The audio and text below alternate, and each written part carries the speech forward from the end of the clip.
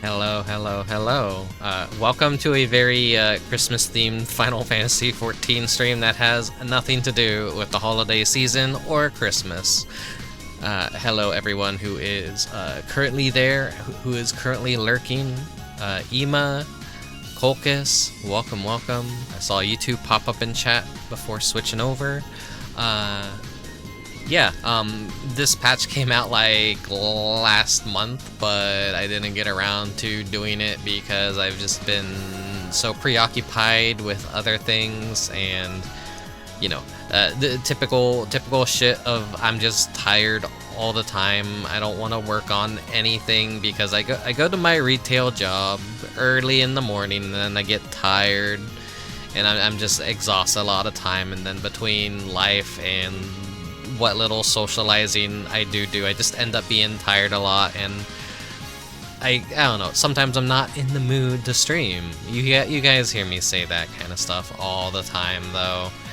It's and then knowing Final Fantasy XIV streams, like, they're gonna be long streams. These are always like a kind of an endurance stream when I have to do them. I mean, I don't have to do them, but I want to do them. It is the big 7.1 patch, so a whole bunch of post-game story for Dawntrail. Typically, the patch cycle for this game goes the first 3 patches after the base expansion launches will generally be focused on the post-story of Dawntrail. And then the final 2 will kind of like be setting up the next expansion. Typically, that's kind of how it goes. Like, if it's not like it sometimes breaks format. It sometimes breaks format, I think. I think typically, like, for Shadowbringers, it was like, what? The first 3 patches, like, focused on the Shadowbringers plot. And then I think the last 2 built up to Endwalker. And then I think for Endwalker, the 4 post-game patches focused on Endwalker's post-game, and then the 6.5 focused on introducing us to Wuklamot and building up for Dawntrail. Something along the lines of that, so... Yeah, so this is the first major patch for Dawntrail, and where are they gonna take the plot now? We will see, But let's head on inside. So I have some exciting news. Not exciting for anyone but me, but it was Cyber Monday very recently, and so guess what I did? I bought myself some RAM. So my PC is running buttery smooth, and can't wait to, you know, just the sheer performance and how much better it is now. It feels nice. It feels really nice. I was like 16 gigabytes for the longest time. Now I'm at 64 gigabytes, and it's not summer, so when I was streaming Dawntrail, it was summer, and it was hot as fuck, and my room was boiling, and my PC would go every so often. But now I don't think that's probably gonna happen because the weather is nice, it's cold, it's chilly. My PC kind of maintains a nice heat now that it doesn't like heat up as much, and it's probably not gonna be struggling to run the game. Well, we'll see. It's still the same GPU, still the same CPU. I haven't replaced those at all, and I don't think I can afford to. At that point, if I'm gonna have to replace the motherboard, I'm just gonna, like, you know, completely fucking build a new PC. And I don't want to have to do that for another several years, so we're gonna make do with my shitbox until it call my poor PC a shitbox. It's not a shitbox. It's a good PC. It's I feel like it's a good PC. It gets me through what I need it for, and I don't care about modern gaming at all. So, you know, as long as I have old video games that are like 10, 20, 30 years old, I'm perfectly fine for the rest of my life. The shitbox 420. Yeah, That's what I should have named my PC, actually. Anyways. Hello, Mobile Suit Grundle. Whether or not I'm gonna read the character dialogue for this stream, I highly doubt it. I kind of like, you know what? I want this to be a low-stress stream. I don't want to put a lot of effort into it. I'm not locally recording this, so if you're gonna be watching this on YouTube, to anyone in the future, this is going to be a very shitty, overly compressed stream, maybe, and the visuals aren't going to be as good as they could be, because locally recording Final Fantasy XIV results in super large fucking file sizes, and honestly, I just don't give a shit. I want to stream the patch, and I don't want to record it. I don't expect a lot of people to want to watch Final Fantasy XIV content, but we'll see, That's just the fucking streamer worries and all that, like, oh hey, does anyone even like watching Final Fantasy XIV? Usually, people were showing up for the Dawntrail streams during the summer, so that was like actually pretty surprising, but you know, this is my comfort garbage, my comfort slop.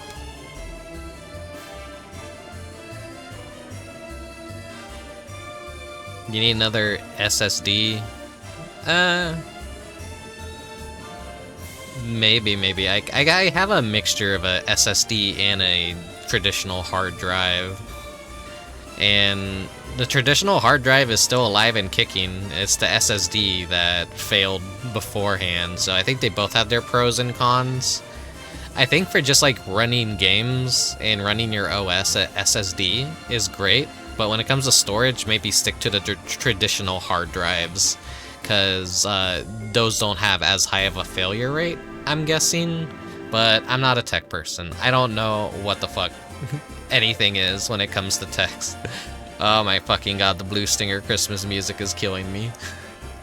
I love this song so much, but goddamn. Well, hello everyone, it's Christmas. Let's fucking turn these lights back on. Where's... Okay, there we go. Flashbanged ya. It's... I guess a really funny thing happened to me at work yesterday was someone walked in, like, talking about technology and all that. Some dude walked into my work. I'm like busy processing a bunch of stuff and organizing and putting stuff in security devices, but customers will still like bother me because that's what I'm there for. I'm there to be bothered. Some dude entered the store and he's like, do you guys hire people even if you don't have cellular devices? And then I'm like, I believe so. Is that like a new thing that people won't hire you if you don't like... I'm not saying that to him out loud, but I'm thinking in my brain, like, is the world really that fucked up now that we won't hire someone if they don't have a cell phone? But like, I have no idea what this guy's like fucking talking about. And then he starts talking about radio airwaves and shit, and I'm like, what the fuck is this guy on? Like, is he trying to like fuck with me and get a reaction out of me? Like, is he talking about some 5G shit? Like, well, he wouldn't be talking about 5G, but like just radio. So like, I can't even remember what the fuck he was talking about. It just sounded so alien to me. I'm like, are you like one of those types of tech people that live in the middle of nowhere and you haven't talked to another person for like 10 years? And so like you don't know how to talk to anyone at all? Because I mean, I can relate to not knowing how to talk to other people, but that's like that's a entirely different kind of a out of touch. Like, I don't know. The entire situation to me was just like insane. There's places that expect you to have full contact on a cell 100% of the time, but that sure is a thing. Like, I mean, it's a fucking retail job. This ain't no like highfalutin, you have to like maintain 100%. Like, no, they don't care. It's bottom line garbage. You're gonna get replaced if like you can't work your job easy. It's anyone could get hired at this place, honestly. So I don't expect our people hiring to be like, you have to have a cell phone and 100% contact at all time. Like, no, no, no. It's never like that for me, so... I was just, like, taken aback. Like, this guy was talking in alien language to me and, like, mentioning... I guess he has a like... I don't fucking know. It sounds like schizophrenic and crazy, but he literally said some fucking really weird alien shit, acting like these were things that the average person would know about that maybe only make sense in his brain. Like, I've done a really bad job at explaining this story, but yeah, summarize it up. The guy was like, Gleep Glorp, and I'm like, I guess I was like mainly bothered by this because he's like, oh, you know about like radio transmission and stuff, right? I'm like, huh? What does that have to do with being hired? What does that have to do with cell phones? Like, yeah, you don't have a cell phone, but I don't. Are you doing your resume by carrier pigeon? What does this have to do with anything? Hello, Dubious. But yeah, that's kind of like enough of me rambling, I guess. It's just, I see a lot of weird people at my job, and really fucking weird. I'm weird myself, but this is like extra levels of just fucking weird. I'm just like, just so taken aback by how goofy the encounter was. Oh god. I really wish I could remember what the fuck he was saying, but yeah, it's like an alien metahuman for the first time is how I could basically describe that entire encounter. I'm something of a fucking weirdo myself. Yeah, I mean, I should just like, whenever someone confuses me, I'm just gonna say like, yeah, nah, I'm kind of too fucking weird to relate to 99% of humans on this planet. Which is true.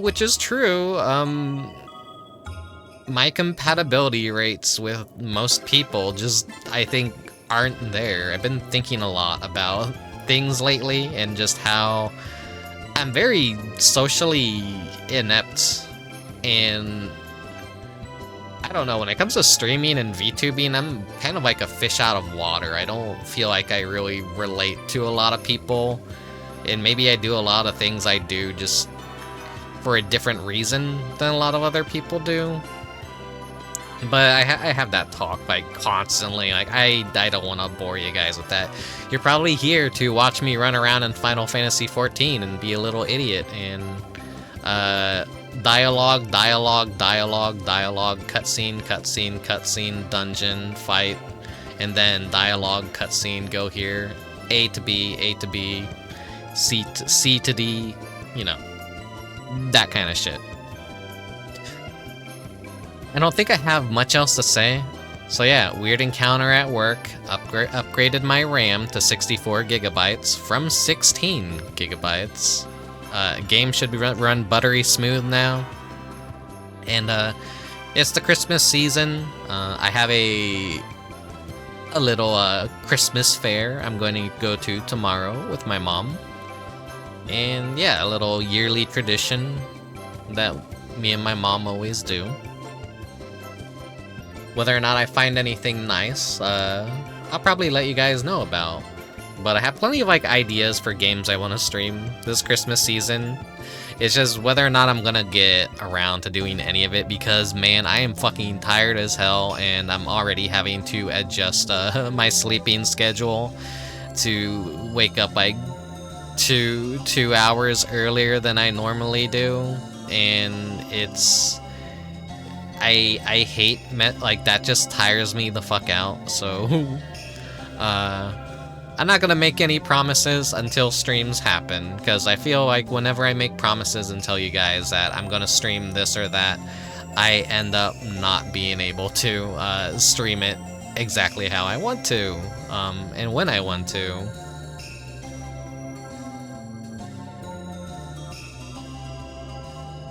Now you can play Marvel Rivals better. Fuck no. Fuck no.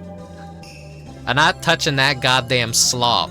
Some fucking like shitty MOBA game with Marvel characters came out recently. I'm not touching that shit. I'm not touching it. I have zero interest in cape shit. Nowadays, I'm like, I just don't want to like... You guys know me. I'm here to just fucking play weird Scrimblow games that no one else gives a fuck about and Final Fantasy 14. What's the matter? You don't want Overwatch? I don't fucking want Overwatch ever again. I'm so fucking tired of the modern gaming industry. Like I said, I literally bought 64 gigabytes worth of RAM so I could fucking play games that are like 20, 30 years old. Okay, we're gonna hop into Final Fantasy 14. We're ending the talk segment here. I have nothing interesting to say, so I'm gonna let the game speak for me, and then you all can just like alt-tab now and like, I don't know, enjoy music or like mute me or do whatever it is people usually do when they watch streams. See you guys in just a moment. But I have no thumbnail ready, so oops, oopsies. Ha ha ha ha ha.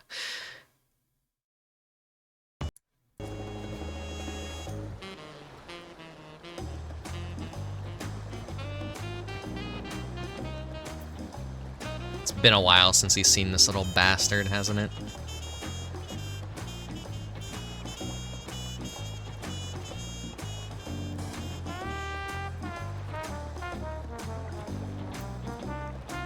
Are all of our audio levels fine, it seems? Yeah. Did I forget to turn anything on? Everything is looking to be how it should be. Okay, okay. Performance, always muted, because I am not impressed by bards who just run little MIDI programs that play the music for them. I'm tired of seeing the same, like, multi-boxer everywhere playing Final Fantasy orchestras.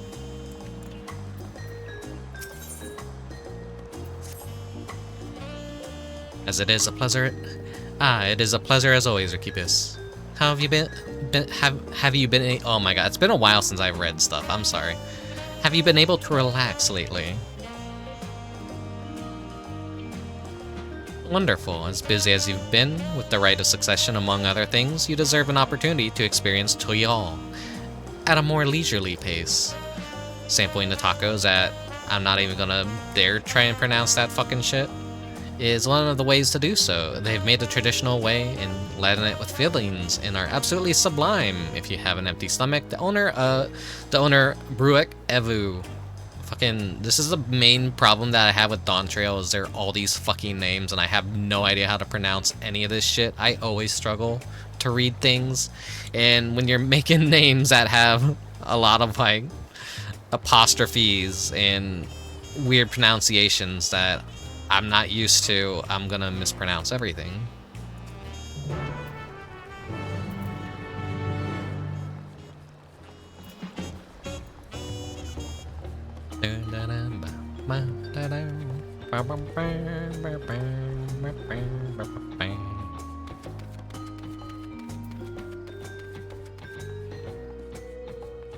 I miss my mother's cooking.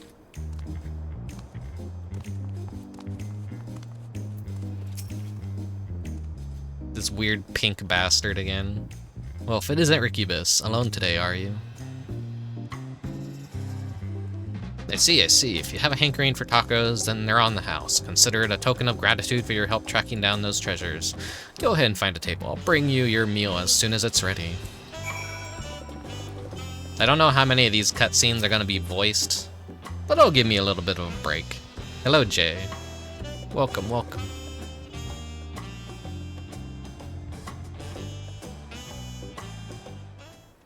You still love tacos, I hope. Heh, you ate so many when you turned 5, you could barely move afterwards, remember that?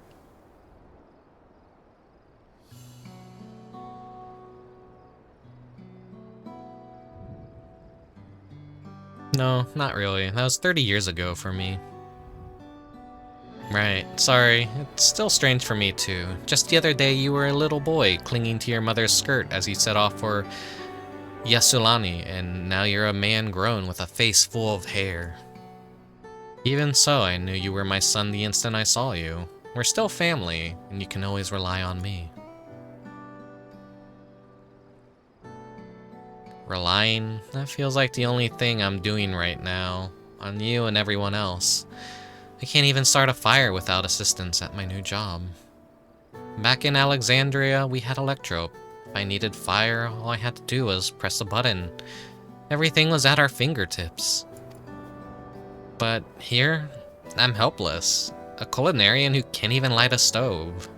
The way the others in the kitchen stared at me, gods, I've never felt so embarrassed.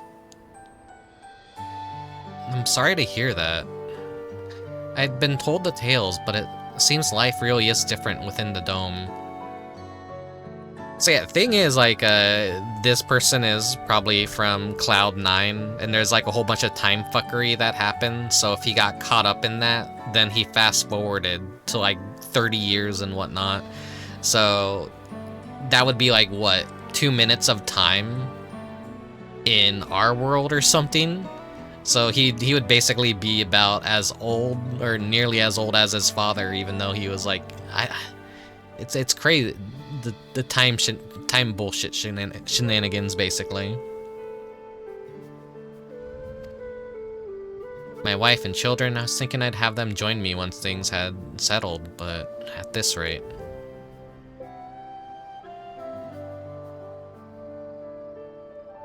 They say you send for them. If they're your family, then they're mine too. I'll do whatever's necessary to make it work.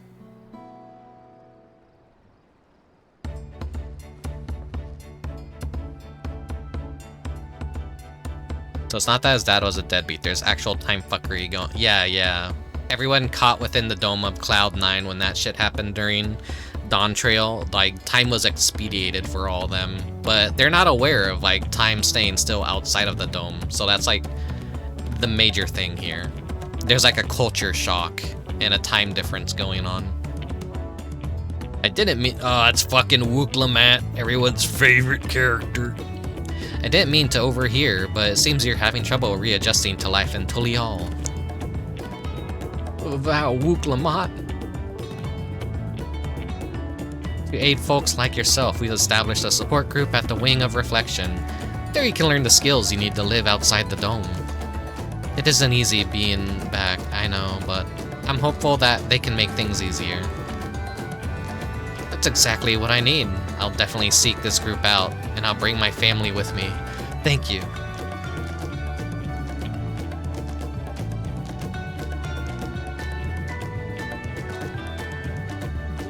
Oh, look who it is. I was just about to go and find you, Rickubus. You don't mind the company, I hope. I could use a bite to eat myself.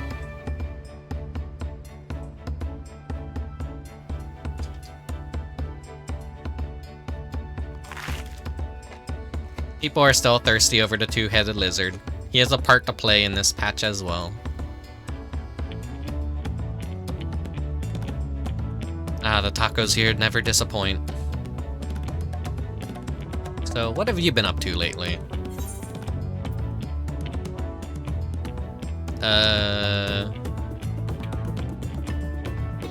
I've been catching up on sleep.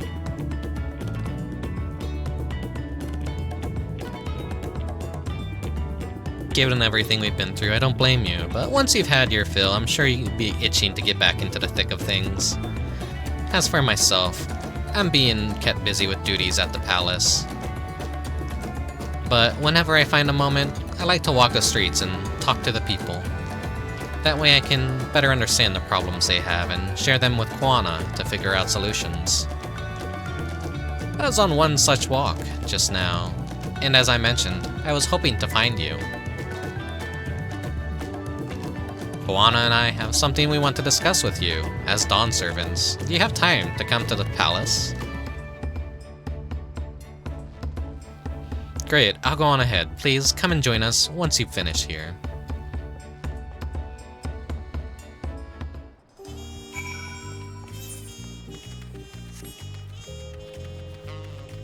to this quest right here. This is the start of the Alliance Raid series, but for now we're going to be doing the main story quest.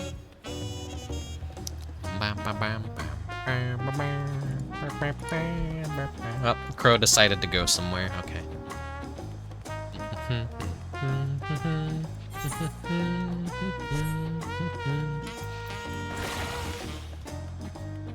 This place is like a ghost town now. I guess maybe people are going to a different city. Maybe they don't like Tulia all that much. There's like only 14 and 19 people. Well, it's not patch day anymore, so like things are actually running a lot more smoother because there's not as many people or traffic around. I could kind of like... We're not going to see giant crowds of people over every quest marker. When did I get the bird hat? What bird hat?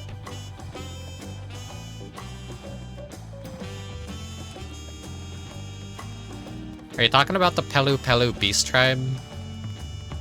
Because I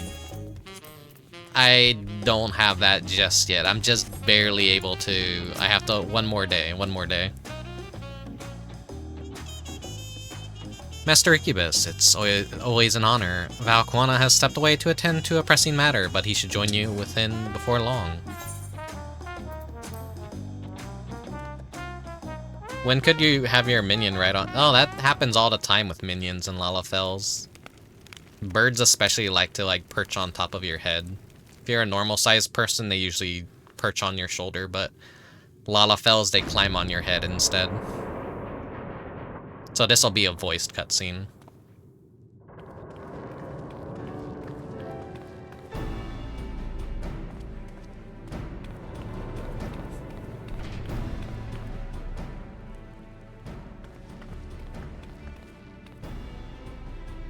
Oh, I guess it's not. Oh, you're all here too? Valquana summoned us, though, if truth be told, Alphanod and I have been seeing him quite regularly of late. He asked us to share our knowledge of Hanish culture, you see, in hopes of further strengthening your alliance. We were, of course, happy to oblige him.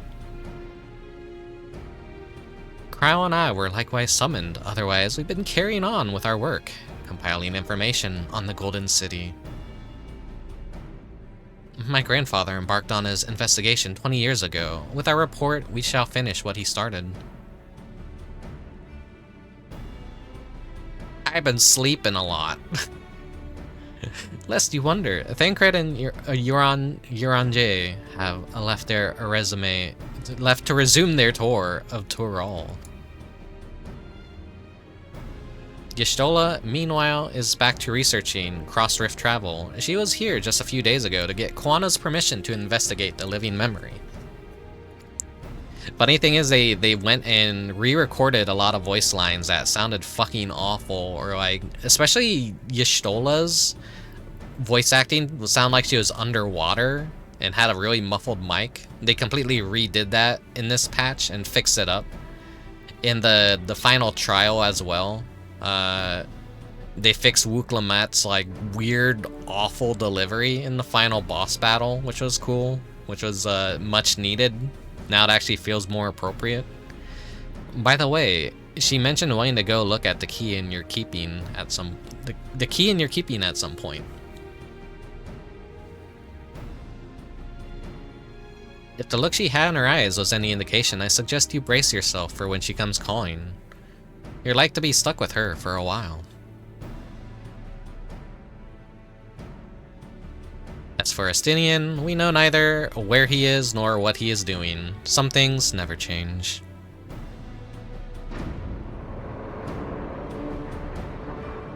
The damage is already kind of done with the really bad voice acting. It left a really negative impression on a lot of people. The voice acting and directing for this expansion felt very rushed and very poorly done. My apologies for the delay. Think nothing of it. We took advantage of the time to catch up. I think I need to turn a light on in my room real quick, so give me 1 second.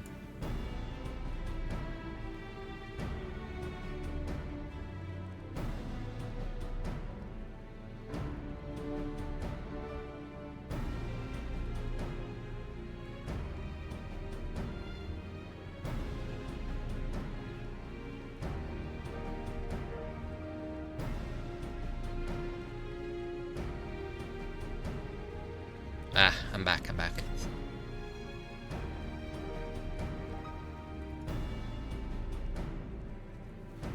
Yeah, I think, like, because it's winter, it gets dark earlier. And that's, like, one thing I hate adjusting to is how dark it gets very early. So what can we do for you? Hopefully President Company is enough for whatever it is you need.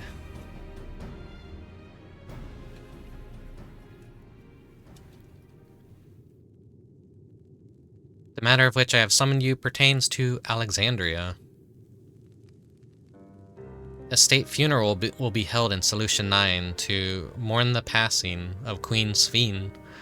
King Guluja and his administration have invited us to attend.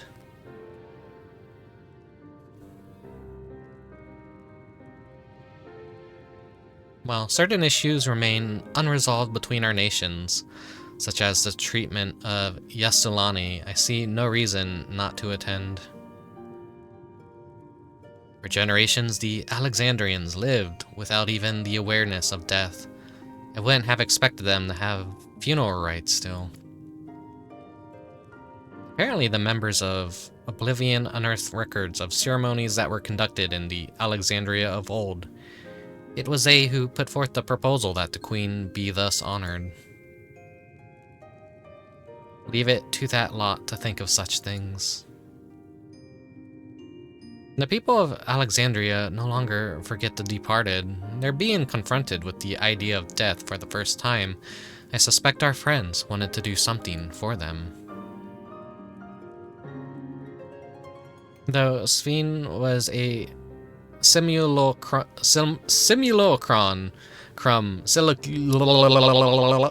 she was nonetheless a pillar for her people. The pain of her passing must run deep.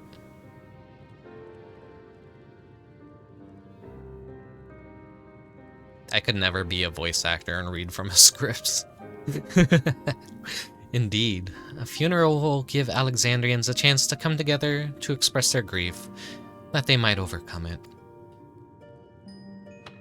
Wasn't sure at first, but I've decided to go, not only to be there for Gulu Jah, but to put this chapter behind us.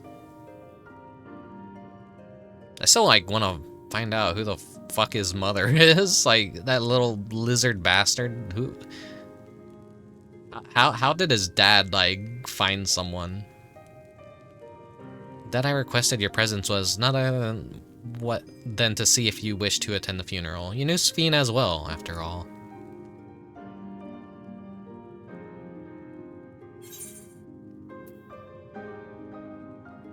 That would be inappropriate. I did kill her. I kind of did kill her. That would be inappropriate.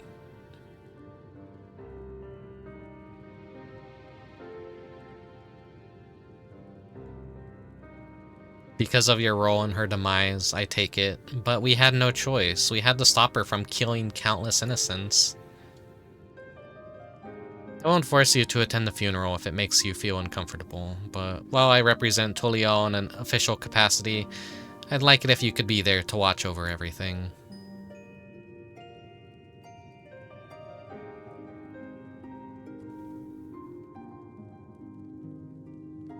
I feel the rest of us should go too, regardless of the reason. The fact remains that we deprived Alexandria of a beloved ruler.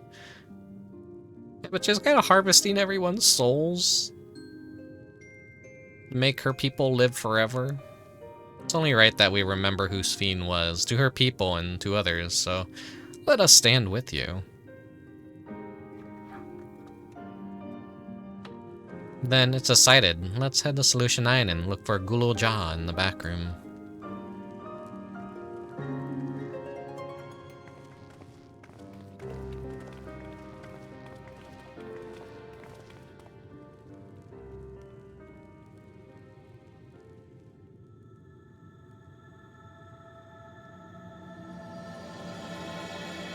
Oh my god.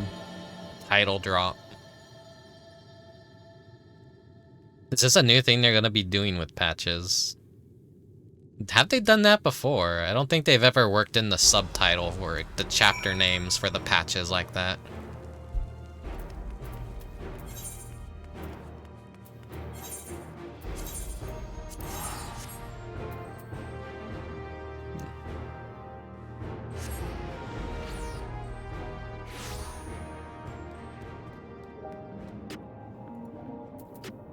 Hell yeah. I just saw a bot try and advertise, but because of the way I have things set up, anyone hasn't watched the channel for at least like whoever's like not an active member or like chatter basically gets their balls exploded for like a single second if they post a link in my chat. They don't get banned, they don't get like timed out for like more than a split second. So basically I don't have to delete bot links anymore manually. Everything is like taken care of. I figured that is like the best solution, so links aren't completely restricted. I'm smart. I know to only click links from people that I trust. How do you clean all the exploded balls though?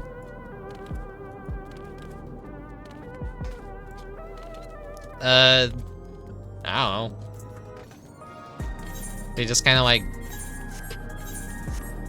I explode them outside, then let the vultures eat them. I don't let bots into my house. No, that's not the way to go. I don't think I ever unlocked the the savage mode for the raid tier. That's what that is right there. I have zero fucking interest in doing savage raid tiers. That's like not really content for me.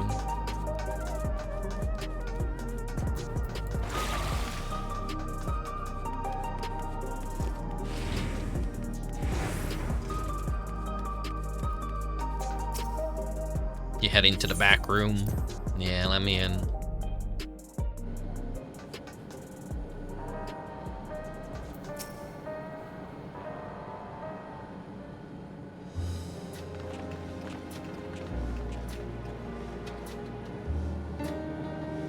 Ah, you came for the funeral. And of course, I'm the only one who will officially take part, though. The others will watch over the proceedings. So how have you been? It's been a while since my last visit. I'm good. Shayla's always teaching me new things. Recently, I've learned about Everkeep systems and the mechanical soldiers. It's knowledge I'll need to use my authority properly. Studious as always, I see. By the way of a treat, I've got you a chocolat. I probably didn't pronounce that right. It's a kind of cake. I think you'll like it. Thank you, Lamati. And thank you for coming. I've never been to a funeral before, so I feel less nervous having you here. Out of curiosity, what's the custom in Alexandria? In our world, it's common to offer flowers to the departed. It's much the same here, according to the records. Flowers will be distributed to all attendees. Considering that all the worlds used to be one, the practice of offering flowers may well share the same ancient origin. Fascinating, wouldn't you say? The audio balancing is fine, right? It sounds like very loud on my end, but that's kind of like normal, I think.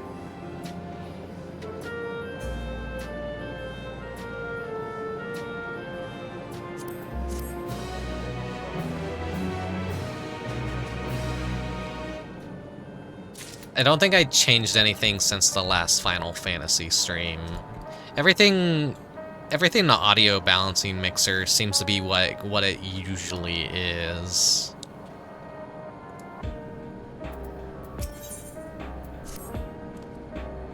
Flowers are being handed out at Praxis Park. I'm thinking of heading over there now. We'll join you. There's a man I would like to speak with.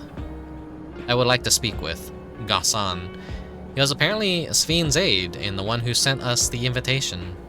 Come on, let's go.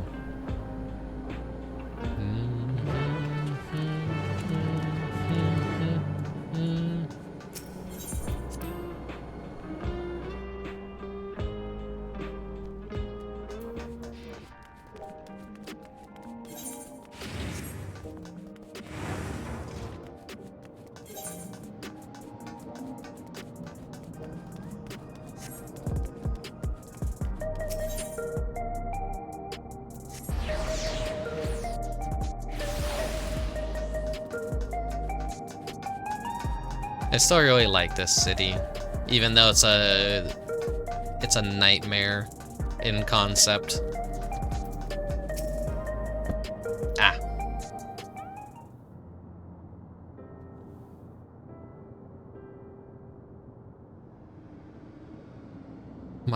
You're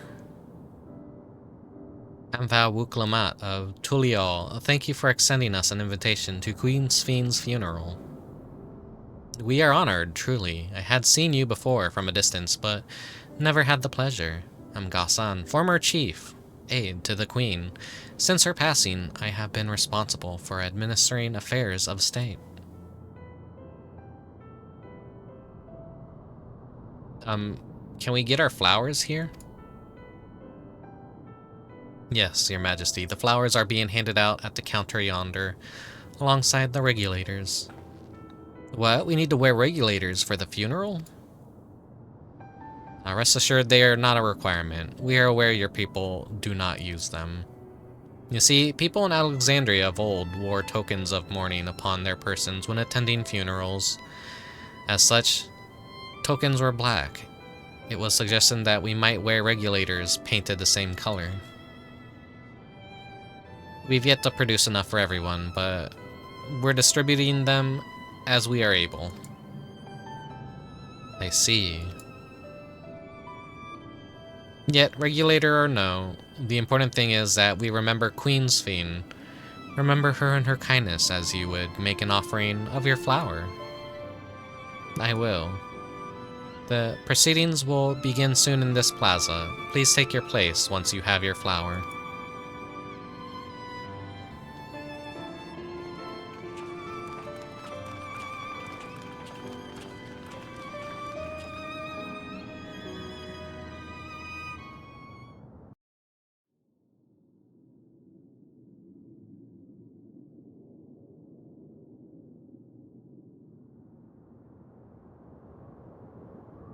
How many of these audience members are just a statue?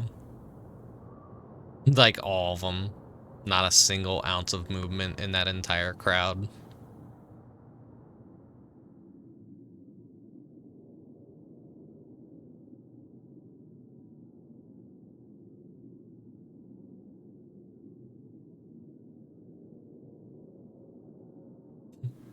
They're all just statues.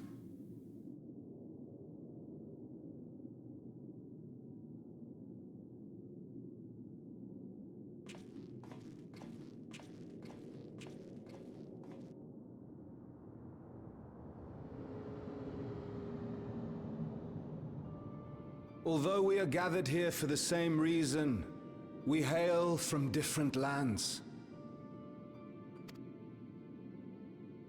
Some were born and raised in the Alexandria of old, while others came to us from Tuliolal.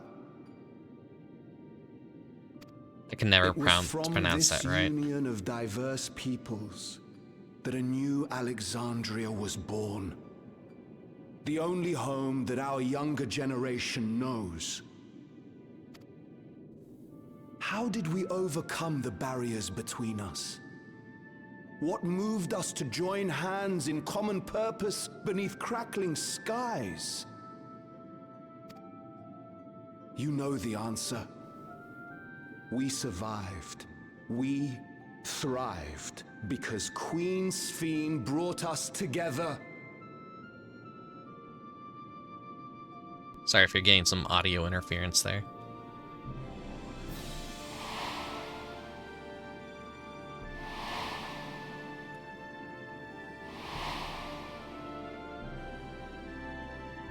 Inspired and encouraged by her boundless kindness, we strove to be better, for ourselves as well as those around us.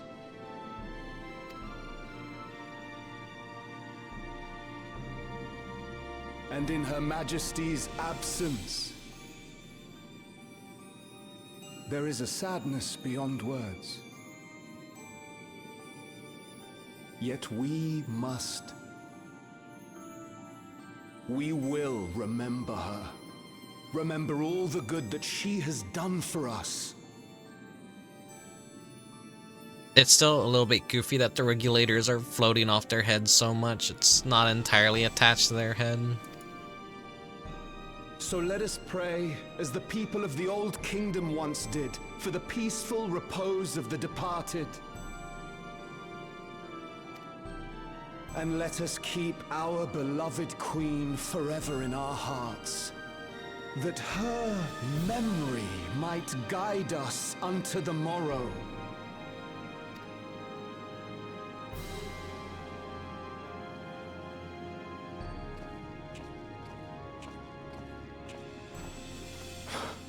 Would that I could find solace in my own words.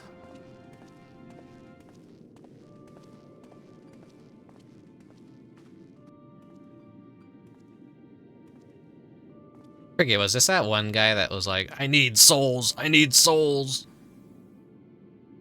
Or is this just some random citizen?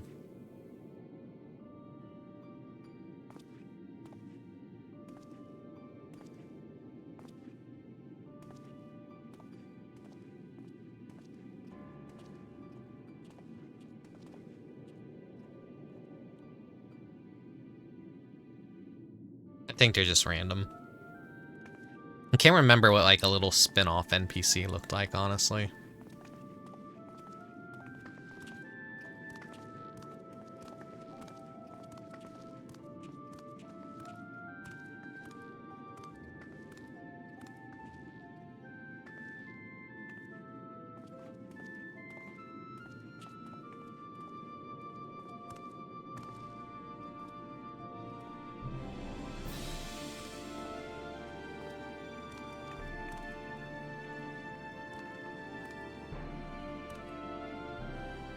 You could barely reach the top of the table.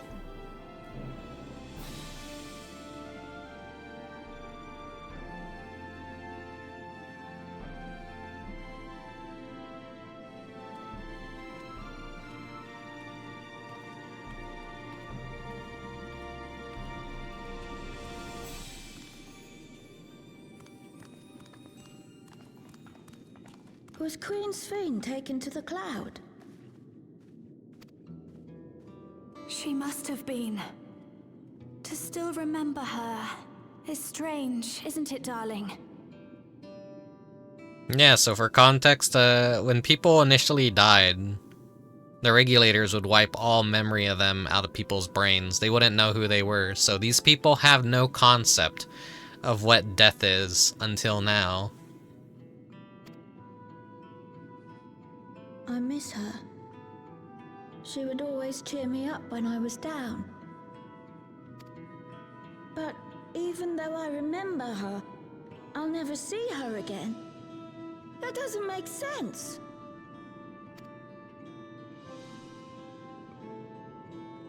It seems that's what it means to die, I'm afraid. But what will happen to us? Are we just going to be sad forever?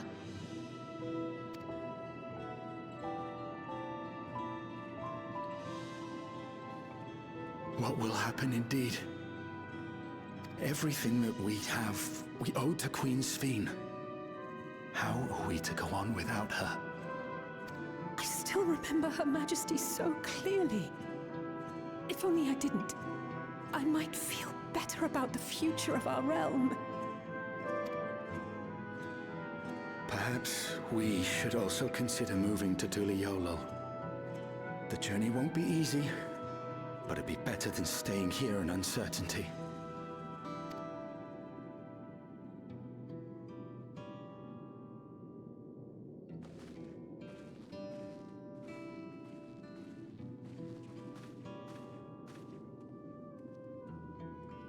In times like these, I take comfort in the beliefs of a Turali people called the Yokui. To them, death isn't the end. So long as we're remembered, we never truly die. It could be the same for Queen Sphene, you know? If you keep her alive in your hearts, she'll always be with you.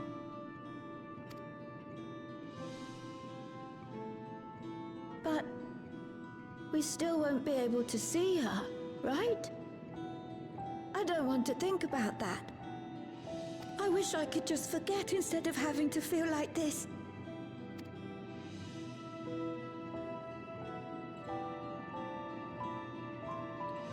I'm sorry. I didn't mean to impose. Please, mourn your queen however you see fit.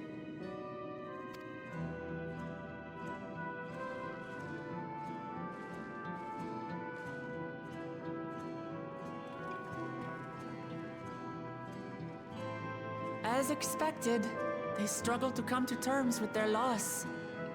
I hope they can find a way to move forward. It's not only grief that weighs on them, but worry for the future.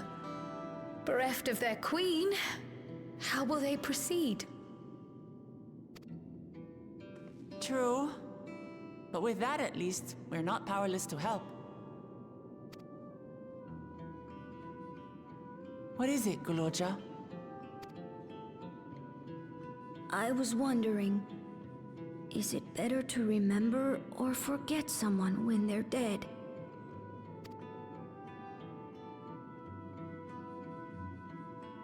I remember my father, and every time I think of him, it hurts. It's the same with Queen Sphene. Knowing that she's gone makes me feel sad. But it's different with my mother. I never knew her, so I don't feel as bad.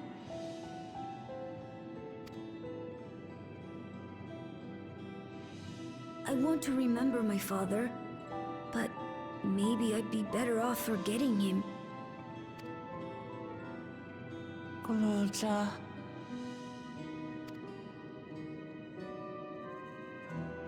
Why don't we continue this somewhere else?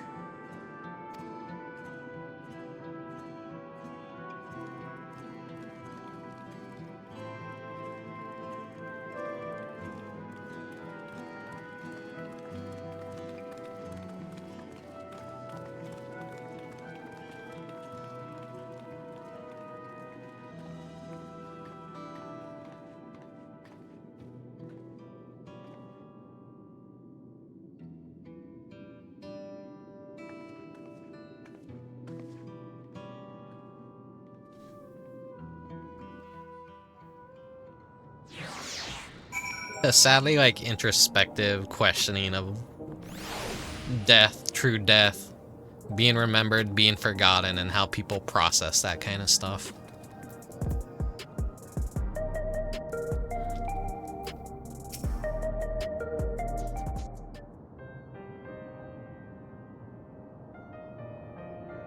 Hey, Guloja, do you really know anything about your mother? Shale searched the system for information on residents, but only Mamol Ja she found listed were my father and me. Even if she died and was erased from people's memories, she would have been there, but she wasn't. Well, that you're here means she was here too, inside the dome. There can't be any other way about it.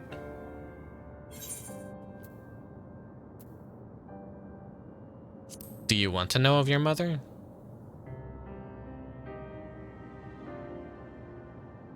I think so. Even if it makes me feel sad, I want to know her. I want to try looking again, and if I don't find anything this time, I'll give up. Okay, because like, this is always my biggest question with Dawntrails. Who the fuck was his mom? Where was she? I see. Well, if that's what you want.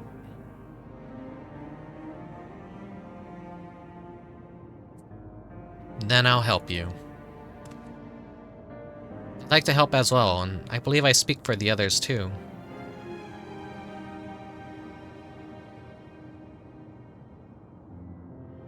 I assumed he was some kind of clone. Yeah, maybe. But I can't bother you with this. He already came for the funeral. We came here not only for the funeral, but to see whether all was well in Alexandria. We're not about to leave just yet. Besides, I'm seeking to learn about your mother. We're bound to learn about your father as well. By retracing the steps of this man who kept his own counsel, We may gain knowledge that can serve the people of Alexandria.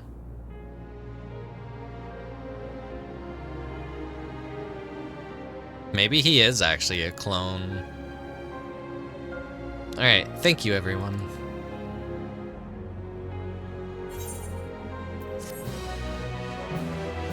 Isn't there like another beast tribe? The XIV. Aren't they kind of like all just clones and like fucked up creatures created in test tubes? And that's either like flightless bird monsters.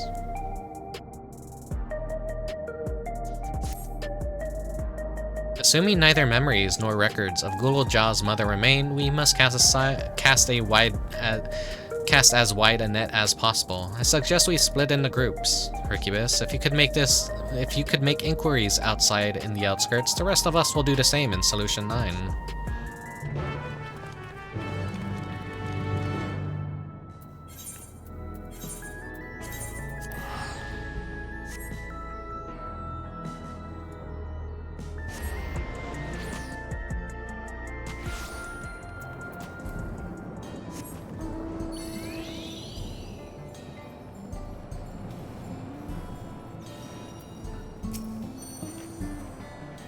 You're looking for a Mamoja woman?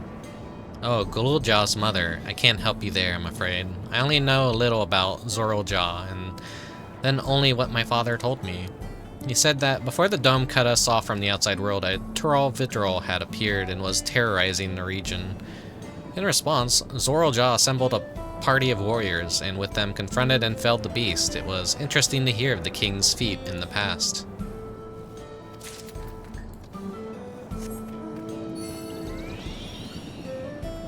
Where are the other...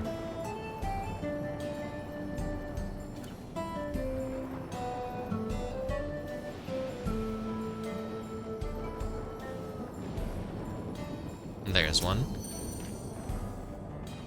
Sorry, but I've never heard of a mammal jaw woman living in these parts, much less one connected to Zoroja. You might have better luck talking to the people over at Tonawatan Settlement to the north of Everkeep, a place called Yuweyawata. The resilient son won their loyalty when he saved them from some crisis or another, or so the story goes, if I remember correctly. Their chief's name was Kaniloka.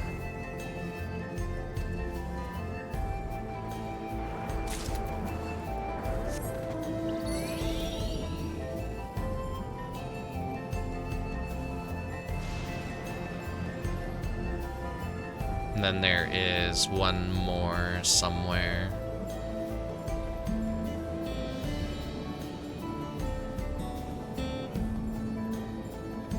I'm out of bounds for it, though.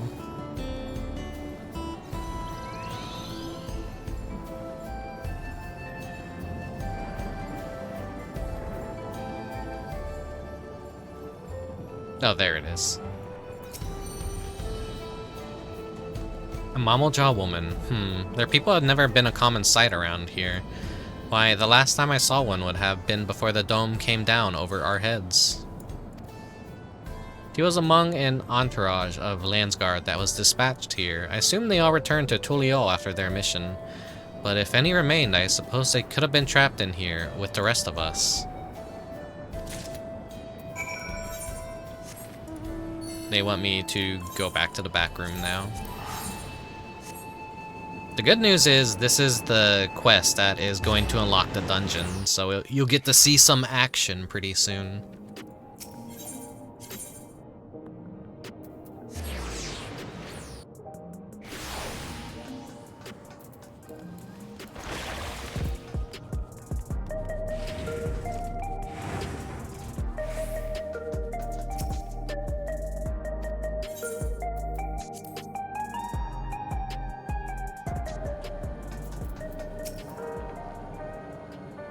Gul'Ja has told me all. We've previously tried to track down records of his mother, but came up empty-handed. With everyone's help, hopefully we can get somewhere this time.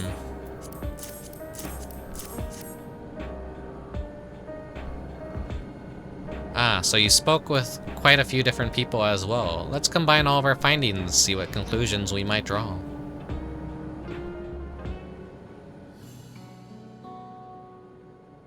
So, Zoroja brought a retinue of Landsguard to Ysulani, among whom was a female Mammal Jah. His mission was to rid the region of a Tural Vidral, and I believe it's safe to say that that was in crisis. To say that that was the crisis in Yuweyawata that was resolved, that he resolved. Ugh. If some of his troops stuck around for a time, perhaps to assist the villagers with recovery efforts, then they could have indeed gotten trapped in the dome. We also heard stories about the settlement in Yuweyawata. People lived there until nearly a decade ago, and the Zoroja made regular visits. If he required secrecy, a location home to his most loyal followers would be ideal. And if this Mammal Jah woman had remained there, they would have had occasion to come in contact.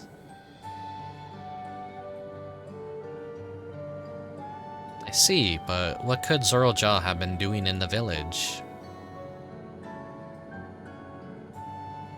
I think we can answer that question. In order to retrace Zoroja's steps, Raha and I spoke with a researcher who worked at Origenics.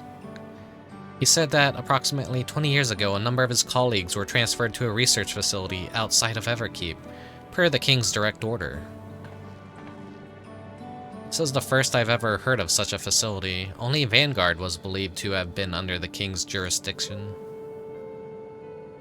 It was apparently being used to develop a new kind of weapon, but I'm afraid that was all we could learn. It's plenty to go on, even if the work there was classified. Any materials and equipment needed would have been manufactured within Everkeep. So if we look into transportation records...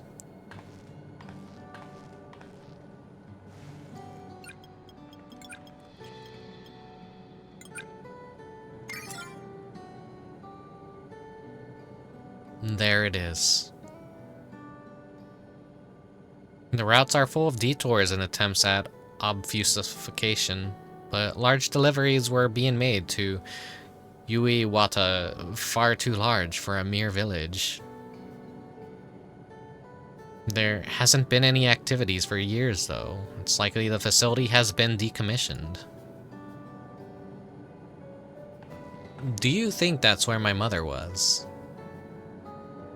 Can't say for certain just yet, but I reckon there's a good chance. That is amazing. Even though no one remembers her, you managed to figure all of this out. Each piece of the puzzle may reveal little on its own, but when we put several together, a picture begins to form. Even should memories fade, footprints remain to mark the path of those who walked before. A lesson I learned in another life. So we'll begin investigating this secret facility in Yuweyawata then. And this time I want you to come along, Gulolja.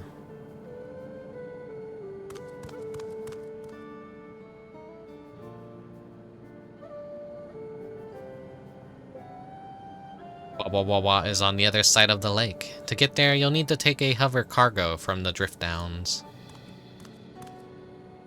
Alright, thank you, Shale. He's so happy to come to a dungeon with us.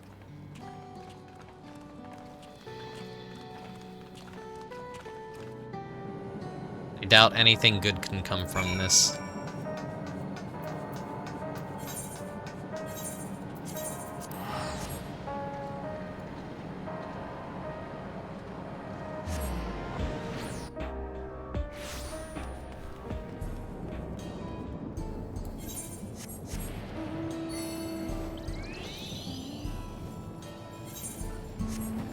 Hopefully the queue for the dungeon isn't too long. I actually didn't think about this. I completely like, wait, I'm playing a DPS, so it's gonna be a little bit longer than usual.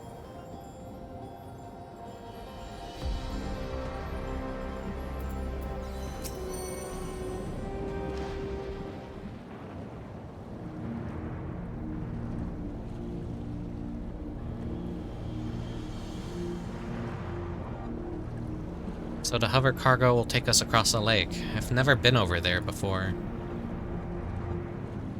It's still inside the dome, so I don't expect it'll be too different from here.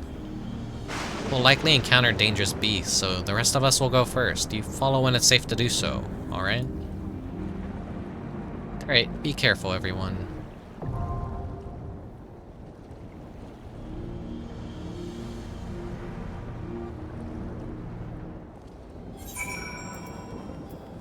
There's always the option to do it alone, but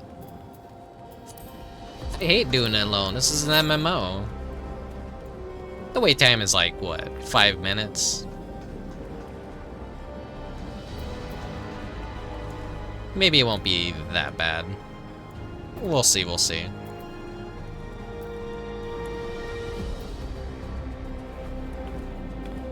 Let me take a drink of water.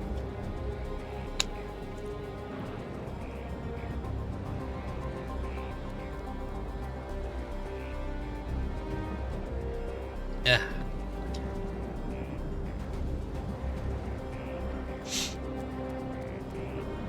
So in terms of like the patch's content, what is it? I haven't been watching the live letters, which is kind of sad to think about. I forget what else we can expect in this patch. What was it?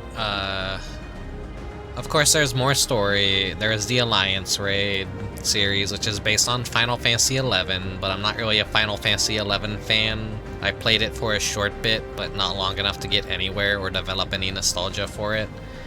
I didn't like it, honestly. That was way back when it came out. Like, I got the PC version. I ran it on my little piece of shit gateway PC. And I'm like, yeah, nah, I like Phantasy Star Online better. I like Ragnarok Online better. I just didn't like how Final Fantasy XI played.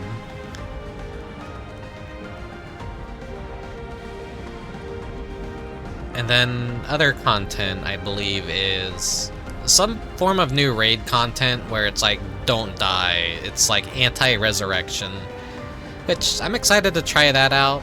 Hopefully, like, if you could queue into that, if it requires a set party and people are gonna do their typical, like, you have to join a Discord and you have to schedule everything, and it's like, no, just drop me in with a bunch of funny content and let the group wipe and disband there. Like, don't force me to use outside services. I think that shit's like really annoying when it happens in game. And that was fast. There we go. There's like a bunch of balances to PvP that happened as well. And some balances for Pictomancer that kind of like help you out, like when you load into a dungeon. I think your paintings kind of start out already for you.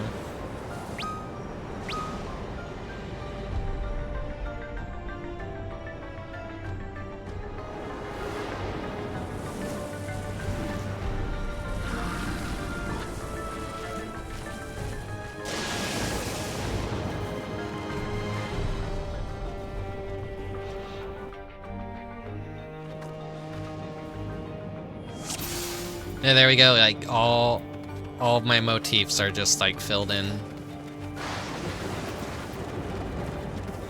I don't have to worry about it immediately. So let's see if I could even remember my rotation a lot, because I haven't been playing the game normally.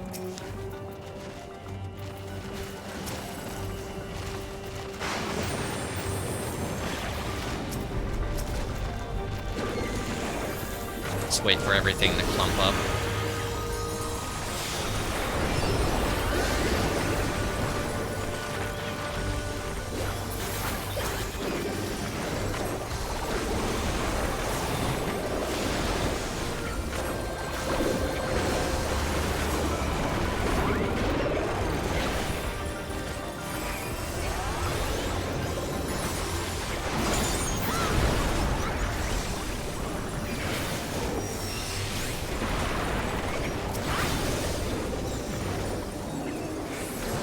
zoom out a bit so I can actually like, see most of everything.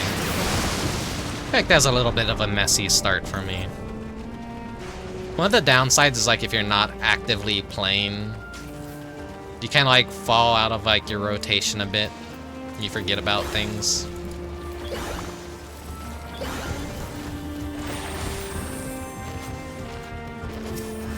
And since I'm, you know, I was a bard main for a long time and now I'm like a pictomancer main. I'm not as like, it's not as hard-coded in me how to play pictomancer still. I know how to like pick up and play a bard anytime, but not pictomancer quite yet.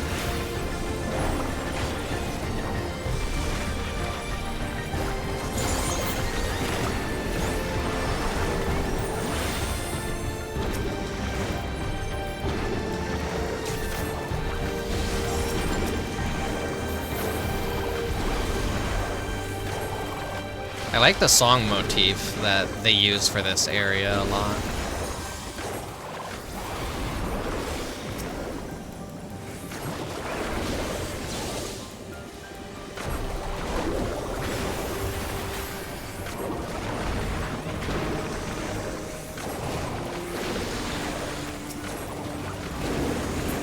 I want to like save most of my stuff to fight the open with the boss that should be coming up. Yeah, there it is.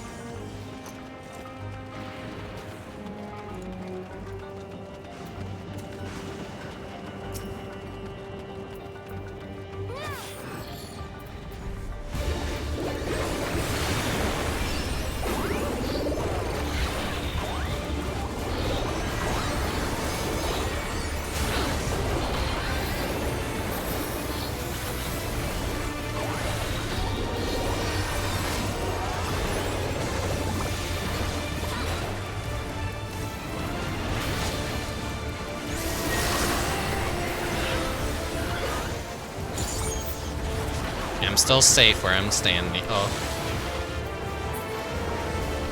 Another thing to always adjust to is like the mobility.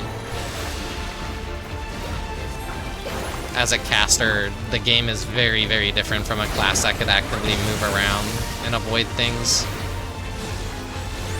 Luckily I'm a Lalafell, so I have an easier time kind of like figuring out where I can stand to stay safe.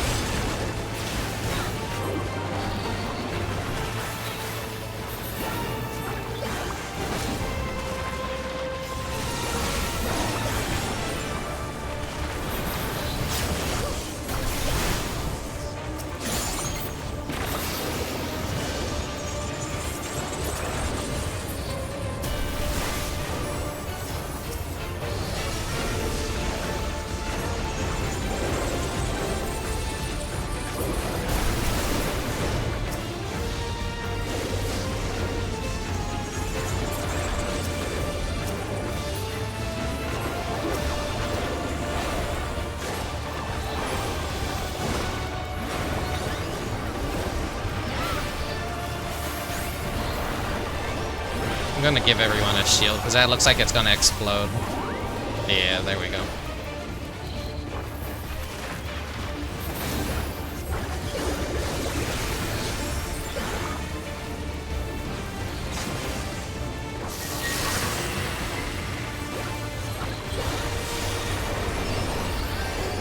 Not a good time for me to pop that, I think.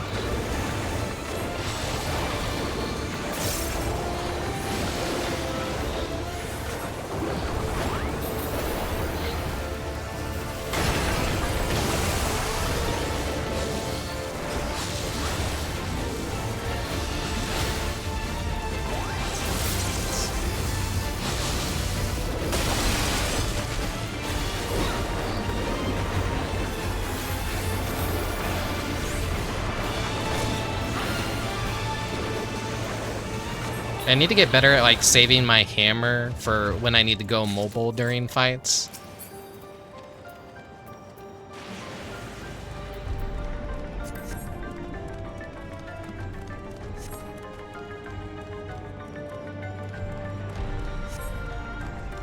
Now, this is a out of nowhere spooky dungeon but more sci-fi. See, while His Majesty's Earl Jah is not the first to concede the transferring of a beast's soul to a person's body, safety and ethical concerns have ensured no earnest attempts have been made to date. Yet our king believes that there is no greater evil to hinder the potential man, so he has ordered us to make this conception a reality. He will bolster our military might and break through the outside world if research will blah blah blah blah, with worth pursuing. Not a good idea for me to read. But yeah, look at this, look at this. I've seen the dungeon, so I kind of like know it's like a spooky dungeon.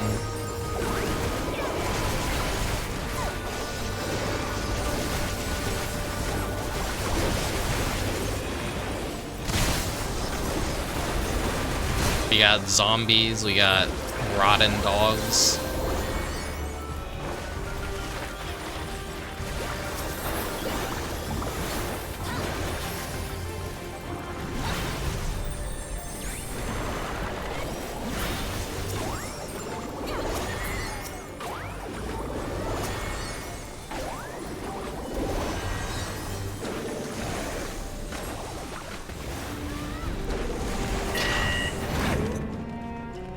We got some clones in there. I love all the blood splatters all over the floor.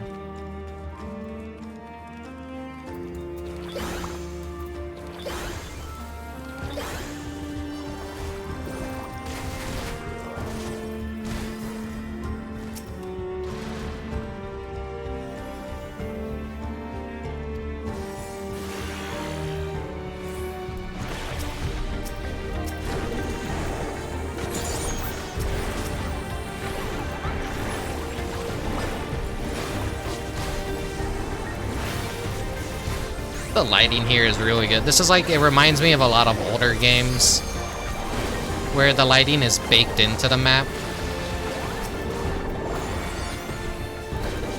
And so you can play around with a lot of really colorful lights and set a kind of mood. Like, this reminds me a lot of Blue Stinger and older FPS games that would employ certain tactics like this to kind of like set a creepy ambiance and mood.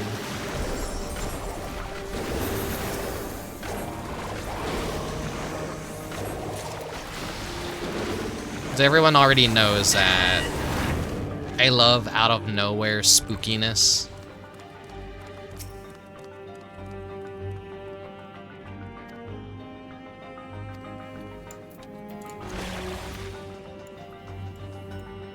If you're gonna do like a hidden laboratory, make it a spooky one. I love spooky laboratory shit.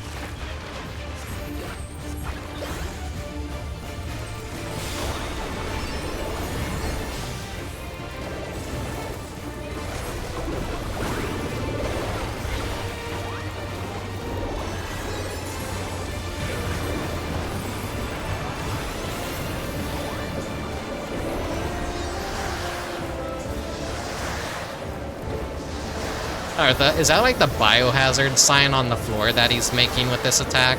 It seems like it.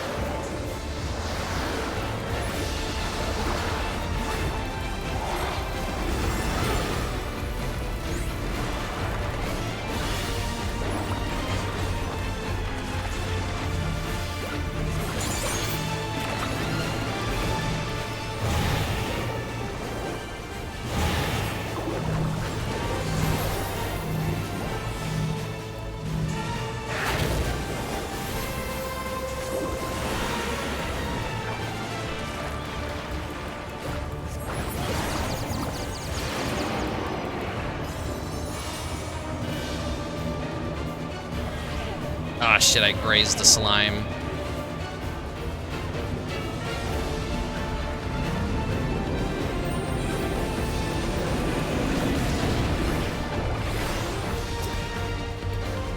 What was our healer doing again?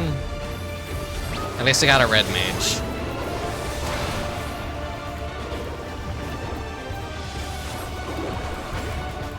I was so like occupied on myself I wasn't even paying attention to what everyone else was doing.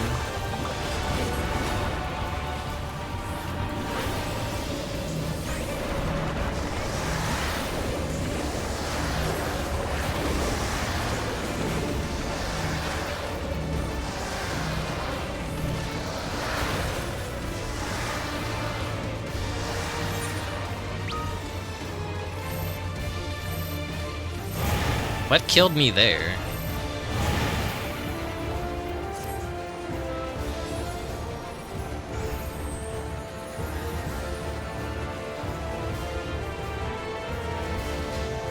Maybe I lost track of where his giant AoE was.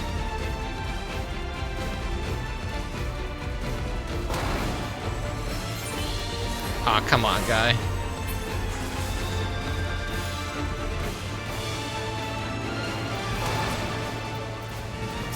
Like, best not to make a move until something happens, so they don't immediately heal you.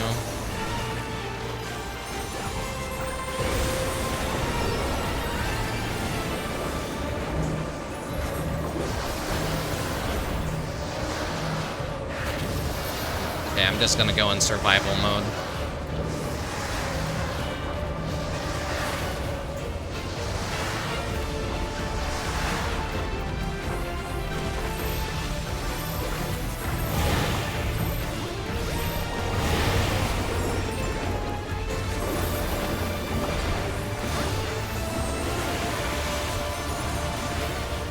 They showed us as boss in the pre-patch screenshots how he's like this evil ghostly professor dude.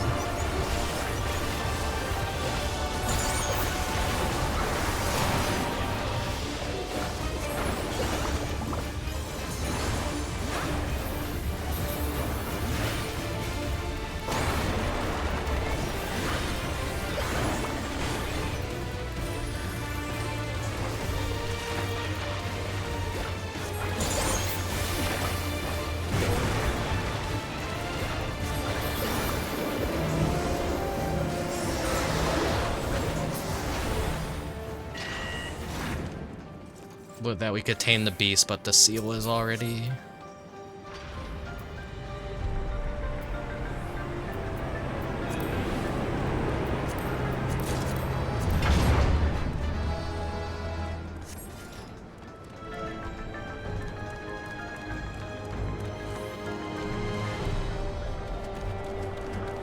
This is very, like, coolly lit up here, right? The contrast between the yellows and oranges, like the dawn colors with the night sky.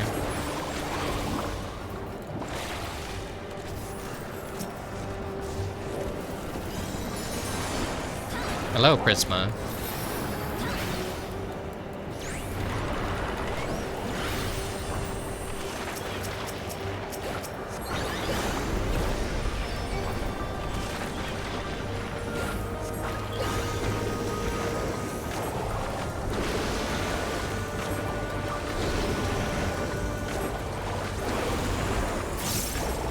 Fighting literally just a rock, yeah. That's usually the rock that there's a mob that's like a Spriggan that rides on a floating rock, I think, but without the Spriggan.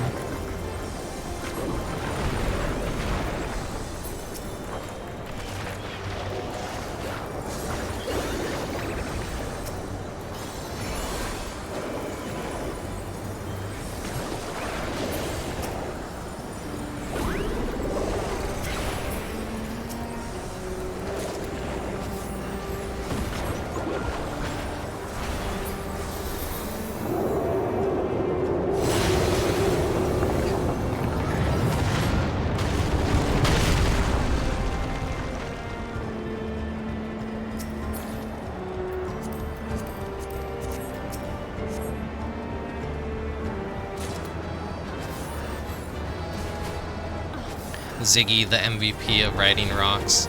And isn't he the one that's a hard mode of the Copper Bell mines? Or no, he was in Heaven's Ward, one of those dungeons, I forget.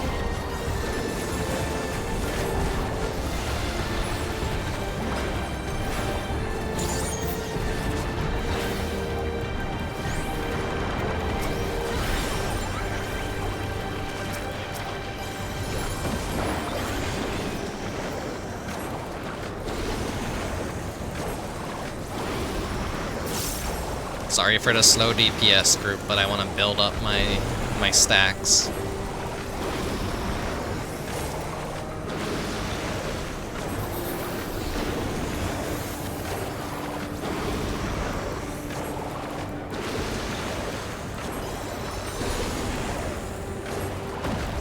I do know what the final boss of this dungeon is already, and it's such a cool boss.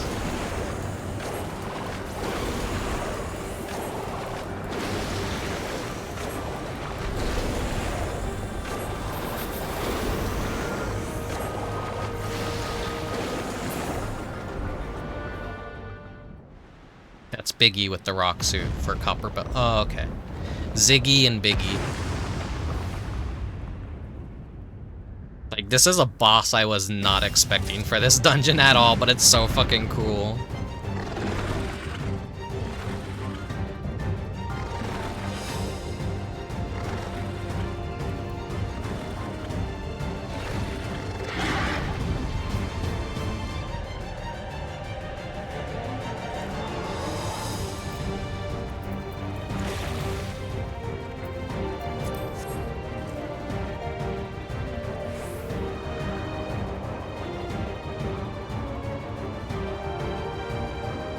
It's the Monty Python rabbit.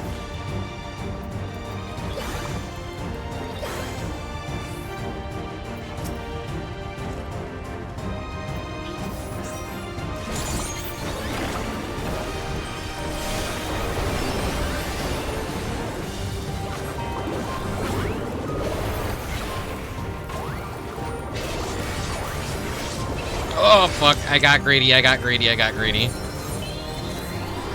All that went to waste now because I got greedy.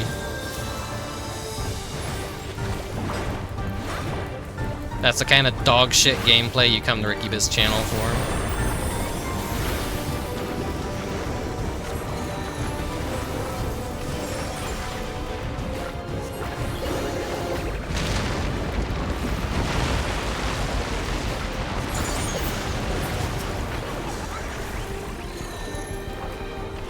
Am I gonna be safe here? I think so. I'll just ride the line of this right here.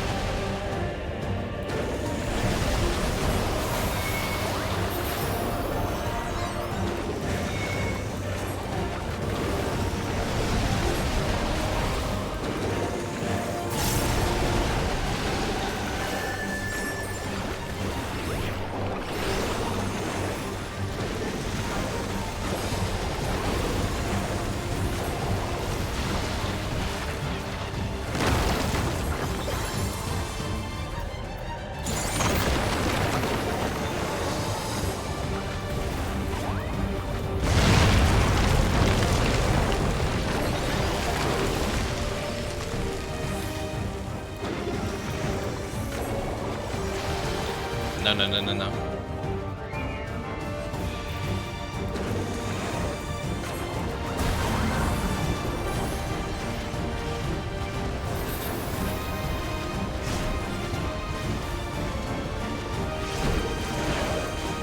That's just a giant death pit right in the middle of the arena. Oh shit, ow, ow!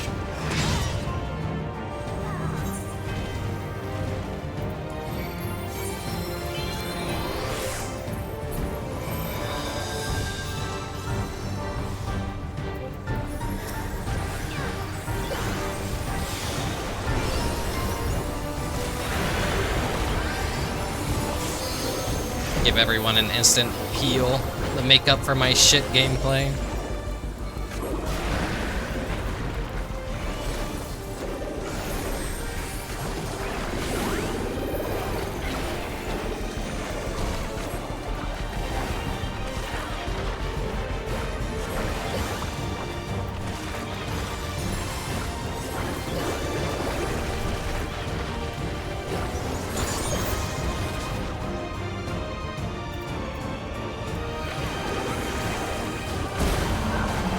Does that thing the direction he's facing.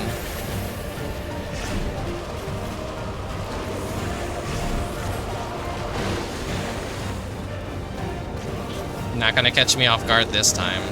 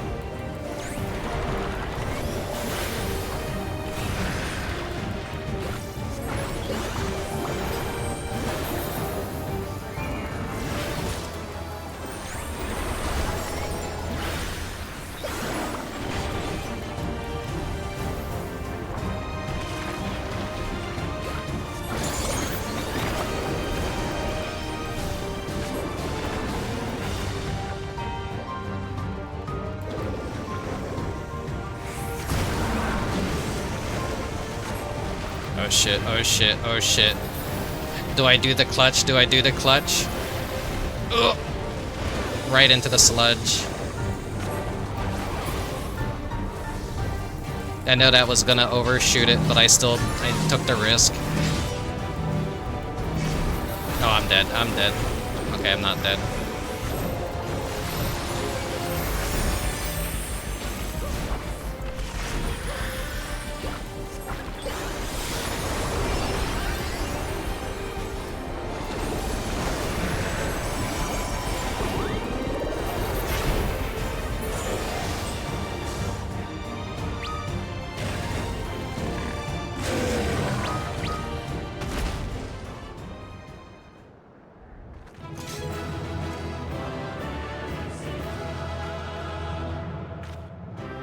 Yay, we killed a giant rabbit. I know it's like a reskin of the giant crocodile monster that looks like it's kind of like out of Monster Hunter.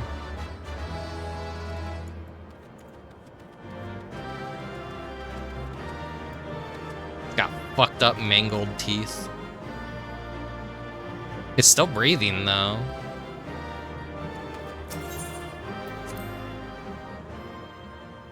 Still moving.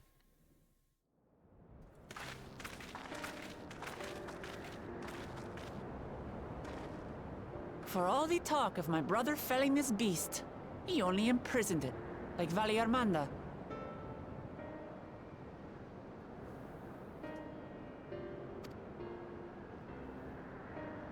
From what I could tell, they sought to transfer people's souls and memories into bestial vessels at that facility.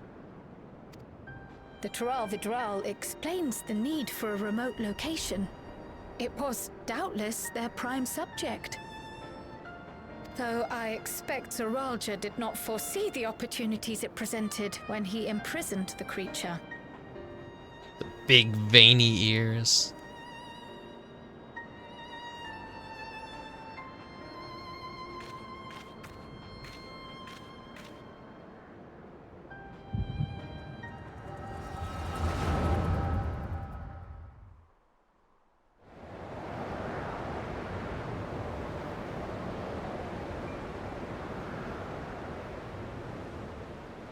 And so, in order to prevent the breakdown of the individual, I instead seek to transfer their soul into the body of the beast. This would allow one to wield the power of a Vana'diel. In theory, our initial experiments will involve lesser creatures.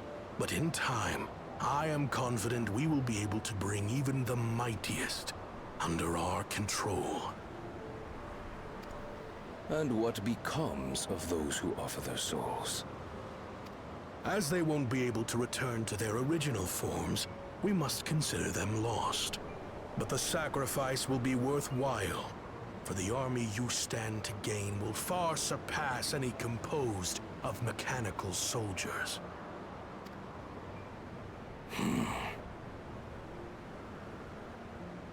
Very well. Recruit volunteers and begin at once. Thank you, Your Majesty. I shall return to the observatory and see to the necessary preparations. What if the rabbit is his mom? Wait.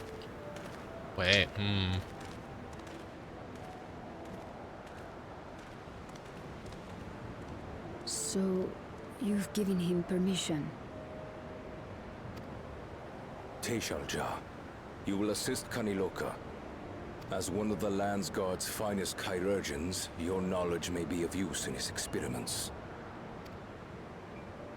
You will also watch him closely. In what you learn, you will report to me.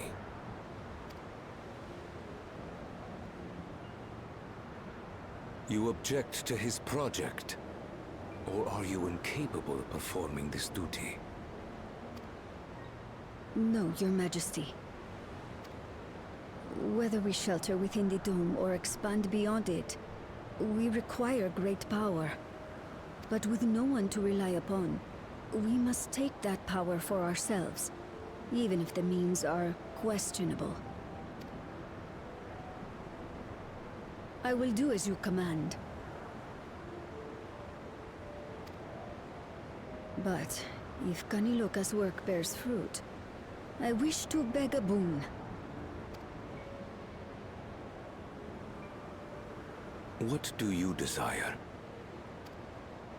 Baby. Something that I had accepted I would never have in Tuliyollal. That I believed would forever be beyond me. That it was foolish to covet. But here and now, it is close. So very, very close.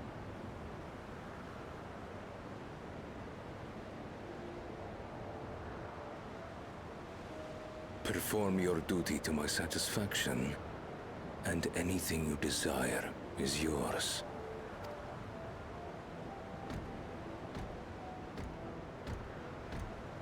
That which I seek does not lie within this dome. Here, I cannot prove the miracle. But if what you seek is at hand, then you may claim it, for it has no value to me.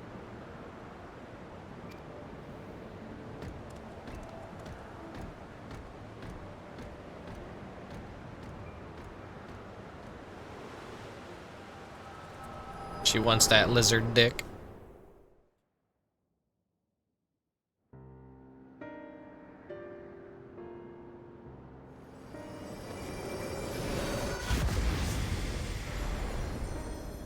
Are you all right?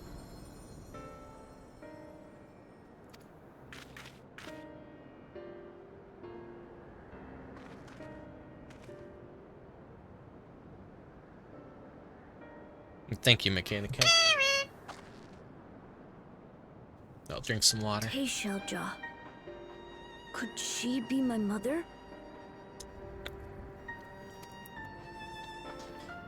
Like the people in the outskirts said, few Mamulja lived in the Yasulani. I can't imagine many other Ubico women were trapped in the dome. That being the case, she could well be the one. This observatory Kaniloka returned to, could it not be part of the research facility? We might learn something about Teishalja there. That's where we're going next, then.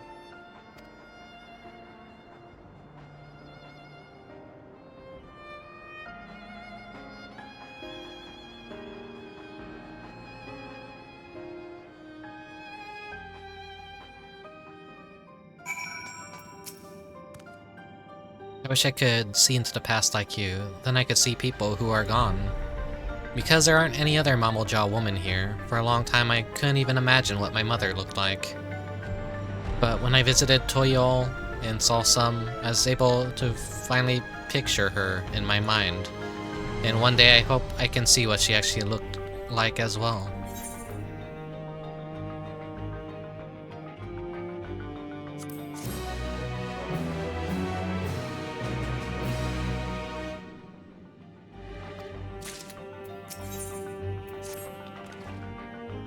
While we've discerned the purpose of the research conducted here, the traces of it that remain might afford us greater insight into what came of it. Let's take a look around for information as well as a way to the upper level.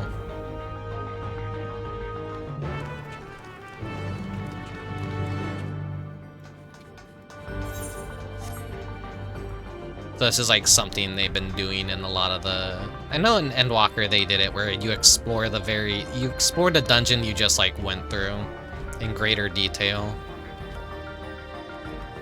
I love this room right here. I love the handprints on the wall too.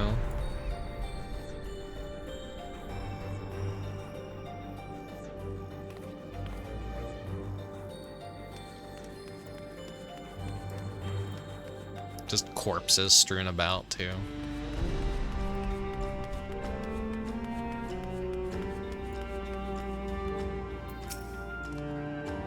What happened to the people here? Did they all leave or did we already meet them?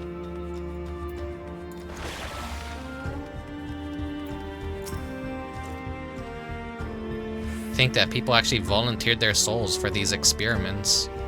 Success was far from guaranteed, and even in the best case, they would cease to be men. Was their devotion to Zoral Jaw so absolute?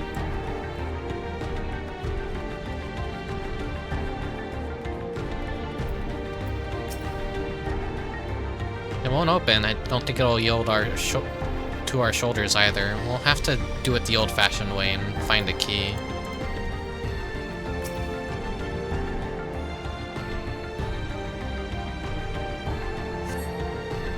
Lift can be seen behind the wrought iron gate. As sturdy as it appears, the gate will likely resist attempts to force it open. The security panel is nearby. Perhaps a verification key will open the way.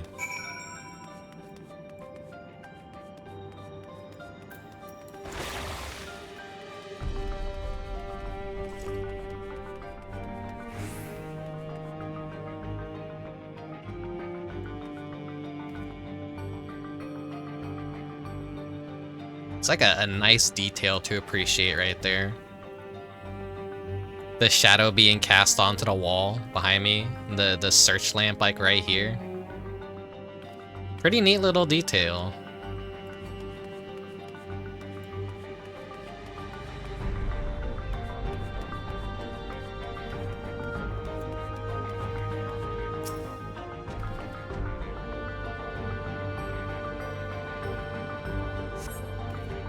Journal lies next to the body. It was transferred to the Yuweyawata station in order to train the villagers in the use of electrope technology.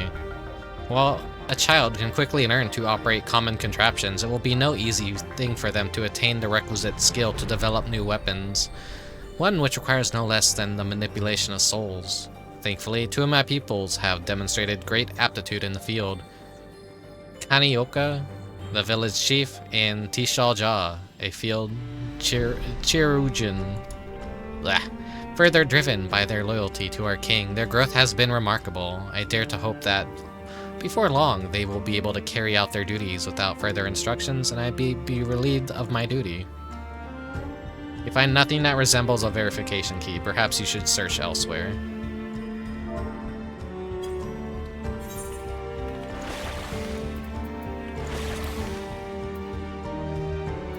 It's not what I'm trying to do.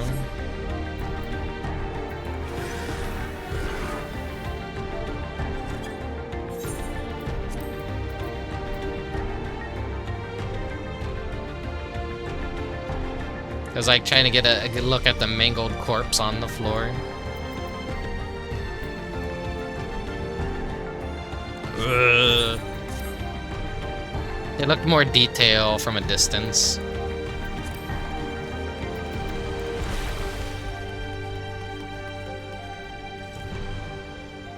I still love the look of this place. It's kind of Christmassy. You got a lot of green, you got a lot of red.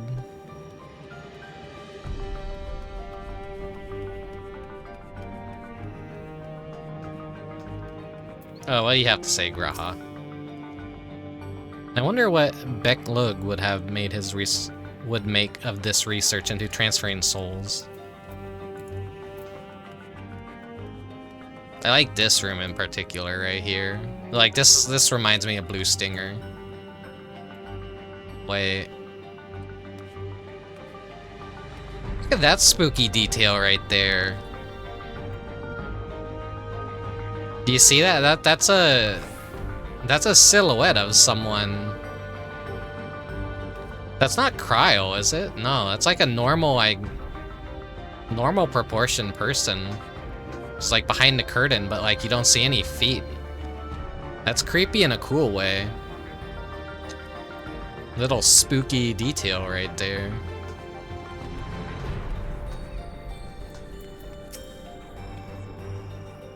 The researchers likely moved between the upper and lower levels. Perhaps we can find a key amongst their belongings.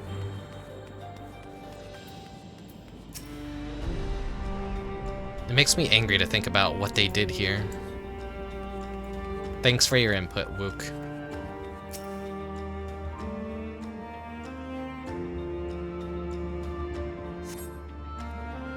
They're recruiting volunteers for a new experiment. I know I'm not as bright as the others, but they wouldn't laugh at me if I was stronger than them. This might be my chance. Soul transferred a few days ago. I can write. Can write good? Yes, I am good. Very good. Getting hard to control strength. Today bit off hand of feeder. Cannot help it, so strong. Hungry. Always hungry. Cannot control. Eat. I must eat. Am eater. Must eat.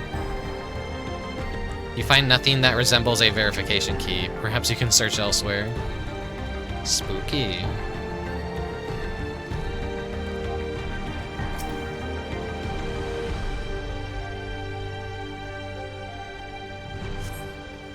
Supplies for the staff are neatly arranged within the cabinet. Among the various items is a manual outlining regulations and tranquilizing gas to be used in emergencies. You dig deeper and find a verification key. Perhaps it could be used to open the iron gate.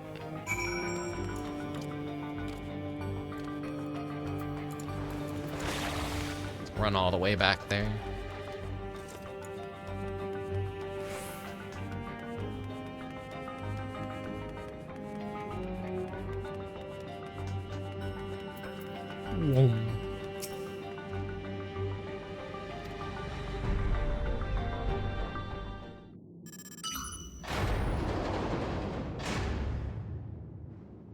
That's a cool shot right there. It seems the key can be used to operate the lift as well. Up we go.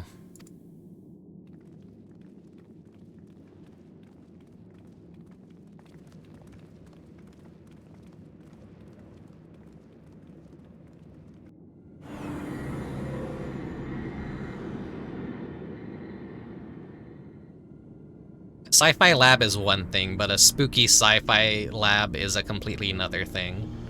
And I love the spooky sci-fi lab more than I like the regular laboratory.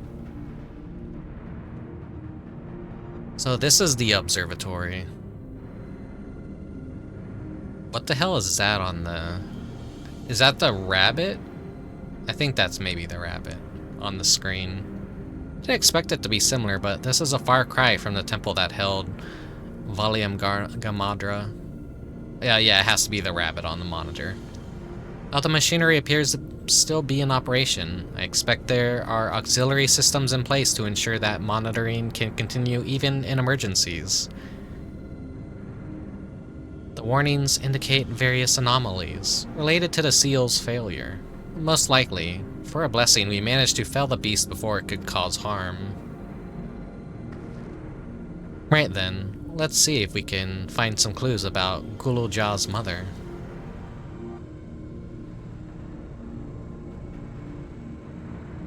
I think I could use this terminal. Michelle taught me how.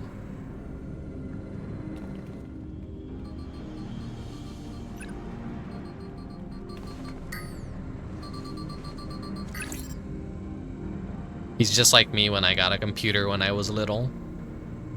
There's so much data, I don't know what we should look at. Perhaps we can narrow down the search by inputting the name Tishaja.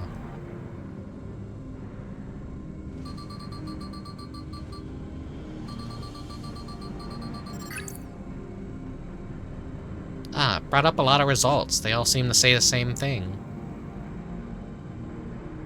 Tishaja, Administrator of Experimental Treatments. Research logs.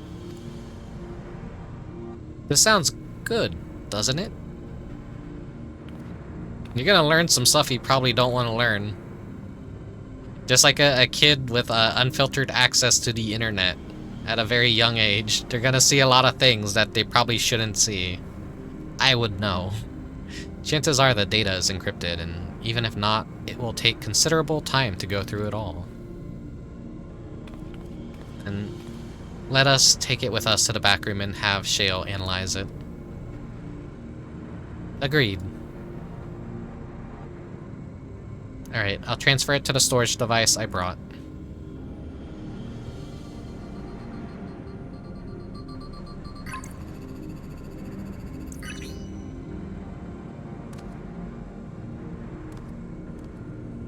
There, it's finished.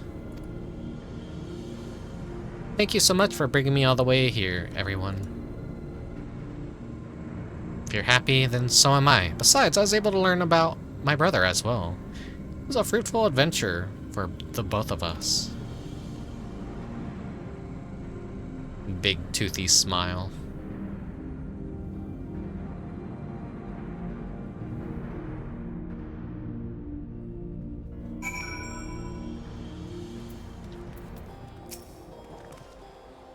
And here we are. The authorities will doubtless wish to be informed about the facility and its contents. But first things first, let us deliver the data to Shale.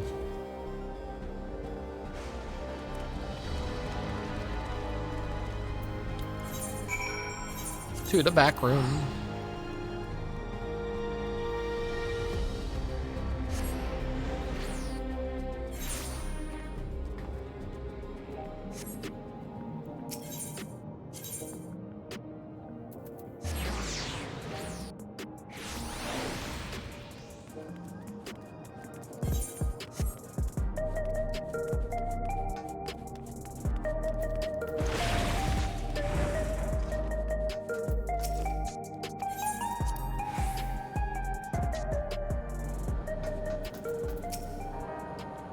Welcome back. Guloja has already given me the storage device.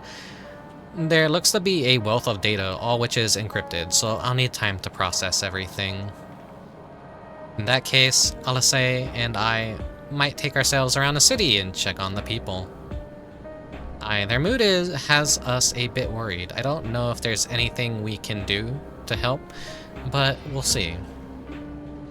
Understood. I'll let you know as soon as I've finished my work. Thank you. We'll see you again soon.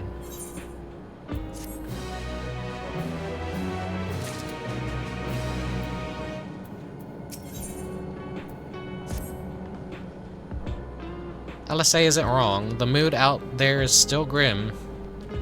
Some of the Turali remember a time before they were dependent on the Sol system, but even then they're unsettled and wondering aloud if they'll have the chance to reunite with old friends and family before they pass on. With a good reason, too. The journey home won't be an easy one for those who've grown old. That's why it's mostly been younger folk who have been leaving for Tyrol, ones with no elders to care for. Word of that problem has reached us in Tuliol. My brother is doing all he can to see the ex-Tyrol Railroad restored to operation so that people may come and go more freely. Unfortunately, the tracks only go as far as Vanguard, so some traveling by foot will still be necessary. Even so, the railroad would make things a sight easier. How long before it's back in service? I couldn't say. When I left for this visit, Kwana seemed reluctant to make promises. While Shale's working on the data, we could go and see the state of it for ourselves. To Shaloni Station, then. I'll make sure to keep Kwana informed.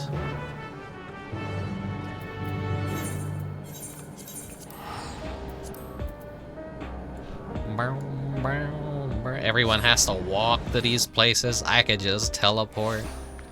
Because I have super magical bullshit powers.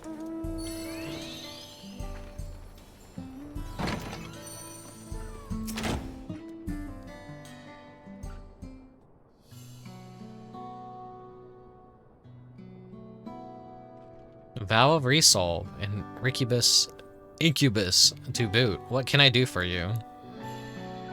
My name sounds ridiculous, but Lalafell like when you kind of read it out loud, I guess. We're hoping for some good news about the railroad. There's an increasing number of people looking to return to Tyrol that can't make the journey on foot. I see. As it happens, the Vow of Reason is also on his way here to take stock of the situation. Ah, scratched the on his way.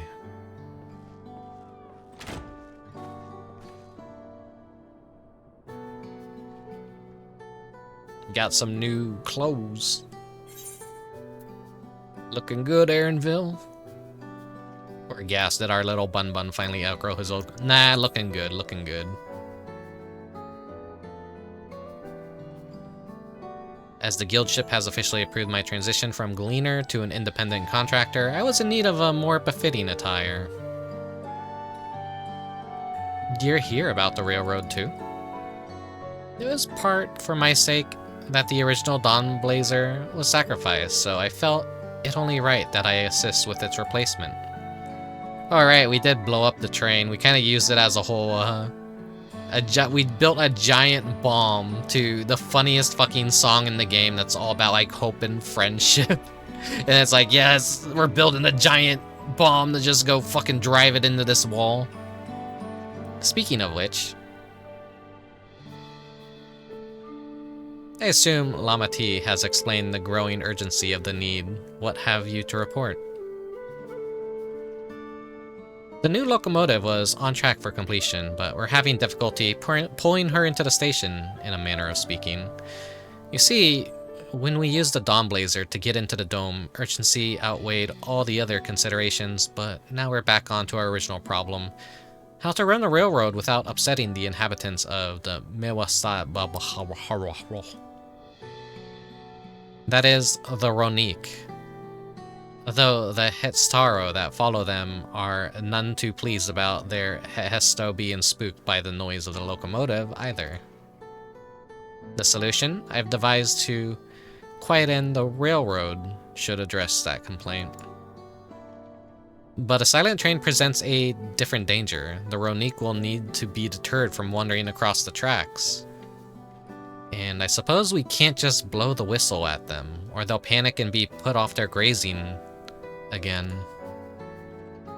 Weren't the rail routes plotted to avoid the Ronique's preferred grazing areas, though? It's odd that they're getting so close in the first place. The Ronique's grazing patterns have shifted since the tracks were laid. I'm not certain why, but I intend to ask the people of the Mewastoan for their insight. As a major proponent of the railroad, I have a duty to assist in this matter, and I too would hear that the Hestaro have to say what the Hestaro have to say about it. They're the ones most affected, after all. I believe it would be the best to begin by consulting their leader, Hawato. The rest of you can accompany us to the Hestaro encampment if you'd like. I fucking say a new name every time I have to pronounce these fucking words. Oh, it's like expansion is like... I'm glad I kind of like didn't have to read all the dialogue going through the main expansion. Cause... man, that would have just been like too much for me. Like on the like I was sick. My voice was kind of destroyed during that. So many like bad things happened to me this year and really threw me for a loop, and it really shows in my streaming output this year was not the most ideal. Bad thing after bad thing, and getting sick, and yeah, there's just a lot. Just a lot of like unfortunate things that occurred. Hopefully next year could be better, but we'll see.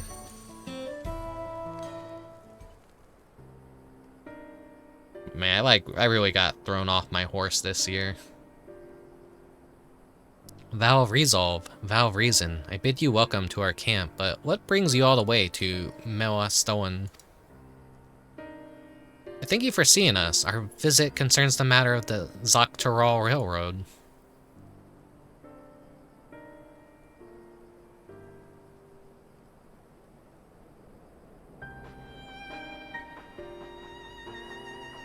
You too have noted the Ronique's unexpected change in behavior, then? My son, Shepetto, has been looking into this matter. Shepetto?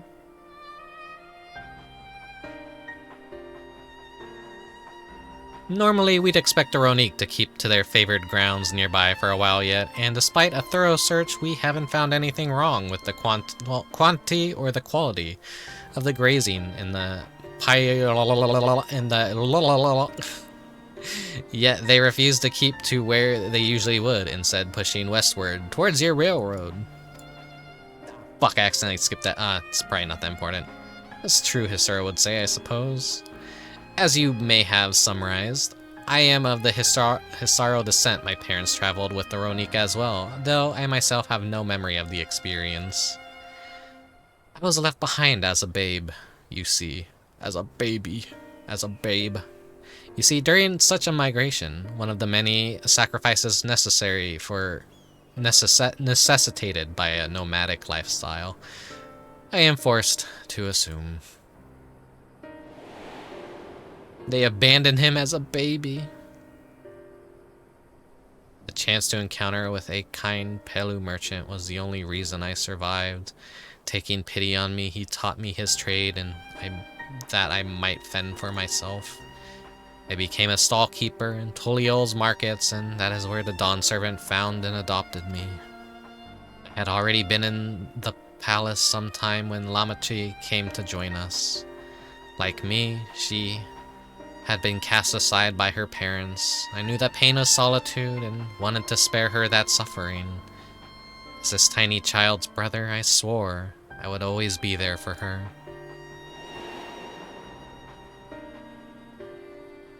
The Kawana lore. Though we experienced that in the main story, but still, a refresher for this patch. Truly, I have never heard of the Ronique choosing a path so arduous as to force such a terrible decision, nor of any Hisara willingly leaving their own flesh and blood behind. There must have been some exceptional circumstance. I cannot say the idea of following in their footsteps that I might better make excuses for their actions and never such appealed to me. Why is my mouse going crazy? 1 second.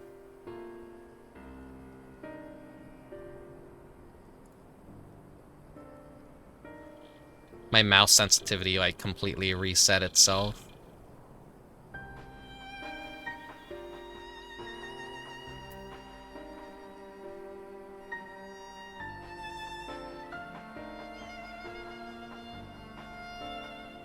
I'm opening up my mouse's You know what? My PC's purring as well. It did not like that fan. We'll finish up this cut. Wait.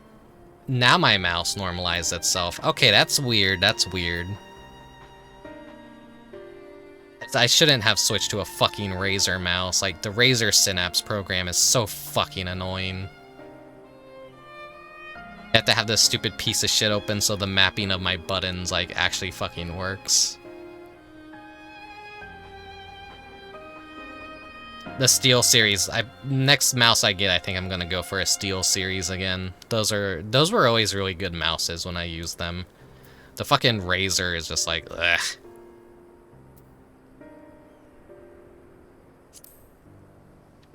Are my frames doing good? Yeah, my frames are doing good. Okay.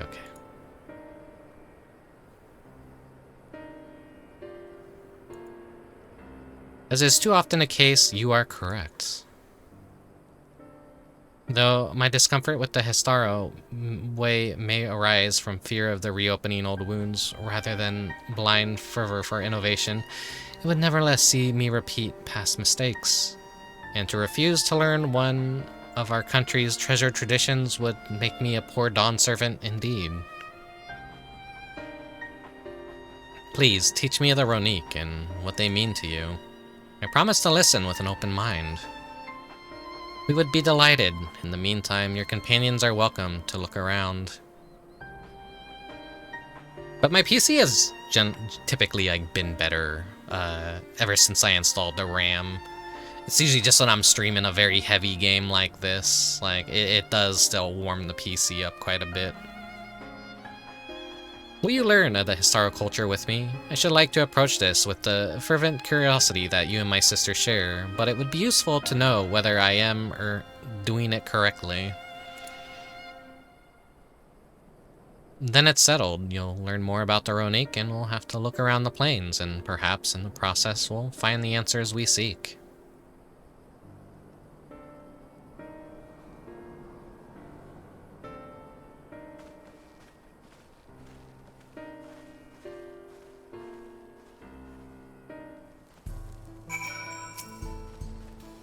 quickest way to learn about our way of life is to do as we do. I hope you're not above manual labor. I am not the most experienced, I'm ashamed to admit, but I shall put forth every effort. That's all we ask. Take these tools.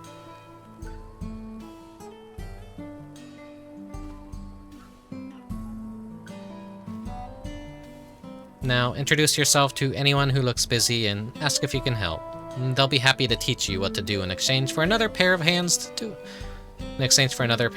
do it. Let us meet back here later to share what we've learned. This little village out here just always seemed so... I guess it is a nomadic lifestyle, but it just kind of like always felt like a camp in the middle of nowhere of no actual importance. Wasn't too big to be like an actual real feeling settlement, I guess. I don't think in the main plot it had much bearing on anything at all. You're learning about the Histaro way of life, are you? I may have a thing or two to share, but rather than talking your ear off, let me test your powers of deduction. I find answers much easier to recall later if I arrive at them myself. Ahem, our Histaro provided us something that we use in medicines. Poultices and soap to drive away pests and sustain our fires. What is it? Is it dung again? Sounds like there's a story there, but that is indeed the correct answer. We've discovered a myriad of uses for the Ronique chips over time, each a boon to our way of life. Where there's a need, our Hetso always provide. Because I think we used like shit in the main scenario. There's always at least like one quest in every expansion that deals with poop. I think it's like a meme with developers. That there's gotta be at least like one poop quest per expansion somehow. This won't do. The wind will go right through it, and me without my needle and sinew.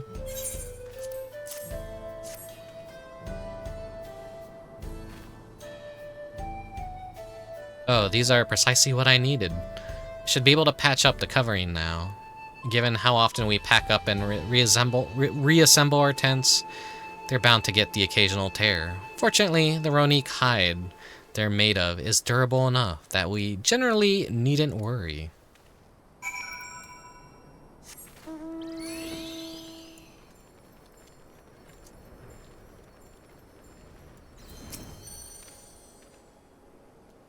I'm afraid I've finished with my tasks for the time being, but since you're so eager to learn about our way of life, why don't I tell you a bit about our migration customs? If you're here, you'll likely already know that the Ronique are our guides that we travel with through the turning of the seasons. We trust them to lead us to fertile lands and all we need to survive. But you may not know that sometimes the herd splits into two, bound for different paths. On those occasions, we Histaro must also part with half of our number. You may think of it as a strange and stressful custom, but over the years it has seen us visit new lands and broaden our horizons as people. This too is the wisdom of the Hesto.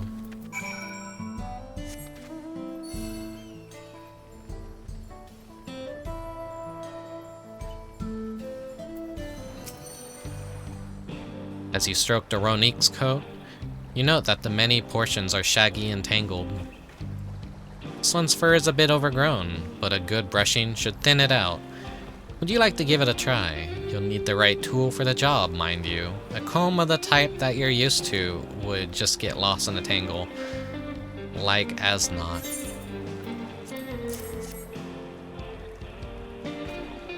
Geppetto sent a Ronique brush with you, did he? How like him. Now just run it through one little patch at a time, gently.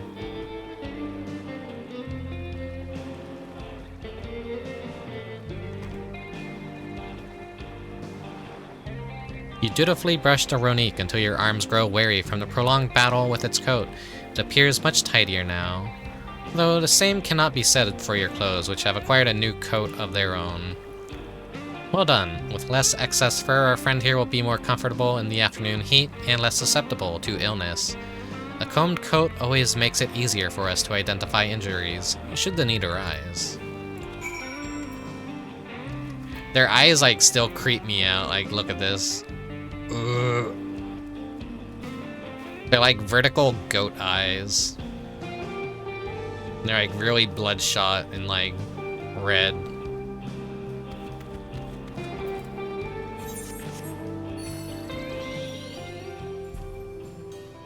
You could get one as a mount for like 100 mount tokens from custom deliveries and gathering stuff when it spawns. So that's gonna like be a long while until I get one of those things as a mount. But they have like the buff Cactar mount, which that shares the same currency, and that's getting the priority. So I don't want the bull. I want the Cactar. You smell of grass and the wind, which is a good thing, I promise.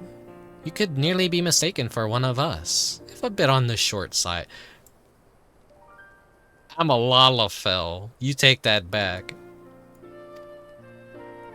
Is that like unique dialogue for Lalafell? Just like, yeah, you're on the short side. Maybe each race has its own. It's always funny that like Lalafell kind of get their own exclusive little thing from time to time where the camera angle like has to adjust for our height. I have to wonder how Vtuber is getting on. I assumed he would be reluctant to get his hands dirty, but it seems his wish to understand us was sincere.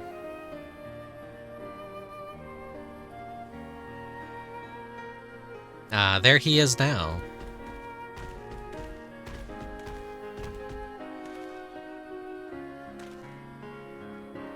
Wow.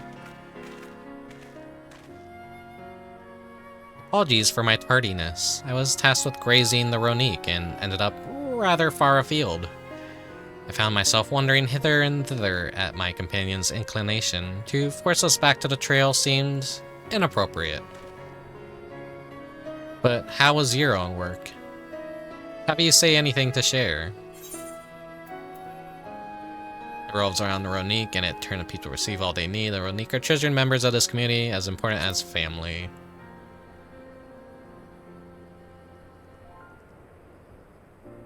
Indeed, the Ronique provide for the Histaro, and in turn the Histaro are good to the Ronique, just as family should be. Mine is not the only way, though at times I lack the experience to know otherwise. My inability to conceive of how a decision might be right does not mean that it is wrong. My parents had a duty to the Ronique, as they did to me, and so I wonder if their leaving me behind was not so selfish as an act as I once believed. I have no way to know, of course, and regardless, this has no bearing on our present concerns. We are here in service of the people of Tyrol, after all. Nevertheless, I thank you for helping me find deeper meaning in what we've done today. And I will endeavor to remain curious, especially where the Histaro are concerned. I'm glad to hear that, Vtuber. You're welcome among our herd anytime.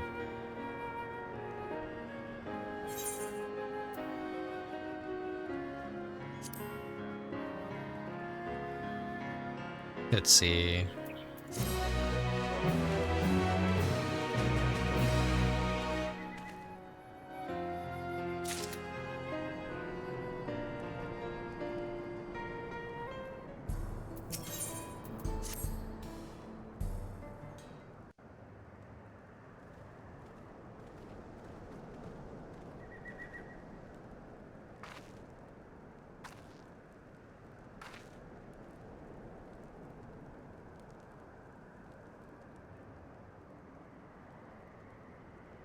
Juana, how did it go?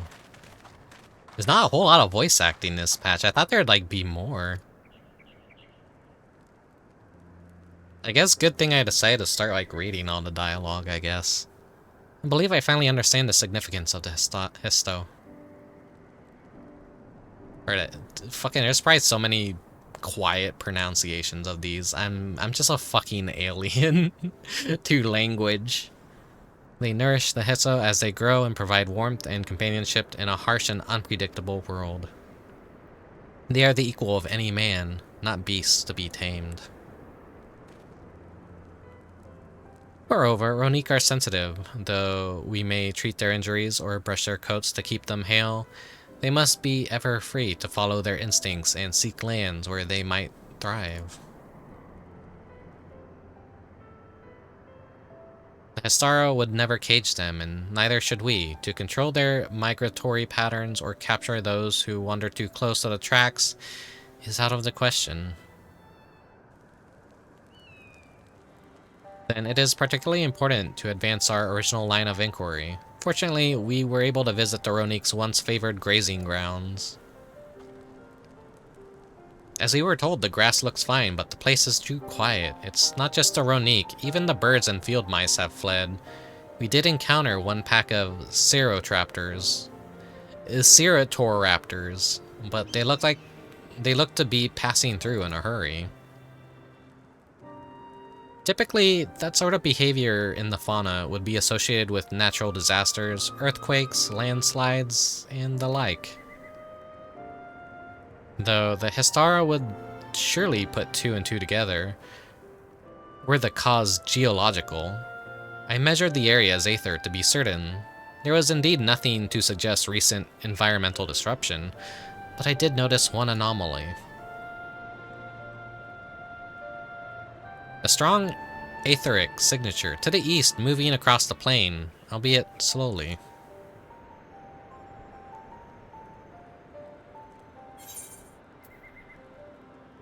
A large animal, perhaps?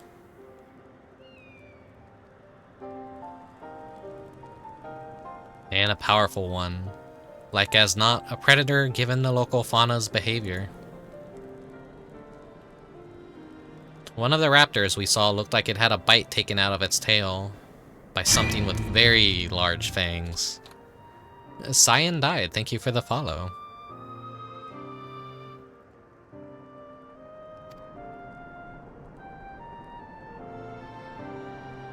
It couldn't be a Turhesto?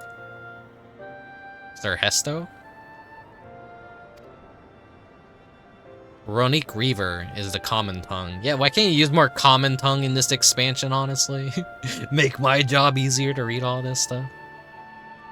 Our people have several names for such creatures. Fangs that steal, Hesto in the night, is another evocative one. Ronique can fend off many predators with their horns, but not the Turhesto. Their scales are as tough as adamant, and neither horn nor arrow can pierce them. A well-toothed carnivore with an unusually tough hide. I cannot recall any such fauna in this region. They usually roam in the wilds in the northeast, and most herds keep well clear of them. I can't tell you why this one is so far from home and its pack both. In any case, I believe the source of the Ronique's consternation is clear. As it is our next move, we must drive this Reaver away, that they might return to their grazing lands in peace.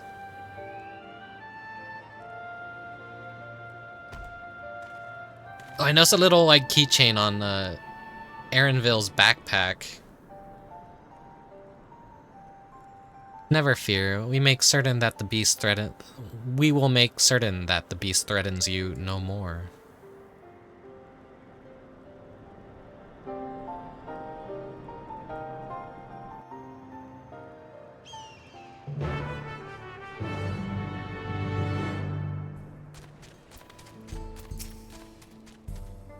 The Ronique Reaver is a clear threat to the local population. We cannot allow it to roam unchecked, but it won't do for us to go running off and search for it without having made a proper preparation. And if others returning from across the plain have spotted it, they may be able to inform us of its recent behavior and where it might be found.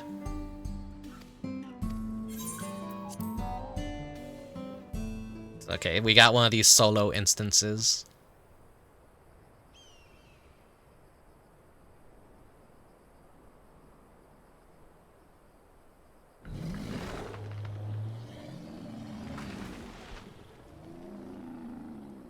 This is definitely a voiced cutscene, finally.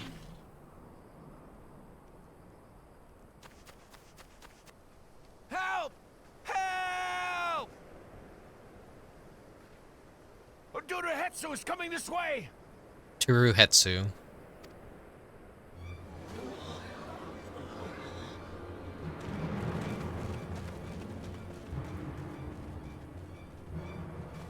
It has beasts across the plains in a panic, and our Ronek are practically paralyzed with fear. We must get them to safety. We can assist by helping to calm the creatures. Once they're less agitated, it should be possible to hurt them. And after they're out of harm's way, we'll deal with the Ronek Reaver. I suggest you remain here to attend to the Ronek when they arrive. They'll be safe with me. Please, be careful out there.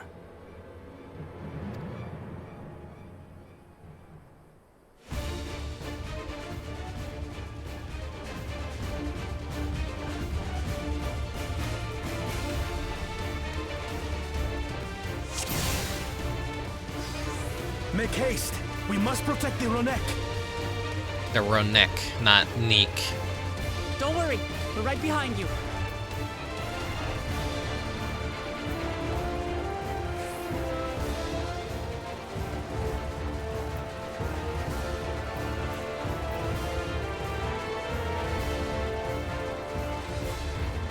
This part of the patch feels like it's a little bit filler. Nothing too exciting. I guess just like further world building.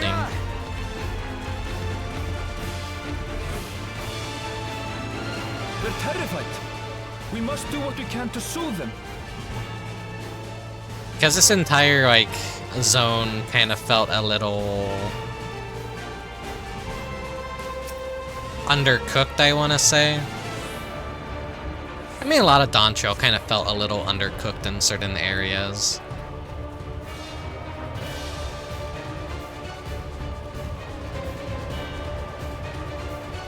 That herd should be alright. Let's look for stragglers. Thank you, Mechanica. Let me drink. Okay, set myself in the auto run. The Ronek are to rally too. None shall be left behind.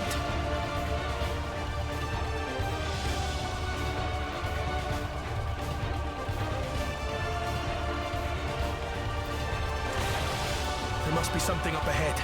Come! There! These are no match for the likes of us.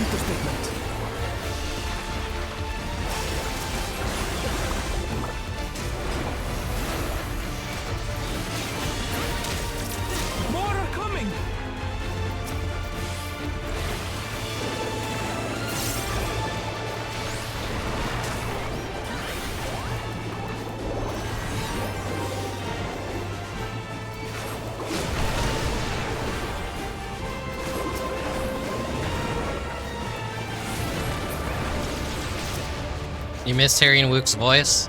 Well, I have news for you, Mechanicat. They redubbed some of Wook's scenes. Which is good, because, like, yeah, the voice acting was really bad during certain segments. Like, the direction of the voice, the voice directing was just, like, it felt like that was their first take, and they just had to go with it so that they could ship the game. And they decided to fix it in post. Like, the most notable one is the final boss battle of the base game. All or nothing then. Okay, oh, he's gonna take care of it. Okay, back to the crocodile. Or the alligator. I'm sorry, large reptile enthusiast, it's an alligator. Alligators are the fat fucks, and crocodiles are like the more skinny.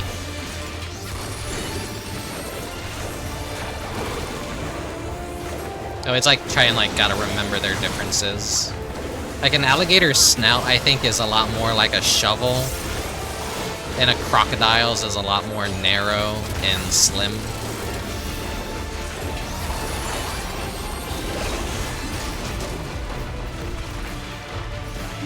You guys just work on that. I'm gonna prep my motifs. It seems that did the trick.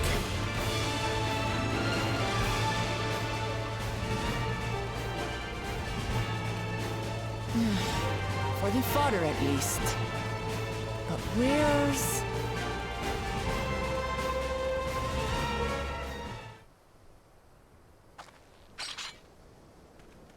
I'm not gonna redo everything. You could just look it up on YouTube, the new voice replacement for Y'shtola and Wukalamat. Comparisons like the old and the new. Look there! We've got a big one coming!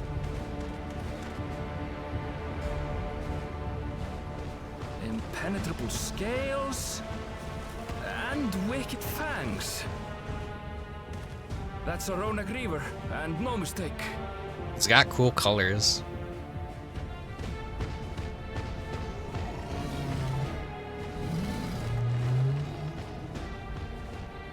There! That one there!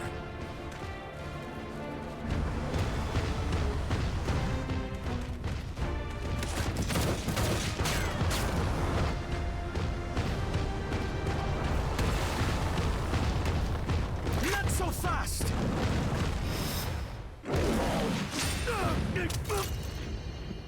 That's some goofy shit right there. Like, trying to intercept a giant T-Rex with a gun. Like, what do you think was gonna happen?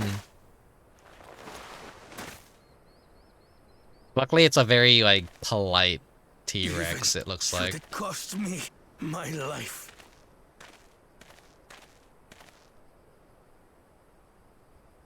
I will save the head soul!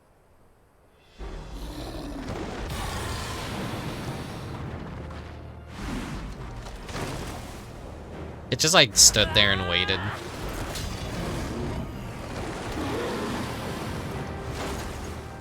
Kona! Are you alright?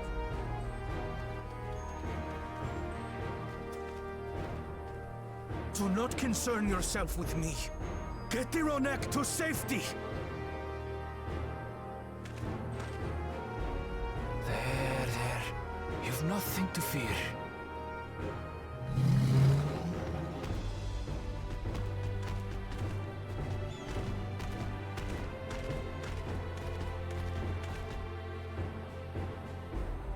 Right! Let's finish the job!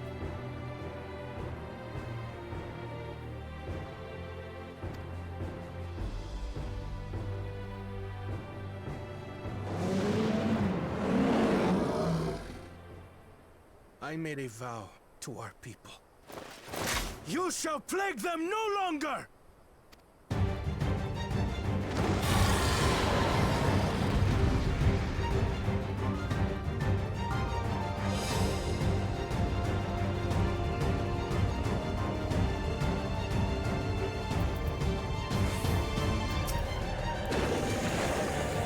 You'll find the vow of reason is not without resolve.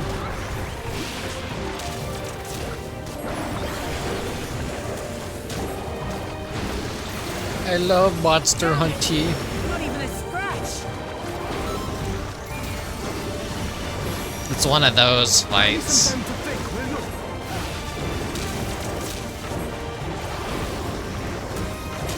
It must have a weakness, and I will find it. Not doing any damage to it.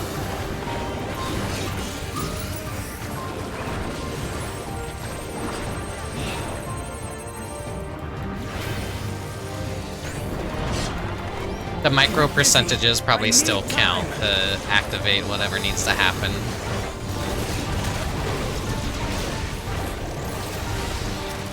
There we go. Go for the legs!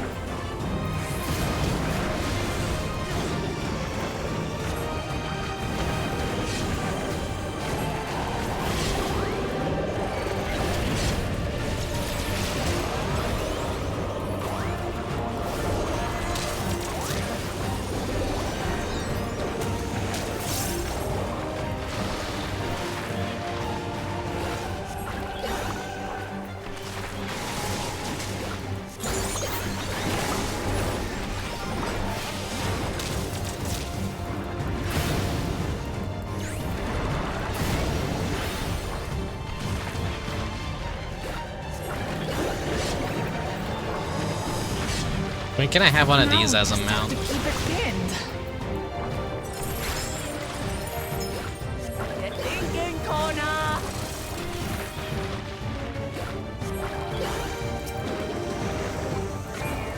I could take this opportunity to grind up my meter. Protective current of ether.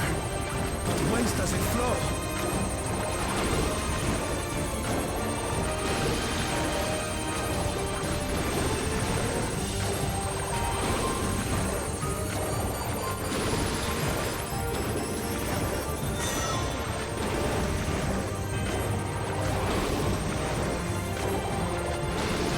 I've got it!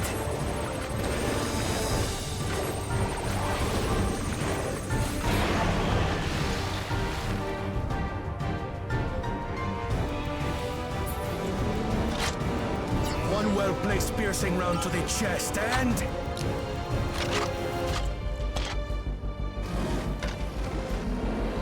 You're done for!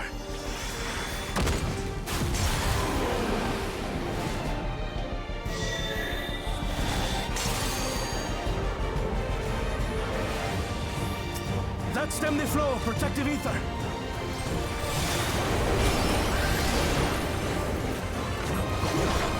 There's nothing stopping us now!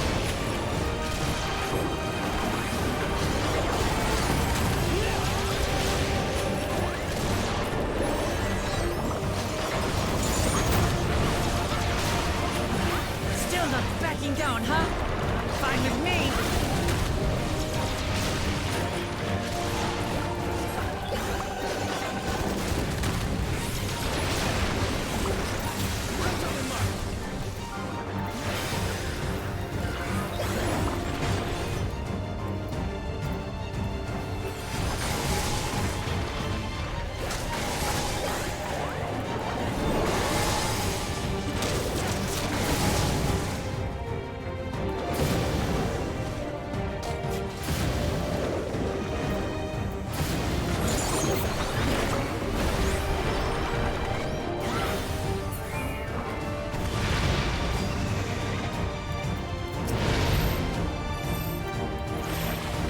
Oh wait, damn it.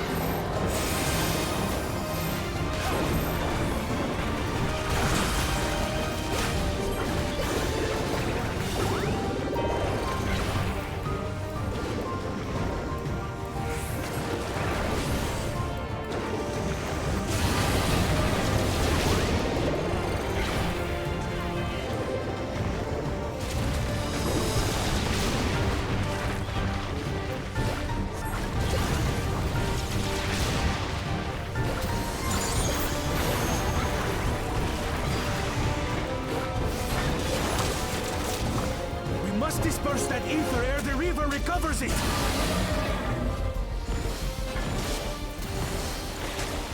This is going to hurt.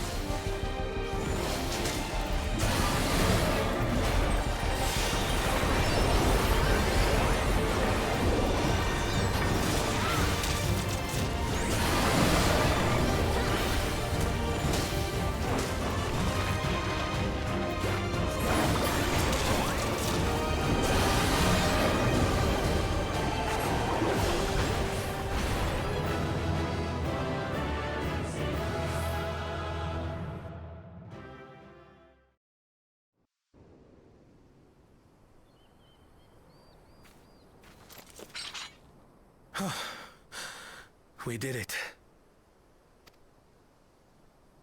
The Etso, are they?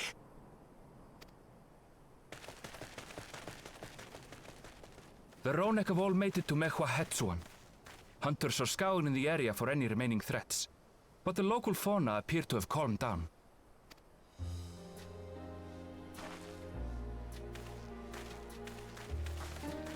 We cannot thank you enough for your timely aid. You, most of all, Bow of Reason. We feared you would be loath to take direct action, yet you didn't hesitate to put your life on the line for our Hetso.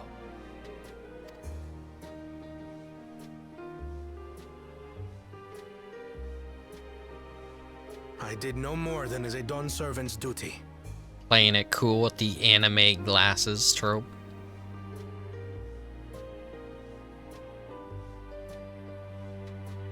The ethereal conductivity of those scales is astounding.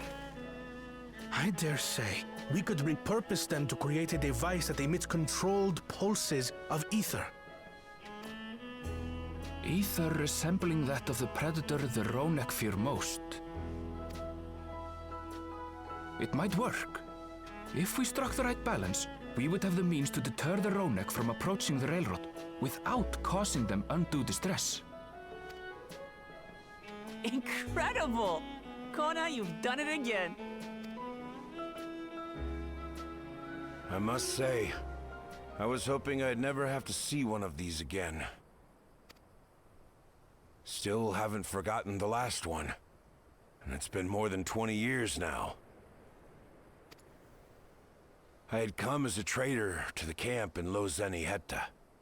A camp that was obliterated in an instant by that monster. Quana lore. His parents were killed.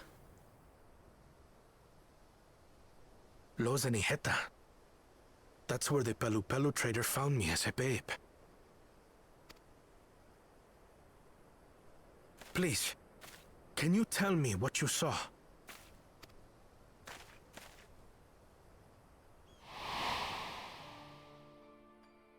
As I said, I had traveled there to trade with our fellow Hetzaro. Like us, they followed the Ronek. And like us, they were visited by a reaver. The fiend struck like a whirlwind in the night. It was chaos. I grabbed some token belongings and bolted in a panic, thinking only of getting as far away as possible. But even in my panicked state, I could not help but notice the young couple racing the other way, toward the fell creature. "We're distracted," I heard one cry. "Save our son! Save the Hetzo!" After that, nothing but the pounding of my heart and feet and Ronek thunder. I ran and ran. And as the sun broke the horizon, I found myself separated from both man and beast.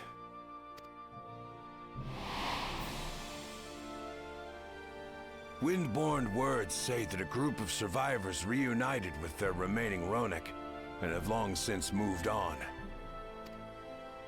But still more were never seen again, including the brave couple. Or so the story goes.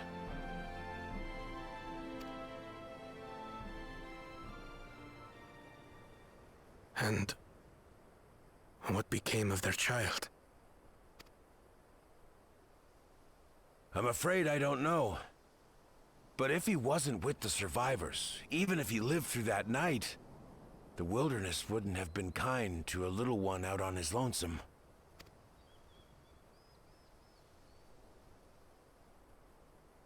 Maybe not. But perhaps a passing Pelu would. And one day, even a Dawn servant himself.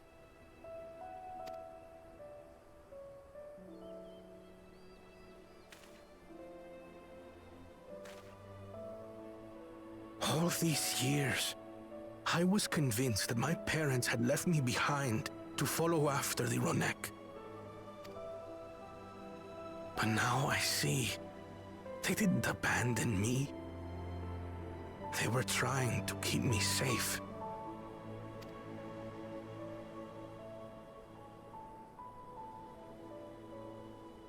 I've wasted so much time resenting them, when in truth, they gave me everything I have today. It is thanks to them that I live to know the warmth of family, even after they were gone.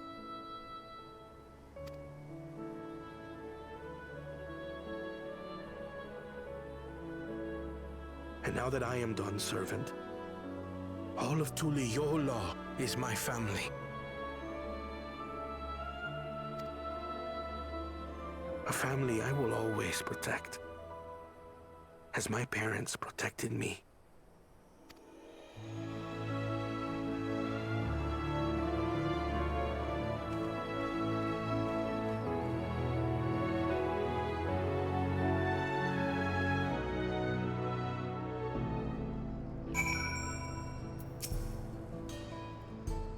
To know that the Hetso are safe is more than enough, yet would it be wrong to hope that in protecting them we also avenge my parents? It is at least I owe to them after all this time. Rickubus, I thank you for standing by me, as Dawn servant, and as the oft imperfect man beneath that mantle. Now, let us return our attentions to the matter we came here to address, shall we? We have removed the root cause of the Ronek strain from their favored grazing and obtained the tools to devise an additional precautionary measure, a silent whistle, as it were. This whistle must be capable of emitting pulses of aether strong enough that they will shy away from the tracks on instinct, yet not so strong as to drive them into a panic. If we can achieve this, it will be a far sight better than the traditional whistle, more effective and less stressful for the creatures themselves.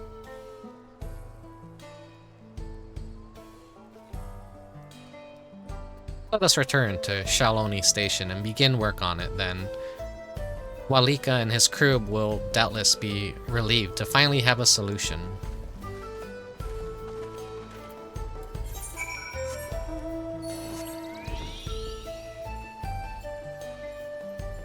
Sorry, I don't really have a whole lot to say as things are going on. It's kind of like focus mode as well.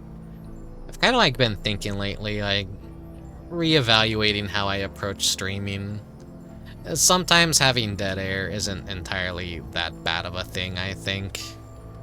I don't want to have to be the kind of streamer that has to entertain everyone 24/7 and have nothing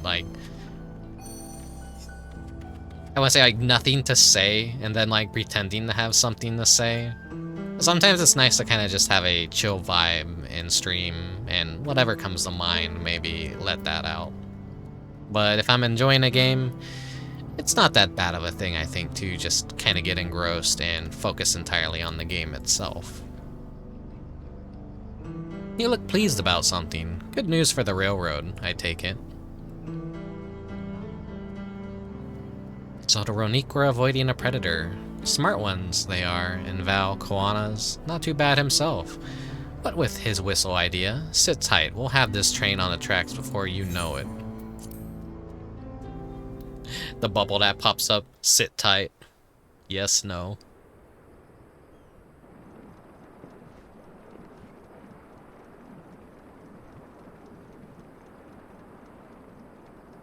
We're ready to go.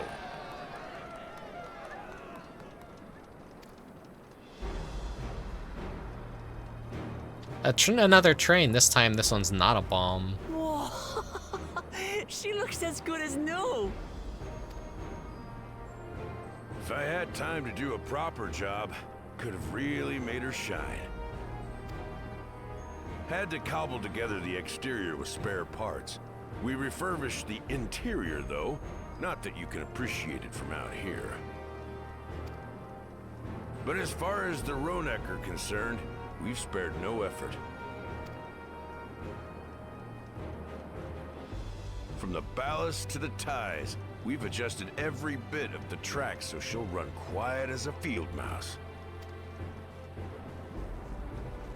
You and your crew have worked wonders. Our nation is in your debt. Come now. If anything, credit's due to Tuliyola. It's thanks to the folk you recruited from every corner of the continent that we were able to get her up and running so quickly. Besides, the ethereal whistle's the true marvel, and we wouldn't have that without the scales you brought us. However grateful you are, know that we're even more thankful.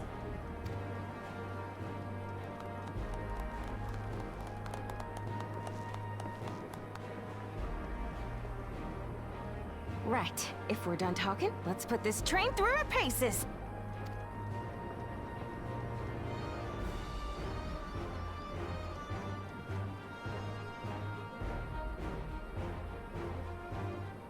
Do I get to ride the twain? Or do I just get to watch it take off?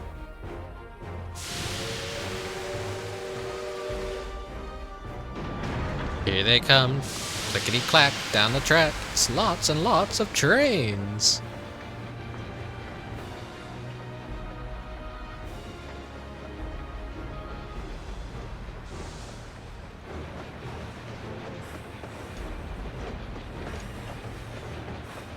The feeling of being like up late at night and just that fucking commercial comes on. Up ahead.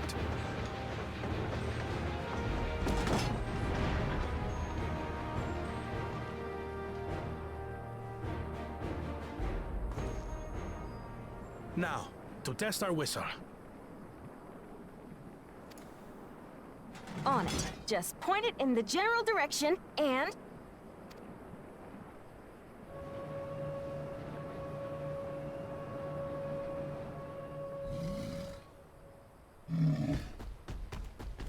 So I gotta get out of here. It's moving away.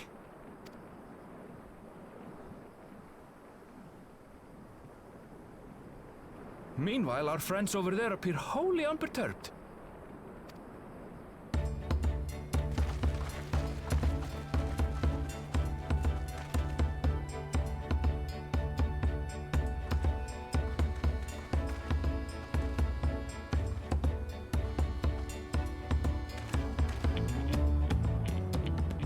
With this, we can alert those who wander too close without disturbing the rest of the herd. A roaring success! In a quiet way, like.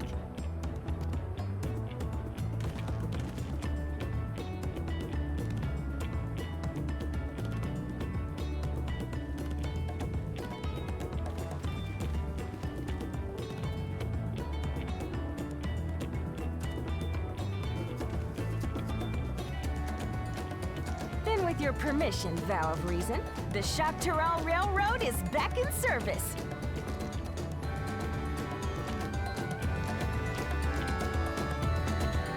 Still interesting how those characters are all based off of Shadowbringers plot characters.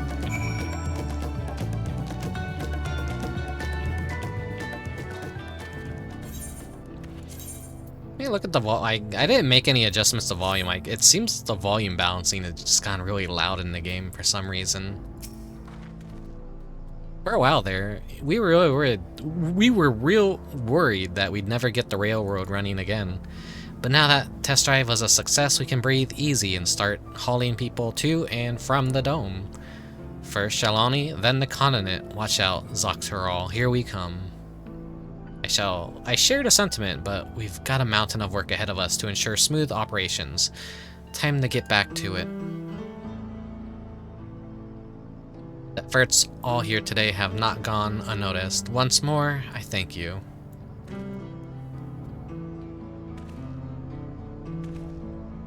And for our own work, I trust you can handle matters in Alexandria, Lamitri?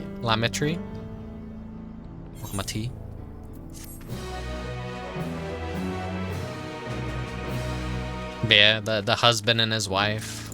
They didn't have that good of an ending in Shadowbringers, but their shards here on our world have a happier ending. He's not an alcoholic anymore. His wife's not dead.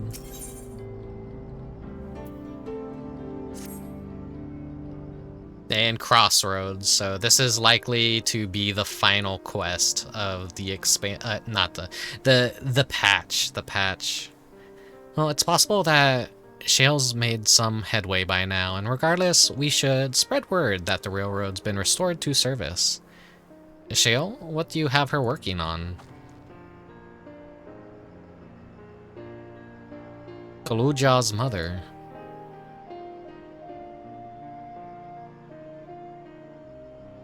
I'd feel the same in his shoes. Have felt the same. Some questions are painful to leave unanswered. There's no cause to look at me like that. The Kahusia we met may have only been a simulacrum, but her memory was real. It's like the little keychain he has on his backpack.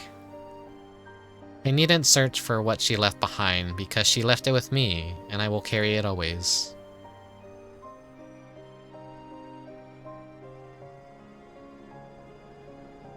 Speaking of things you're carrying, is that a teeny tiny Kahusia?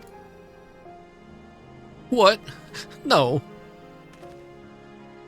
This is merely a token from Alexandria. Our friends in Oblivion would not take no for an answer, and I thought it was as good a souvenir as any. Whatever you say, for what it's worth, I think it's a nice way to bring her with you on your travels. The audio sounds fine too. Okay, thank you, Mechanic Hat. The only bad audio here is my voice. Yes, well, you're off to the dome now, aren't you?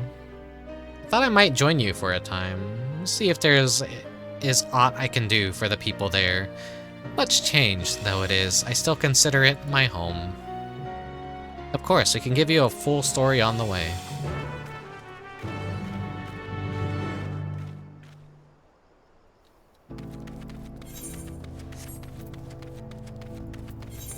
To the back womb.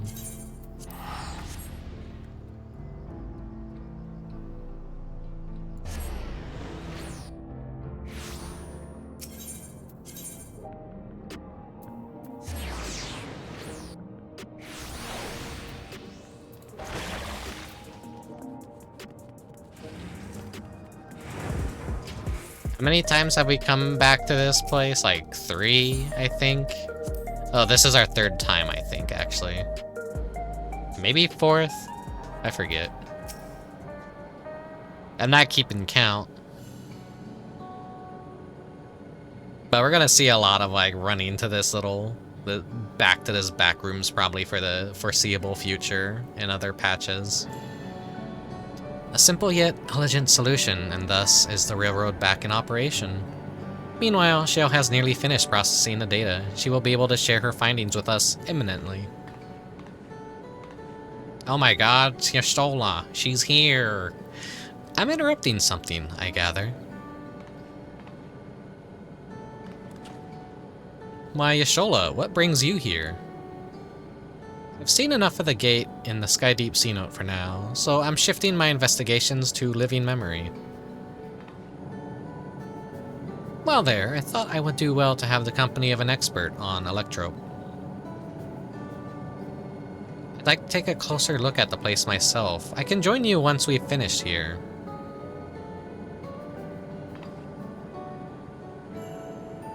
Lest you fear, I've forgotten. Once I've made headway with the living memory, the key in your keeping shall be the next subject of my scrutiny.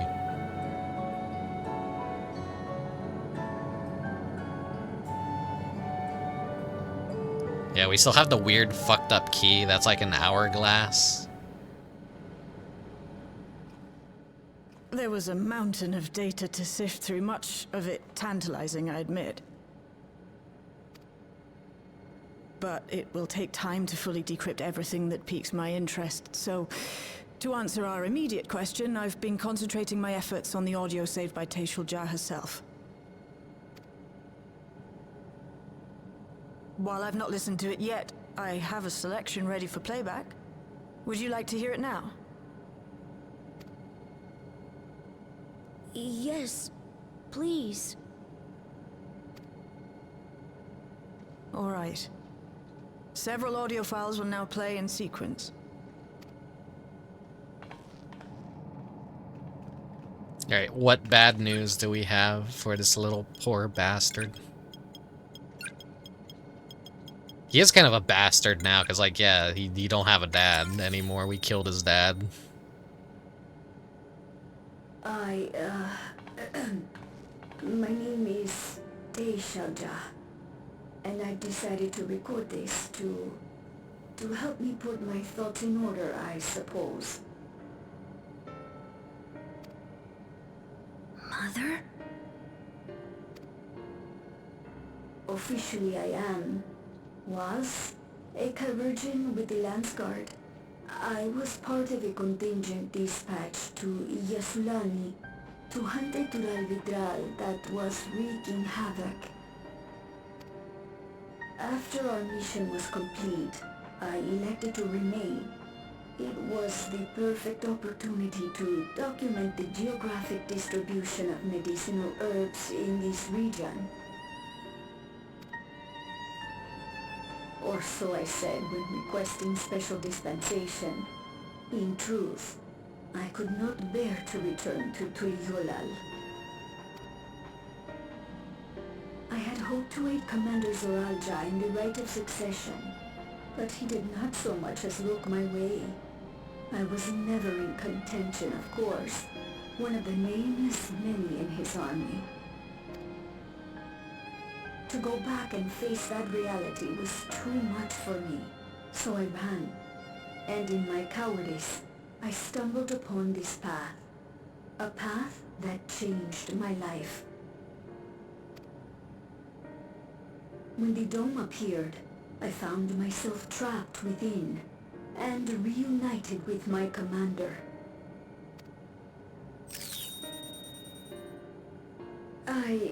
How am I to speak of Commander Zoranja?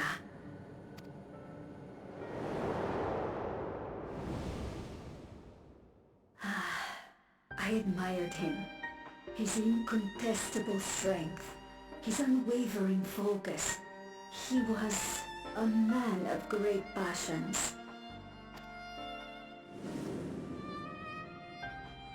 I watched him, captivated by his intensity. From afar, I would not dare approach.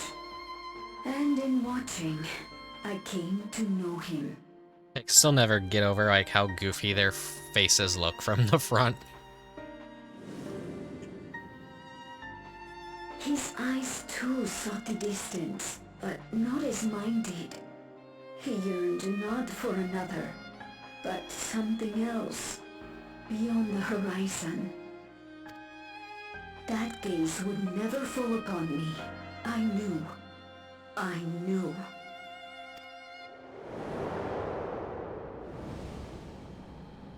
The experiment will soon proceed to its next phase, and when it does, as he promised, I will have my heart's desire.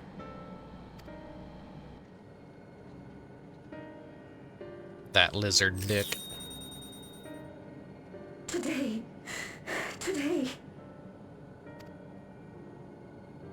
It should have been today. A new beginning. What I have dreamed of for so long. I hold a future in my arms. If you could see him, embrace him. Surely that would be enough. So full of hope I was. A foolish hope.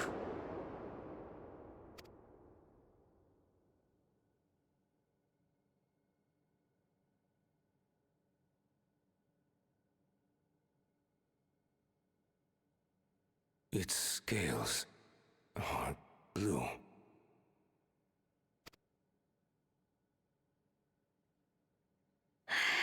He's your son.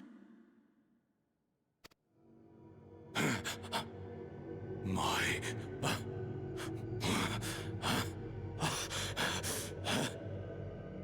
No, I can't.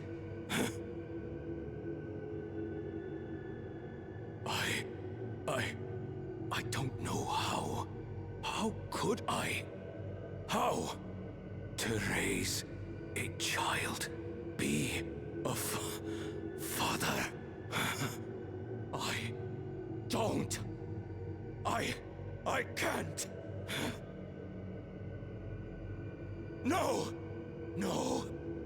Get it away from me. Get that thing away from me! Oh.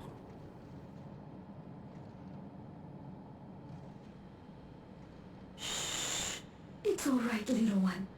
Papa was just surprised. That's all. He'll come around.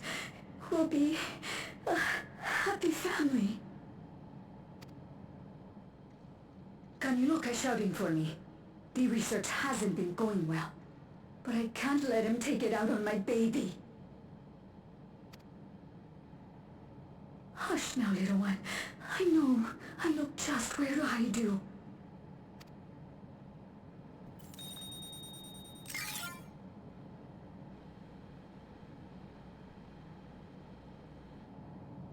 That's all of them.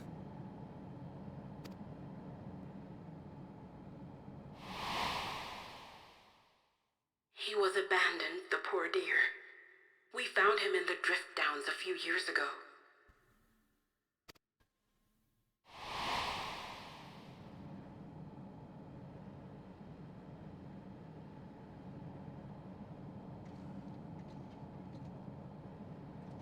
We know some manner of accident happened at the facility after this was recorded. Perhaps your mother couldn't come back for you.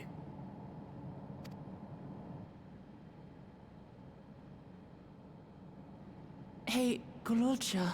I'm fine, Lamachi.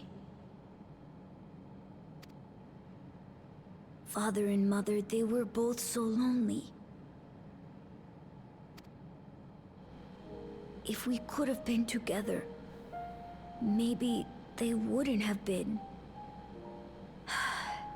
But sometimes things don't work out, no matter how hard you try.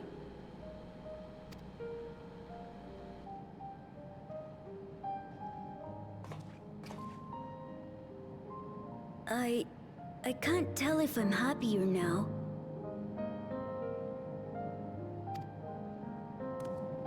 But it's better to know, I think.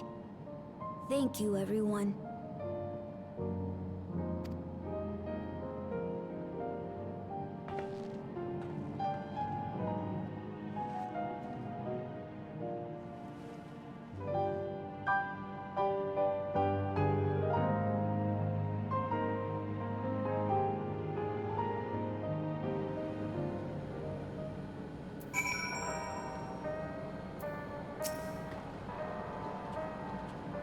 What a sad little conclusion to that. It's better to know. A profound response for one so young. Though, I wish he didn't have to be. Gololcha is indeed wise beyond his years.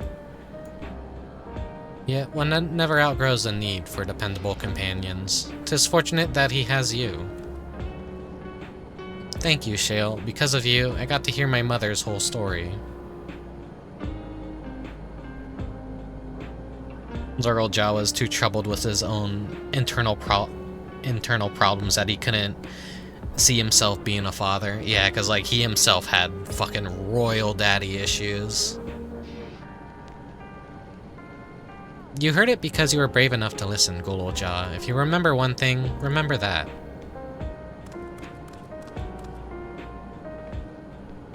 Now then, having shared what I can at present, I'm ready to head to Living Memory when you are.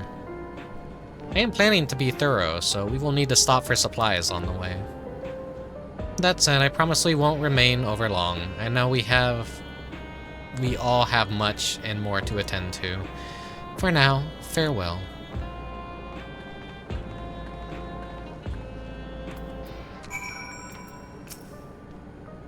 Word before you leave? Our network's already spreading word of the railroad. We expected people would be clamoring to get on the first train back. Yet the reaction's been the polar opposite. A scant few seem inclined to depart Alexandria any time soon. What? When we spoke before, you said many from Tulial were illegal to reunite with family and friend. We're eager to reunite with family and friends and oh my god, I'm getting my tongue tied. It's like I can't be reading too long a lot of the time. Maybe they're concerned about getting through Vanguard. If so, we could take turns accompanying them. In any case, we need to speak with the people ourselves. Let's start at Lano 9.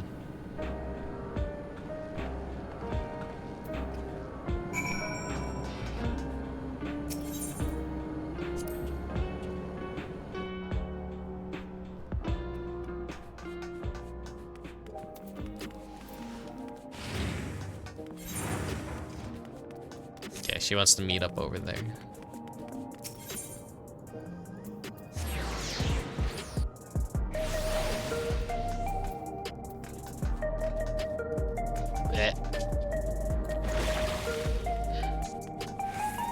Wait, I went in the wrong direction. Okay, there we go. I'm like, wait, it's like all kind of shaped the same in the middle. Okay.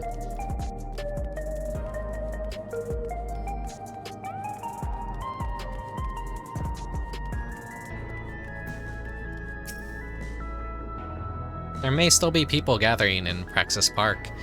Let's try there first.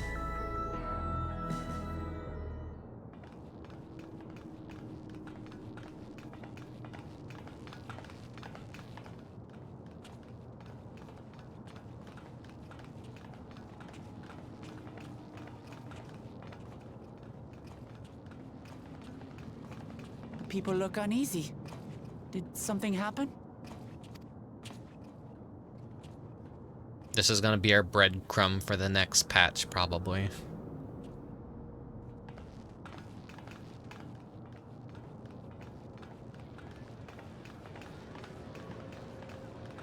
Have you heard? Someone was killed in the Thunder Yards. The Thunder Yards was one of the hunters slain by a beast. It was a hunter, all right. And a veteran at that. But it was no fiend that did him in. Only a random bolt of lightning. Such a senseless way to die. They say that he expended his last soul cells during Zoraljar's attack on the city. For an upright, hard-working man to meet such an unceremonious end, it feels wrong. Yeah, it's like the fucked up thing is like they're realizing now there could just be freak accidents where you just die. You don't get a grand ending. Like sometimes, like just you're in the wrong place at the wrong time and you just die. And, yeah.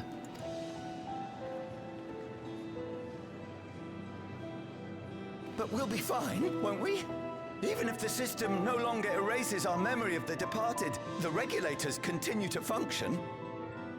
The rare, funny Lalafell voice actor. I shan't go before my time. Growing old and passing peacefully with the help of the ushers is only natural. They have to give him like facial hair too. I'm more distracted by that. Well, you may think so, but how are we to know? We have no memory of those who have gone. More may have met violent deaths than passed from old age, and we would be blissfully unaware. It could happen to you, or me, to any of us.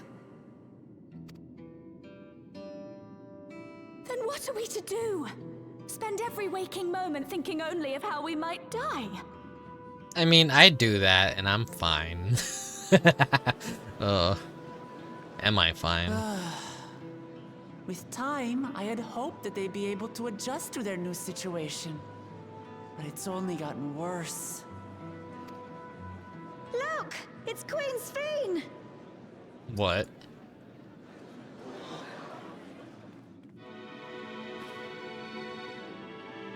Let it be Hildebrand, let it be Hildebrand, please let it be Hildebrand. It's not Hildebrand. Ugh.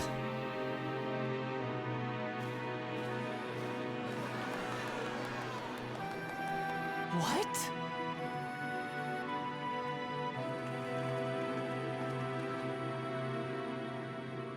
Help, Queen Sphene! The grown-ups are really upset, and I don't know what to do. I see that you are as kind-hearted as ever, Nico. Never fear. I'm here to set things aright. They're that easy to convince. Sphene is gone. Forever. She's being piloted like a fucking VTuber puppet by her, what was the guy? The guy, I forget what he was called, but he was like her right-hand man, kind of. So he's fishy. He's gonna be a fishy character. Wait, no, he's right there. You there, Gusson. You were the Queen's aide, weren't you? What's the meaning of this? Begging your pardon, Vow of Resolve. But Her Majesty Queen Sphene is paying visit to her people, as is her wont. Oh yeah, he's definitely a fucking evil bastard. Look at that face. Look at that fucking face. He's up to no good. What are you talking about? Sphene is dead. You officiated the funeral yourself. We all placed flowers to mourn her passing. A funeral? For Her Majesty? Wait.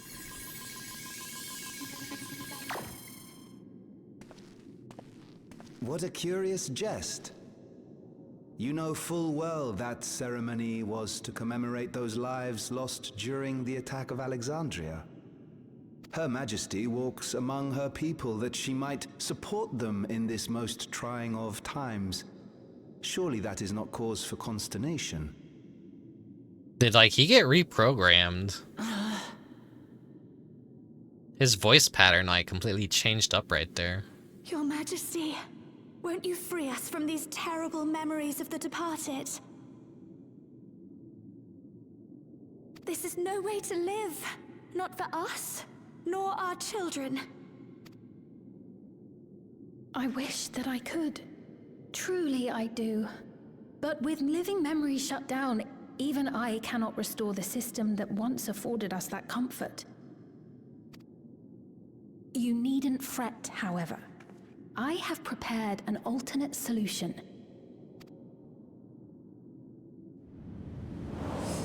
All of us shall be made endless.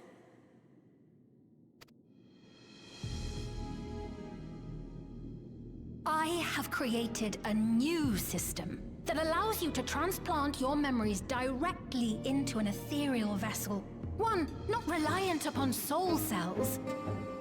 This way, you need never again fear death. You may live as you please, and for as long as you like. Our stores of ether are, at present, not sufficient to provide this boon to everyone. God, I hate this robot so much. But some of you received neo-regulators for the funeral ceremony, did you not? And there are still more we have yet to distribute. 5,000 in all. One day soon, those with neo-regulators will be called to join the Endless, and thence be free of suffering forevermore.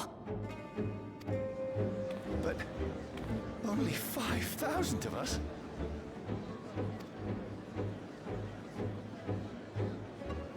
Yuweyawata!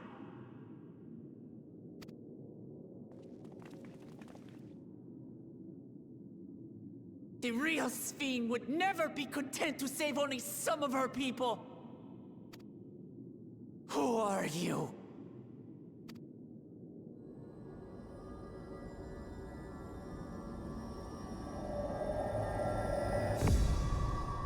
I am Sphene, the Queen of Reason.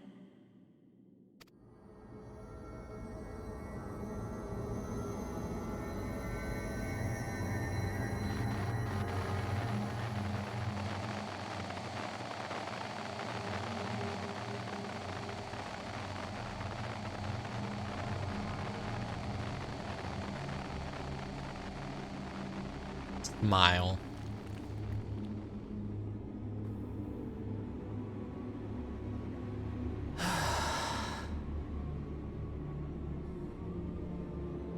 Let's return to the back room. I need to calm down, and then we'll talk. He clenches his hand. That's all we can do.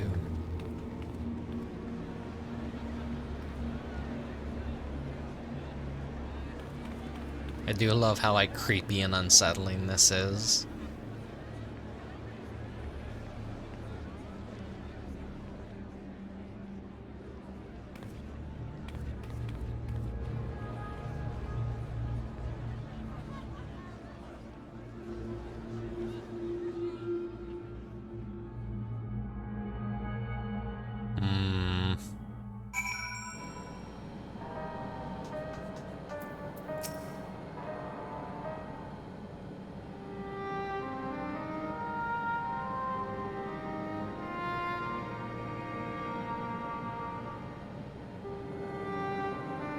We only caught the proclamation from a distance, but I can tell you that the message about neo-regulators was received with utmost clarity.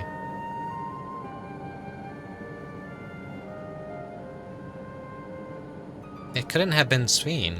She should have been destroyed when the Meso terminal shut down. Without a single Alexandrian to bear witness, presented with an identical figure claiming to be their beloved Queen, 'tis no surprise that they would choose to believe she's alive.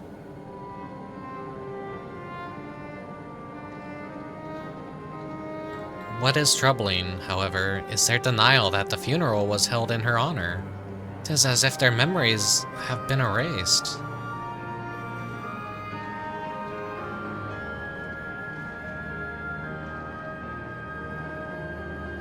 Given that the members of Oblivion remain unaffected, that was likely the work of the regulators, but by whose design?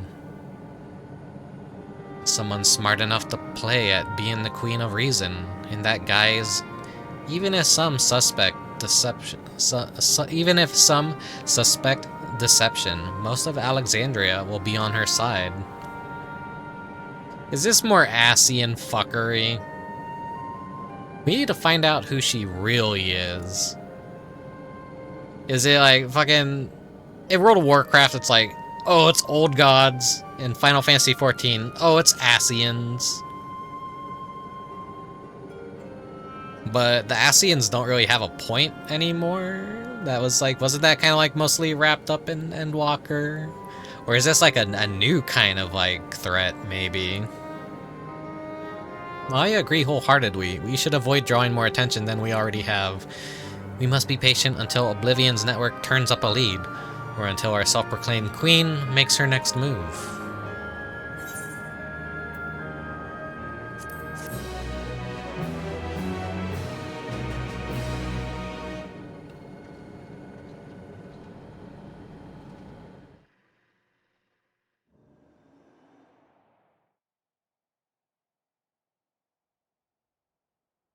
Meanwhile, in living memory.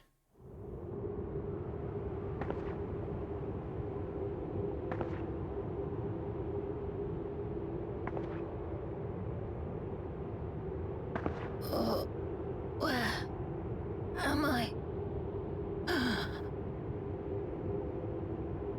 Who's this?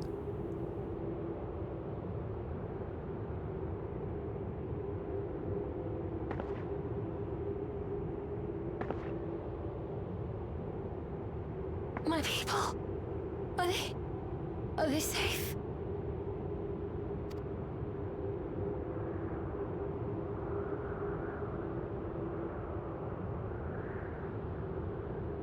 Why am I?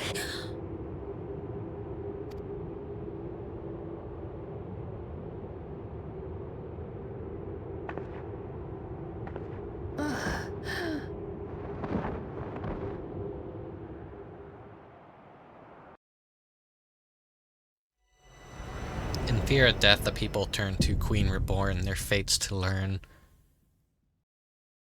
Oh man, I'm gonna have to like fucking wait till the next patch, like, okay.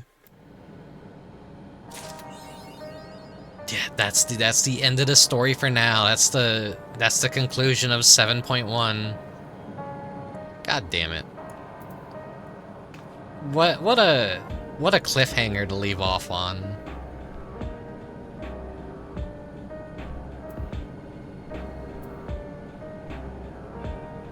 So, yeah, it's like, it kind of like felt like filler in the middle, and then you get to that final part, and it's like, okay, yeah. Here's where the story's getting good. And, yeah, that's, oh man. So my theory is that the real Queen Fiend got separated from the machine, which is who we saw in Alexandria. And her machine form is being controlled by someone. Yeah. There's like a whole lot of like more mindfuckery. How is this? She's been split into like two. I guess like when it comes to controlling data, she's gonna like have two manifestations now. There was what, the head of reason and the head of resolve, or the head of wisdom, like, you know. Duality is kind of like a theme in this expansion. Two heads, and then also two rulers, and now we're gonna get like two Sphenes. Oh god, who knows now where this shit's gonna go. I'm looking forward to the next patch, and when that shit comes out, hopefully I'll be in good spirits to be able to immediately stream it on patch day. we will see. PC's beefed up with RAM. It behaved very well today outside of that random little losing control of the mouse, but I think that's just more of a Razer Synapse issue, because you have to have their fucking dog shit bloatware open for it to remember your mouse settings, otherwise it might randomly reset sometimes. So yeah, this is not the end of the stream just yet, but I'm gonna take a little bit of a break. And we have the Alliance Raid series to experience and the little storyline associated with that, which should begin right here. So until then, I'm gonna throw you guys into a BRB. I'm gonna get up, get some cold water, open a window, because my room is pretty warm, but yeah, I like gaming in winter and coldness. I'm gonna open my window, and my PC will run even better under those conditions. So yeah, be right back. Enjoy the commercials.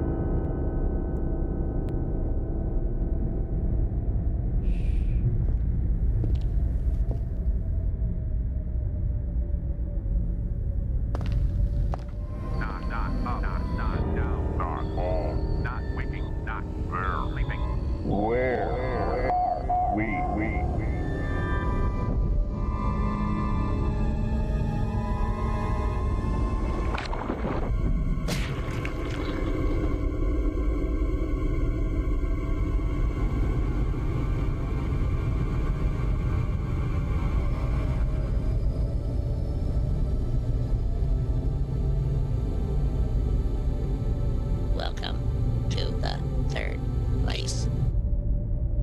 PlayStation 2! The third place!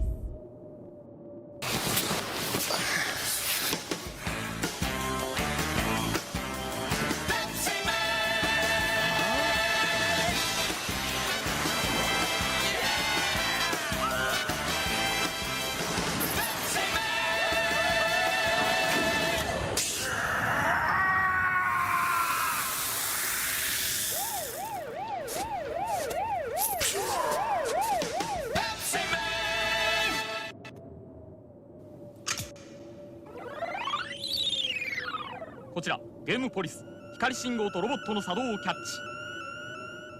ファミリーコンピュータとロボットが合体したあの新しいゲームか？はい。あ、今ブロックからジャイロへソフトの切り替えが行われたようです。楽しみを独り占めするのは禁止されている。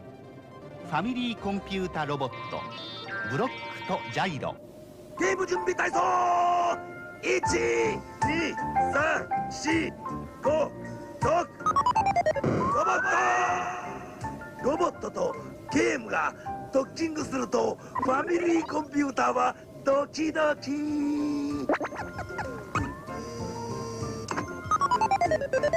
ロボットゲームは楽しいぞ。ファミリーコンピューターロボット、ブロックセット、ジャイロセット。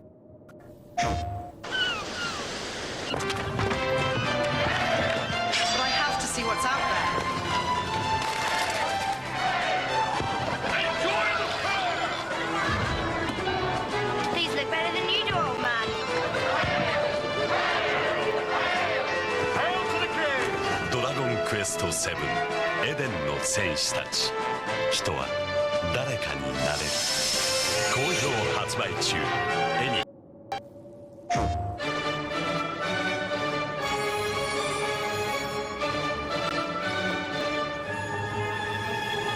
猿で戦え。サルで勝て。サルバトーレ。プレイステーション。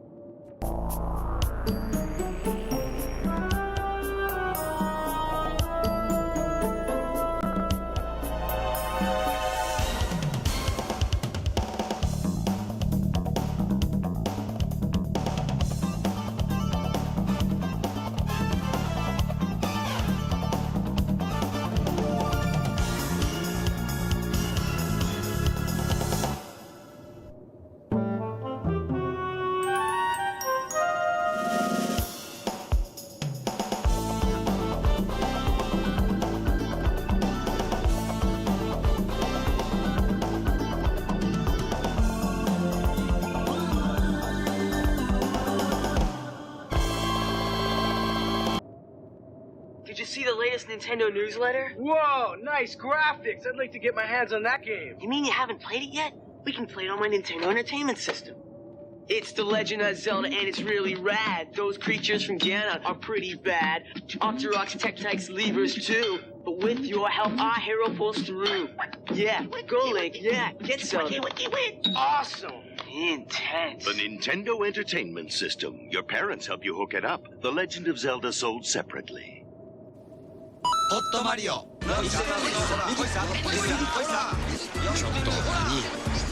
っと何こう来てうるさいなあ何してんのあれ一人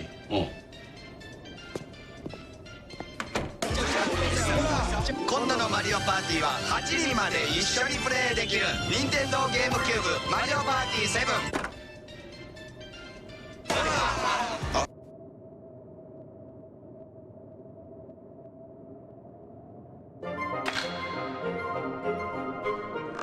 Welcome, welcome. Step into my store. It has been so long since humans visited at all. The pleasure is all mine. You wish to go home, you say? Then a game you must play. A game that we play whether it rain or hail. It's bail or jail. For every step you take, there are ghouls and ghosts lying in wait. Fortunately for you, girls and boys, humans are their favorite toys. But beware, for if you are caught, you will be thrown into a dark, damp jail. And no one will ever hear of your sad little tale. Though fear not, with your faithful lantern and trustworthy mates, you may escape before it's too late. It is time to test your limits, but you will only have 3 minutes! If time runs out and one of you is still free, then all may return home, singing happily. Rest assured that most humans manage to bail from this jail. But until our game begins, I wish you good night. Don't let the bed bugs bite!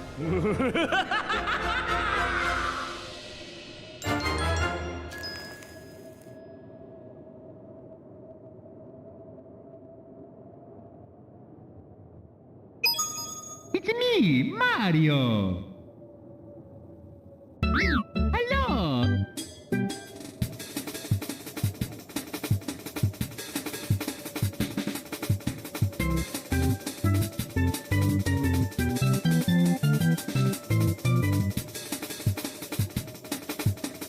Oh no, it's Mario. He's gonna jump out of TV.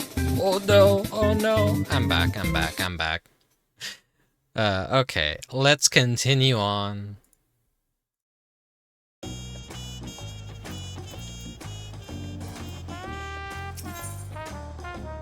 An otherworldly encounter. Say, aren't you Rickubus? That certainly saves me a lot of trouble. I was asked to find you on behalf of Milal. Curious happenings abound in Mamuk of late, and we thought one with your worldly experience may be able to help us make sense of things. Thank you. If you have the time and inclination to aid us, she awaits you in Mamuk. You'll find her west of the plaza, in the large building near the two-headed statue.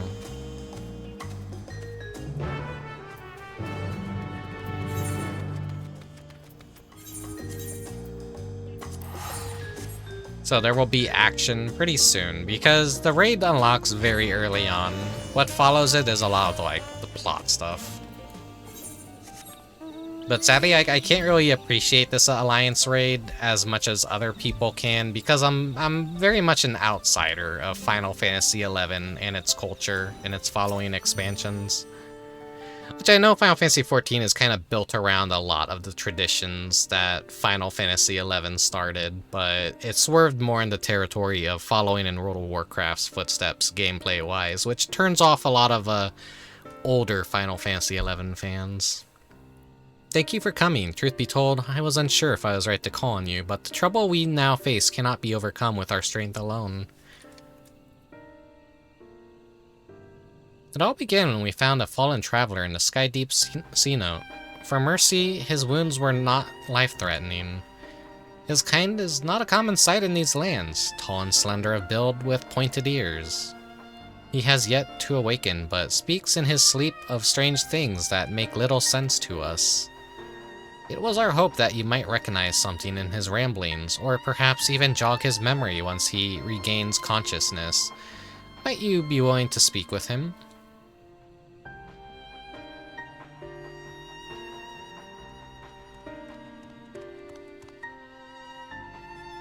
Milalja, the traveler stirs.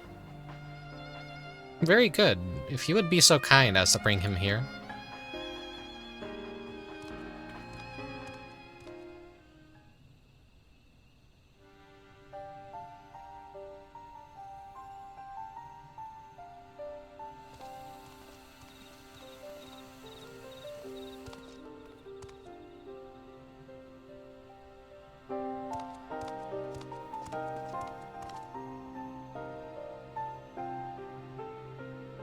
We are glad to see you awake and in good health, besides. May I ask your name, traveler?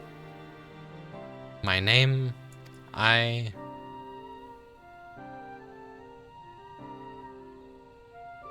sorry, I can't remember.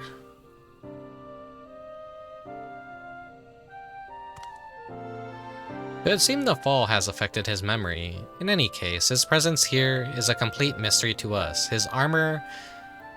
the only hint as to whence he came. Does anything about him strike you as out of the ordinary? He's one of those Final Fantasy XI players that hates Final Fantasy XIV.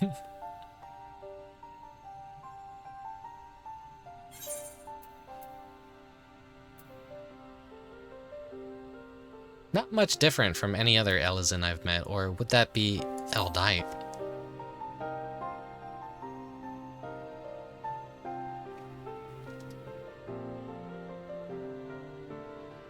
Elizin? Eldite? No, that's not quite right.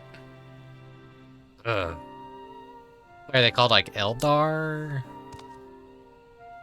If I remember, Elvan, an Elvan adventure.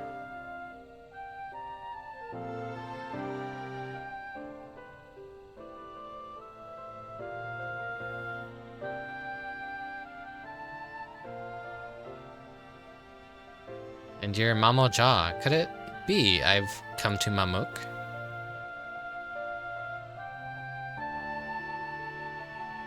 Wait, if I'm in Mamuk, then I must have been taken prisoner.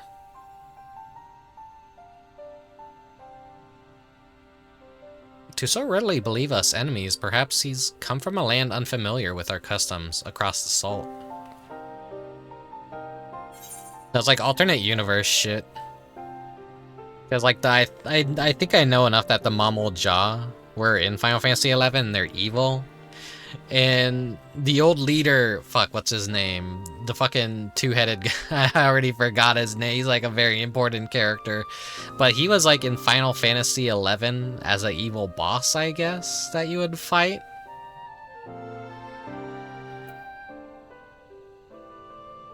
I'm not so sure.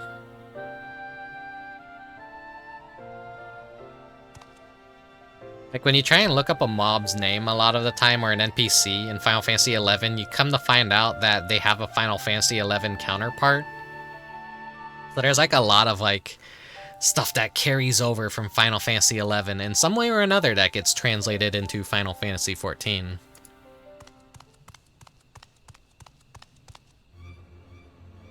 My little Jaw, we must gather our strongest fighters at once. Why, what's happened? Bako Jaja's shade has returned. It's been sighted near Gokdrak descent. Bako Jaja has engaged the apparition, but I fear the worst. The vow of Resolve's companion, from the feet of the Brotherhood, I suspect you would understand the graveness of this situation better than most. In recent days, the late Dawn Servant's shade has been seen wandering the woods of Yaktel. I have reason to believe it was invoked in like manner to the one used in the feat.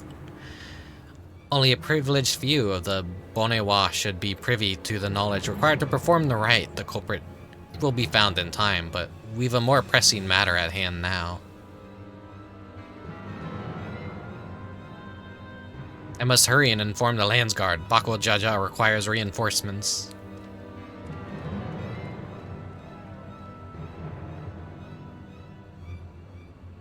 The Dawn Servant's shade. I fear he may not hold out until the guard assembles. I am loath to ask such a favor, but could you aid Bako Jaja in this battle? I'm in your debt. Gokdrak descent is in the west of here. Please go and help my son. So yeah, Bako Jaja is he's the character for the Alliance raid B plot.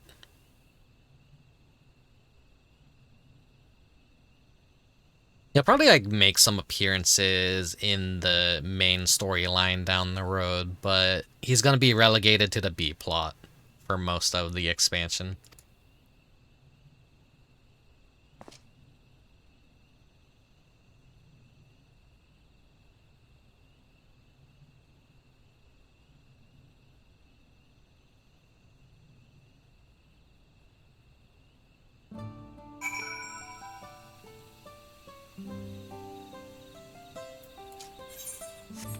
Yeah, we gotta go all the way over there.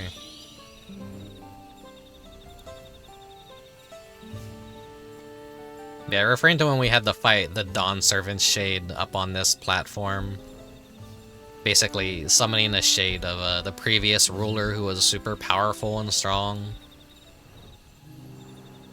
Someone out there summoned another one, or perhaps it is not of this world. Perhaps a portal from Final Fantasy XI universe. It's not the same one that we know.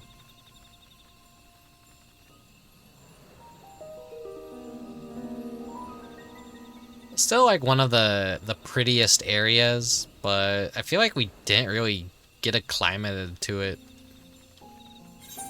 Which makes me think like maybe this will be where a crafting or gathering tribe takes place in a future patch. Because this entire part of the zone just... I've already used a word for Shaloni, but it felt like filler there, and this kind of like felt like filler as well. For like at least the upper half of it was filler. And then this area, there's a lot of like land, but not a lot of it was used in the plot. But some very important stuff happened like over here in Mamuk, and then the Skydeep Sea Note was a very important part of the story as well. But all this in the middle was kind of like, from what I remember, not much happened at all in this entire zone. So I was like, oh, wow, it's pretty, but then nothing happened here.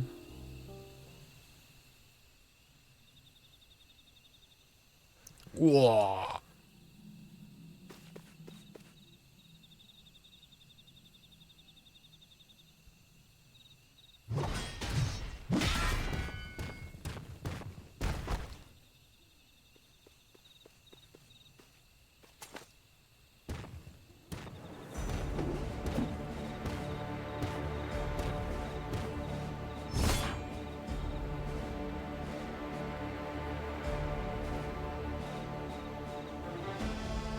Pathetic, and you dare call yourselves blessed siblings?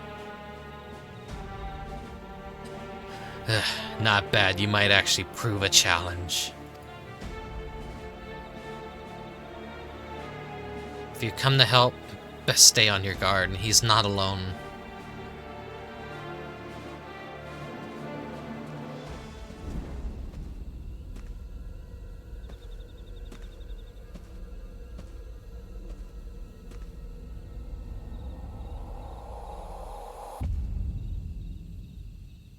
Goofy-ass boxing glove.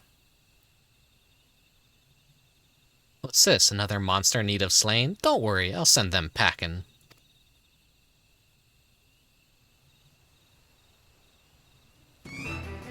Here I go. Nullifying dropkick. Oh, no you don't.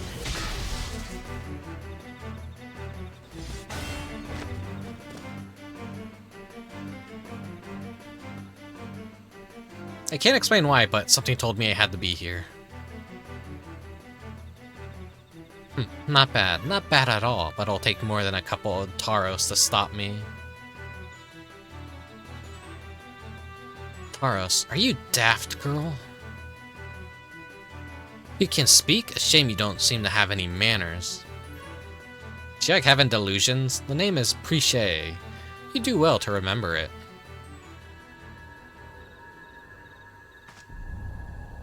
Preshow.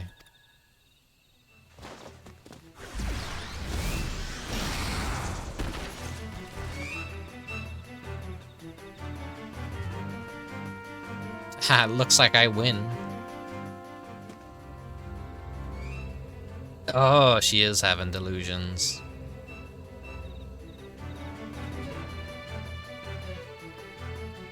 One Taros down, one to go. I hope you're ready.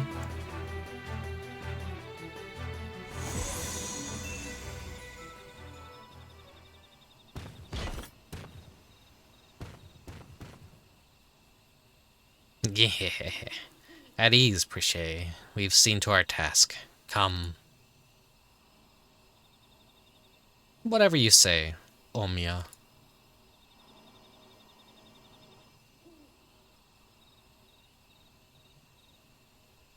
Omia? What is she talking about?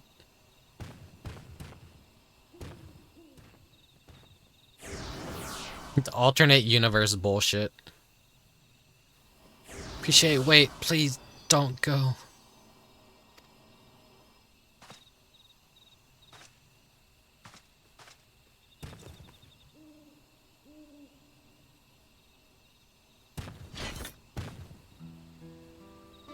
I'm guessing the word of the Dawn Servant's Shade is what brought you here. I don't know what that girl has to do with all this, but clearly she's aligned with whoever summoned them. The way remains open, though there's no telling where it leads. Even so, they can't be allowed to return. We have a duty to protect this forest, and I'll not see it torn apart by some two-headed imposter. Let's hurry after them, brother. Watch over that one, won't you?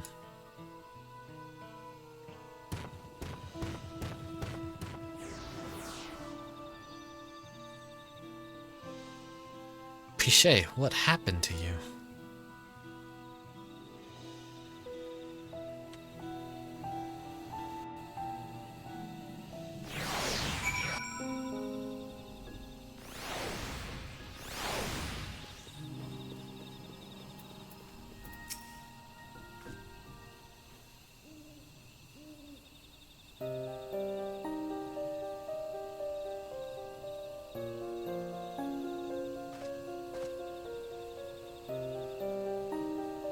Everything's still hazy, but I recall fighting alongside that girl. We were comrades in arms, I think. But something was clearly wrong with her. She not only mistook me for a monster, but she called her two-headed companion Omia. The Omia I know is an elven woman, a far cry from a reptilian fiend we encountered. Something dark has taken hold of her, clouded her mind. I have to go and... Ugh. I'll go after Preshow. Presh. How do you pronounce her name? You would put yourself in harm's way for my sake. Thank you.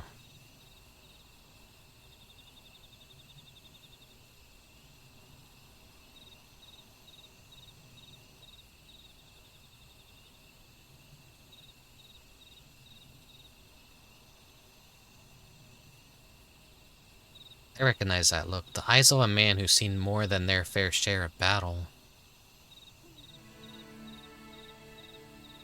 Despite what Preshow has done, she was a dear friend to me. I'm fairly certain.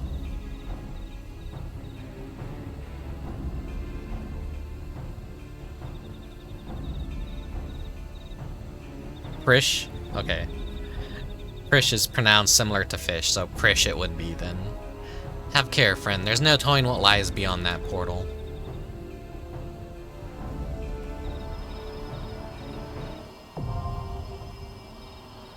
Jeuno, the first walk.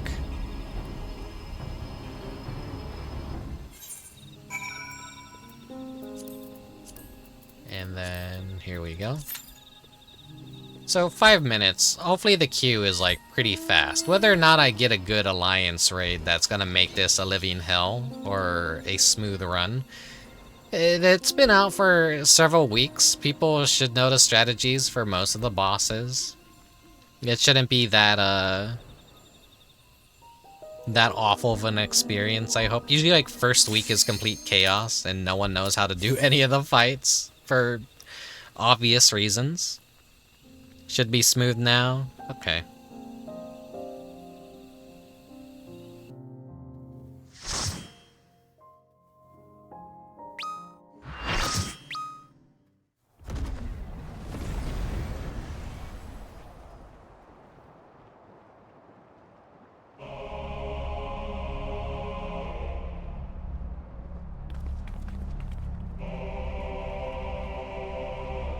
Fucking reindeer looking ass on the right.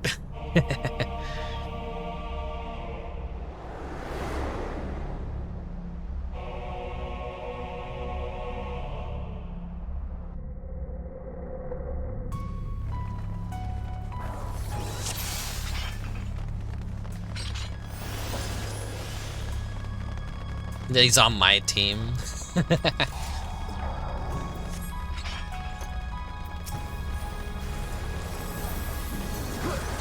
It's an interesting shader on like the little slimes.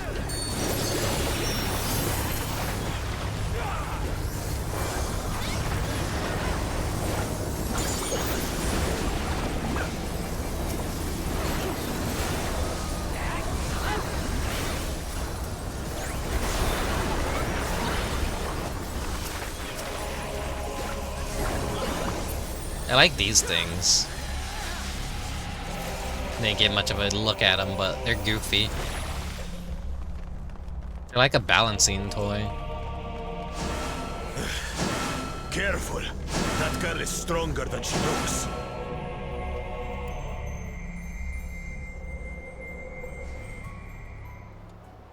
Is that Electrope down there? Kinda looks like Electrope. How about we start with a big fat knuckle sandwich?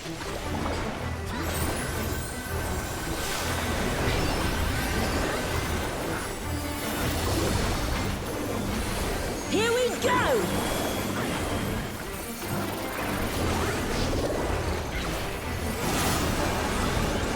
Wait for it! Wait for it!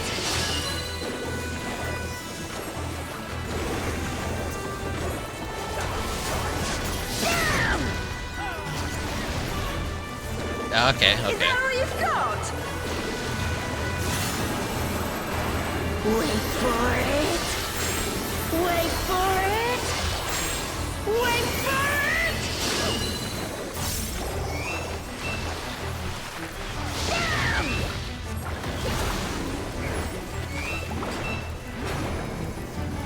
Nerfine drop kick to your fat head!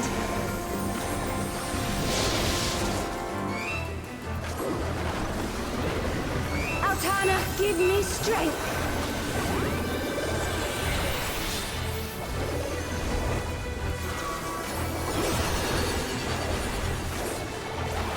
So this will be safe over here.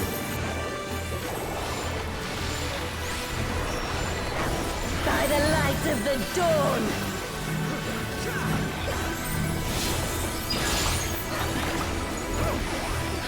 Not bad. Not bad at all. Oh, we're just getting started.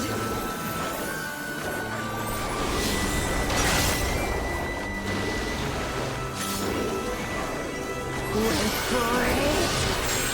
Wait for it.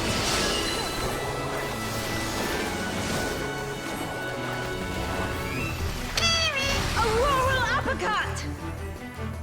Hold on, Mechanic Cat, I can't drink water right now. Man, is that all? And I was just working up an appetite. Let's see to redeem my. The blessed power of Altana.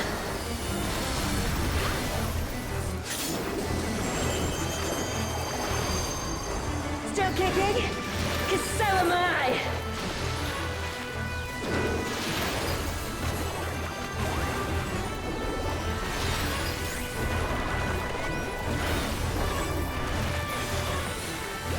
You ready for this?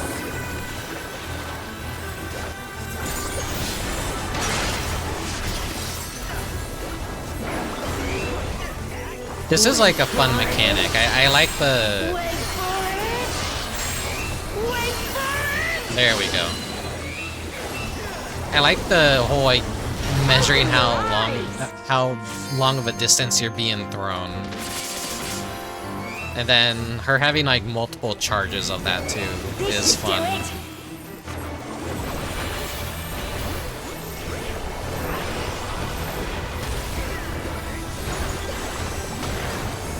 Take this and that and one of these. Oh, how did everyone die? Now we're having a party. Time to get serious. This is gonna be one of those groups, isn't it? Wait for it. Like, wasn't everyone in the stack marker?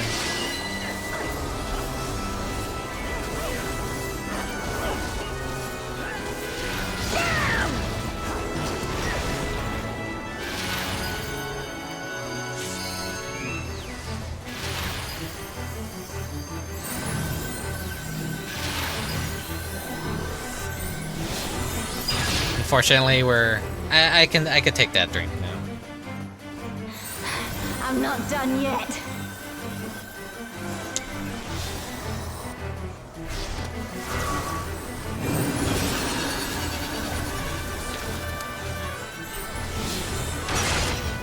Yeah.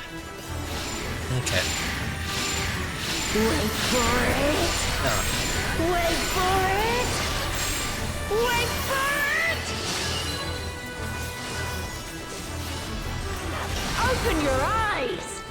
Still haven't rezzed me yet.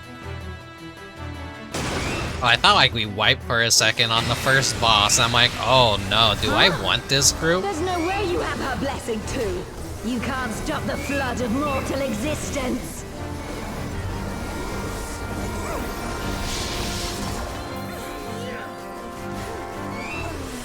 Eat this! Jay, you said this would be smooth now. This isn't smooth at all. Take this and that and one of these. I understand the mechanics, but holy shit.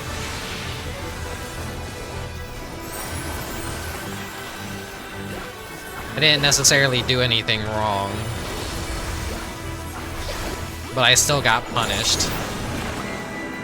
Wait for it. Wait for it.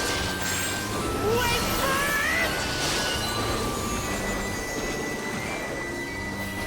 Bam!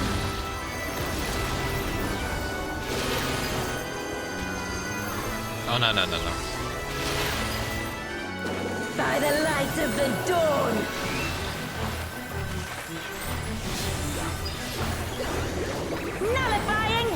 kick!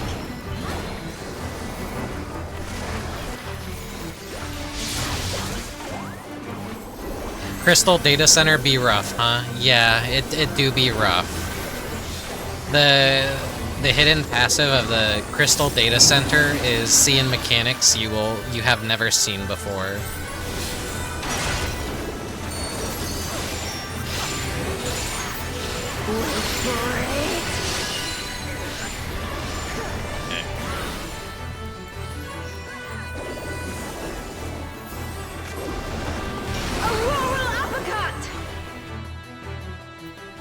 I'm not being too good of a player right now, though. Now to send you packing. God, do we even want to get in this? We're fucking dead. We're wiping.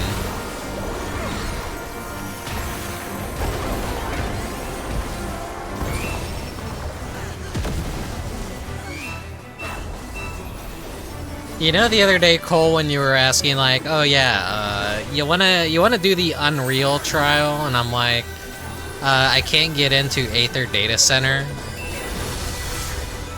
but I'm not gonna drag you guys over to Crystal Data Center. This is the reason why you don't want to be on Crystal Data Center.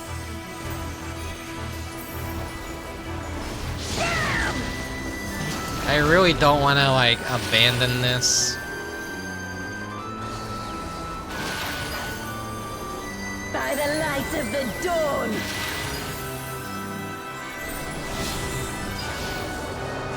Nullifying dropkick! This is... We should never be doing this bad on the first boss of an Alliance raid. Yeah, we wouldn't have minded teaching some crystal folk, though. We're not worth it. We're not worth it, Cole. We're Crystal Data Center. We don't learn. Everyone playing on this data center is, unfortunately, like a role player most of the time, so, Auroral uppercut! Jeez.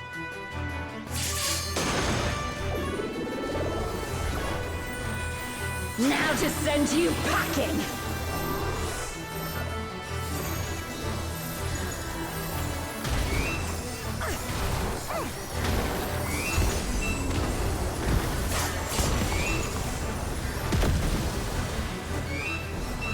This is terrible. Someone just, like, straight up abandoned.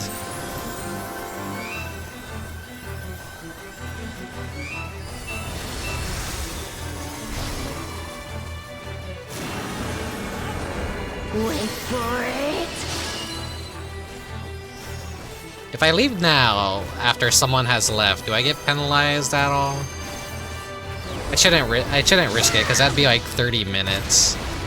But this is gonna be a test of patience. No, I'm having flashbacks of the the stray borrowed dead walk. Oh no. Nullifying dropkick!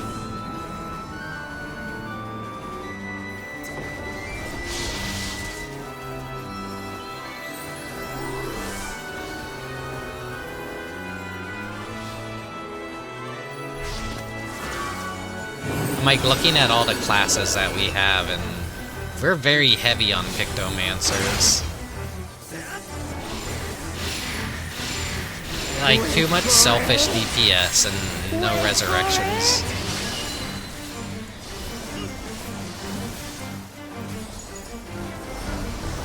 Open your eyes!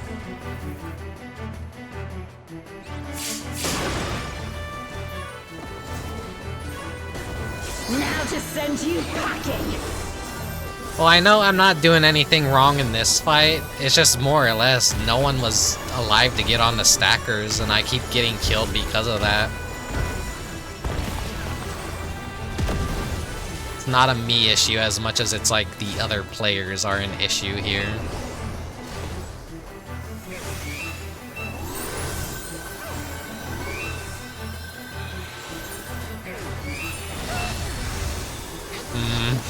I am so, like, tempted right now. Wait for it. This is amazing in how bad, yeah.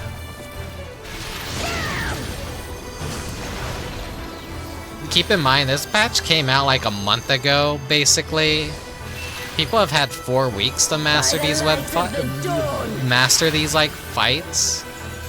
And this is how Crystal Data Center is performing. Oh god.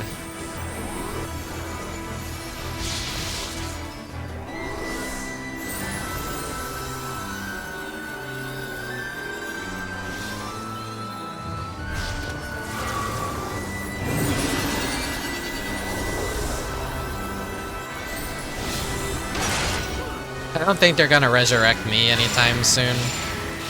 Wait for it. Wait for it. I'll be right back.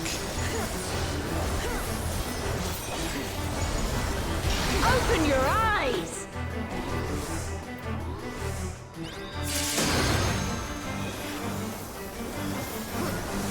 Now to send you packing.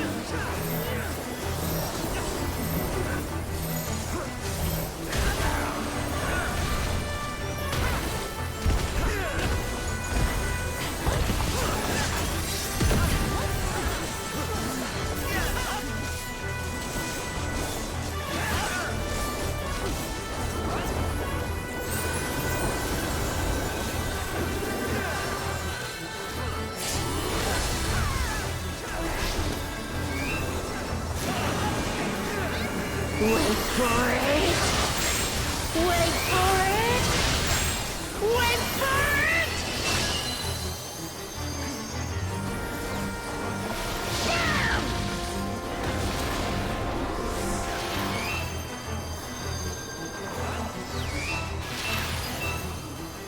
By the light of the dawn.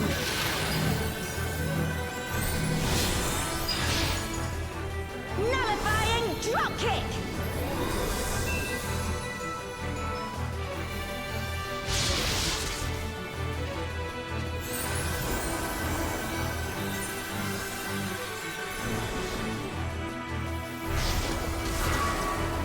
I'm back, I'm back. Wah.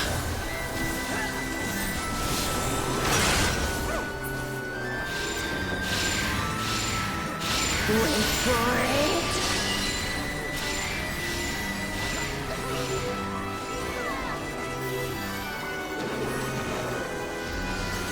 Auroral uppercut. I had to like step away for a second. Now to send Had to go grab dinner. And I get in a stacker and I'm gonna get killed. But do we actually have enough people alive that it isn't gonna fucking kill us this time? Okay.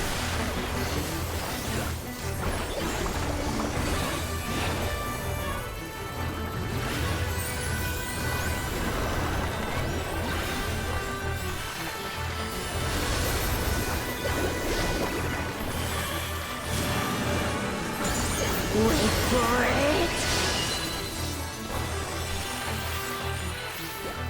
That's only once.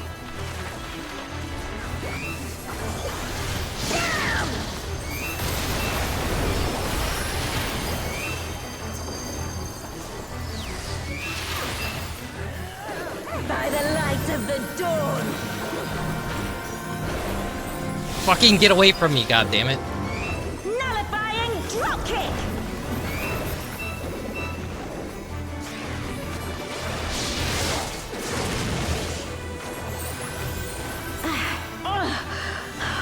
Fucking hell, what an awful... It's not an awful fight, But first... It's not the fight or the game The design only way that's out awful. is forward. It's just these players.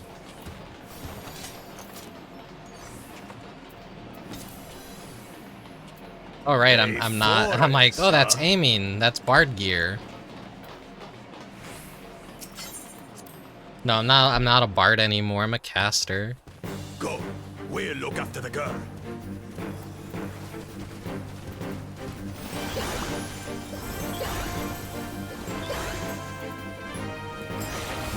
I'm really worried about the rest of the raid now, though. What is that?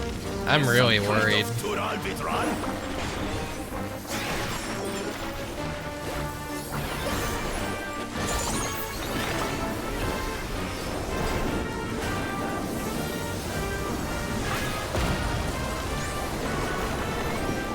You guys are gonna struggle hard with the last boss for sure. Fuck it. Don't say that, Jay.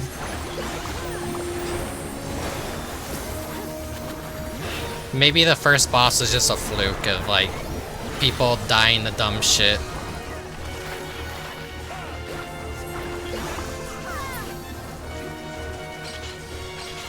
On your guard. I sense something up ahead. Sorry for any audio jankery happening. Something I'm very displeased about this fucking HyperX gaming microphone is the fucking auxiliary port is so sensitive.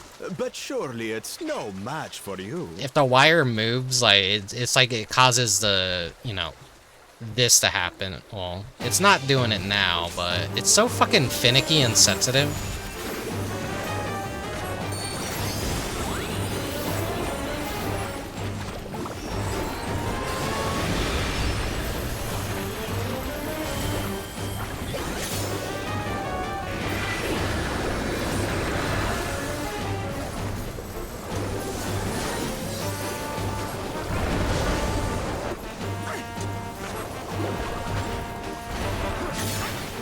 I love Monster Hunter.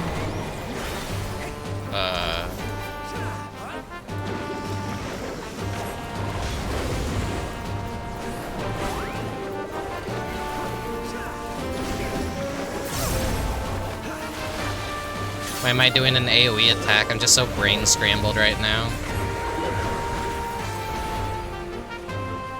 Wait, everyone's in?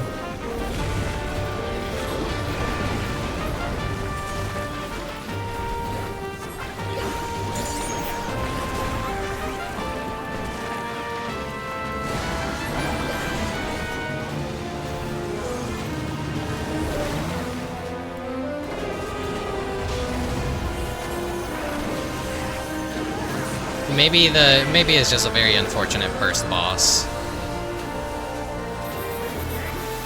Everyone seems to be doing better on this one.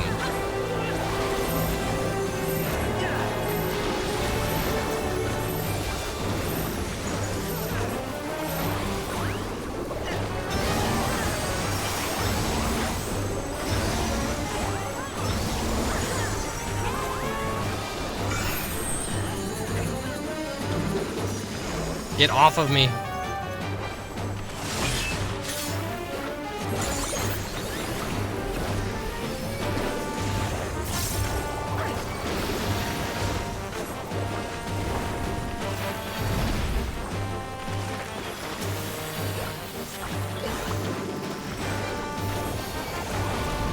So we did get the minion of Fafnir and Eureka Animos.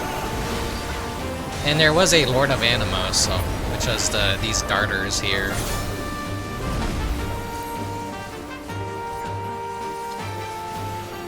At least I could take a bite of my hot dog.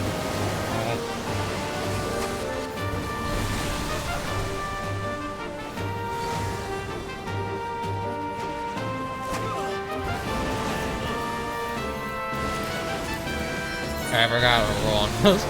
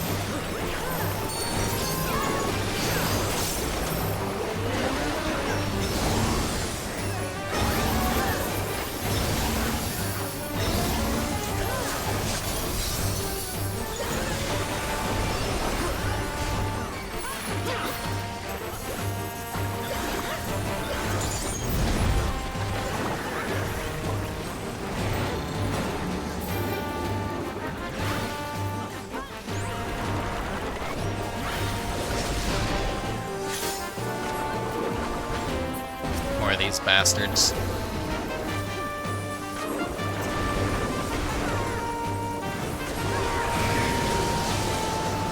Do in the middle now. Oh god.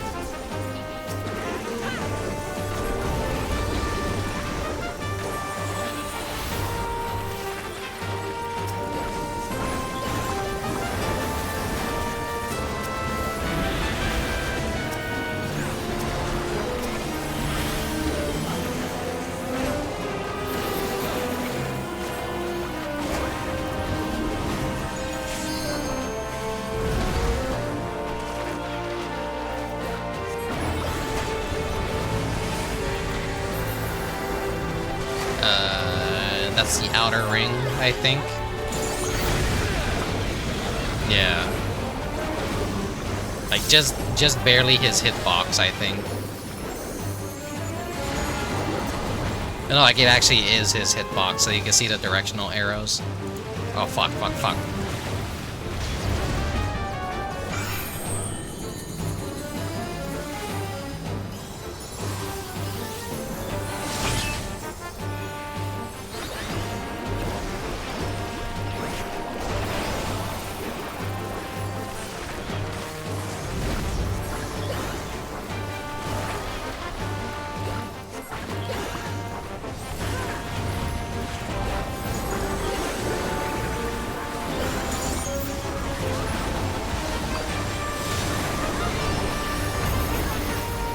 Just in time to kind of like boost everyone's healing. Okay, this fuckery here happening.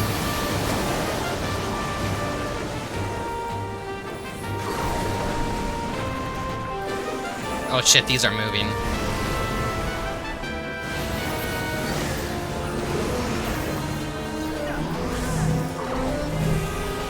Fuck off.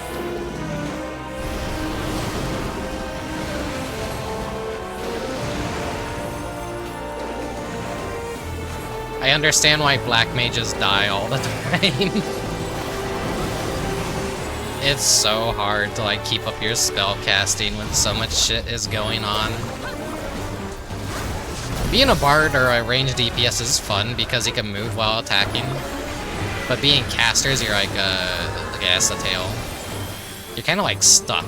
You're rooted in place. But your DPS kind of like makes up for it.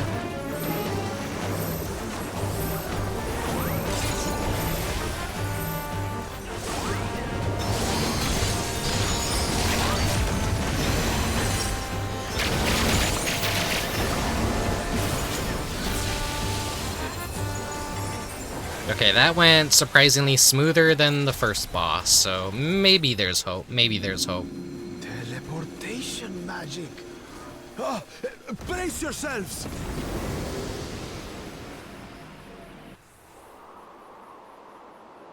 Aye, so where are we now? And what are these floating ruins?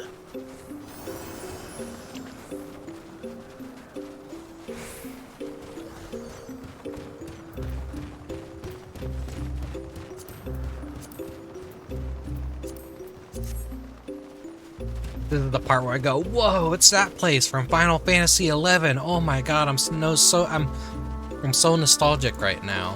But no, I don't know what any of this is, but I'm sure it's like really cool.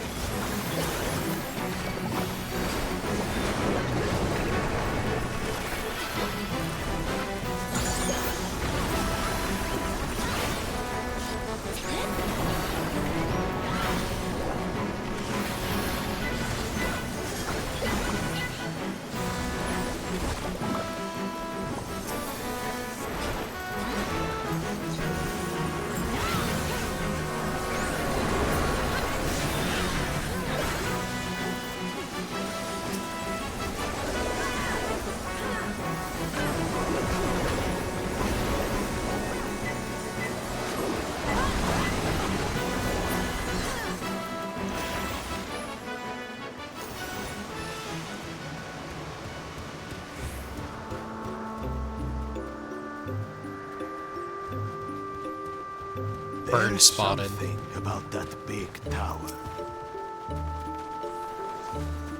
Flamingos is like kind of really random. I wonder if these are like notoriously annoying enemies to deal with in Final Fantasy XI. They're just paying a little homage to them by including the dreaded flamingo.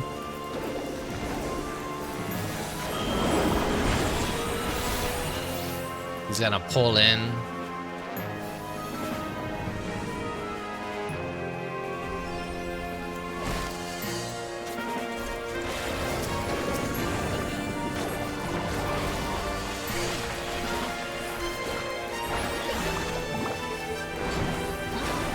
But he does a dual cast thing.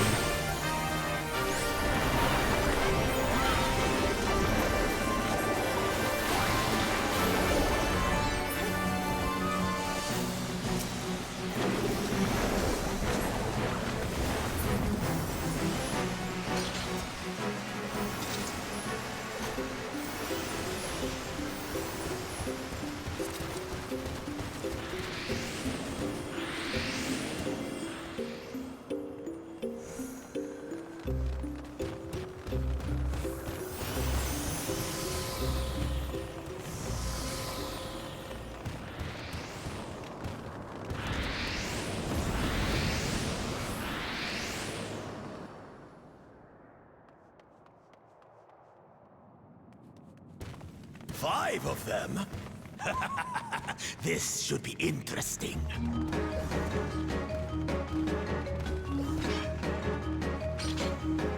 Sorry, I'm eating my hot dog. I've seen like people that when they talk about Final Fantasy XI and like Kino fights and whatnot, this is one of the things that they always reference.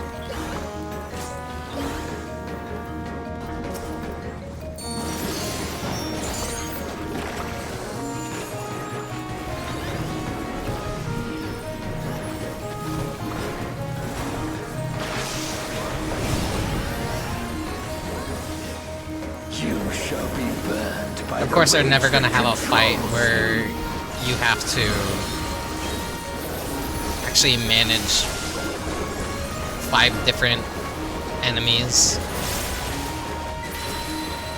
God, so many mechanics.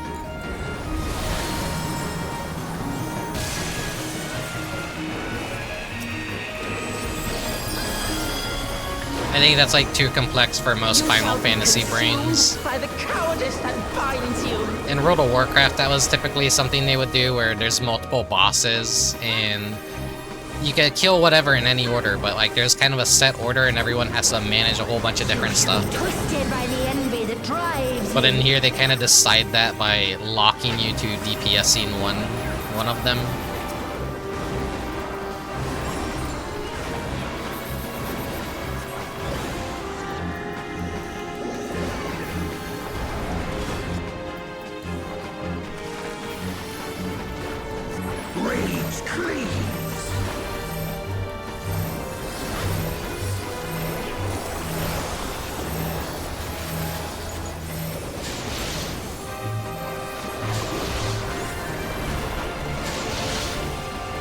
Cowardice dismembers.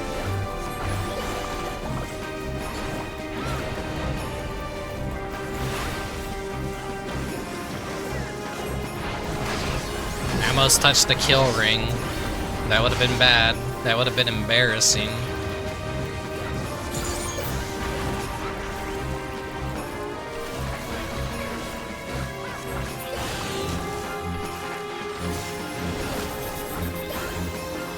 Okay, You shall be smothered by the arrogance that consumes you.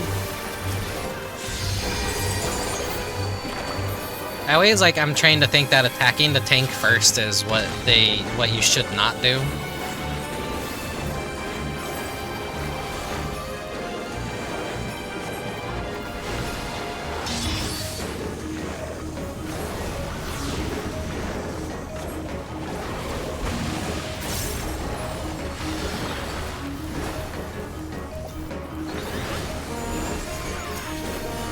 The game that taught me that, like, always focused the squishies and the healers first was Mario RPG with the Axum Rangers fight. Or you kind of have to target Pink Ranger first, because she's the one that heals them all.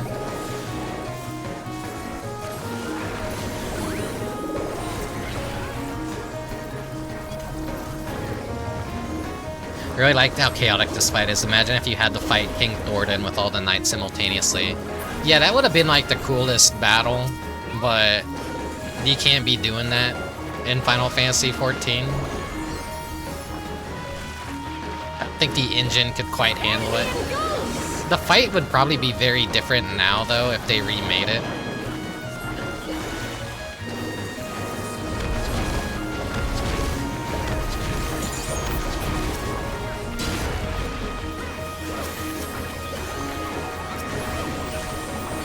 Cowardice dismembers!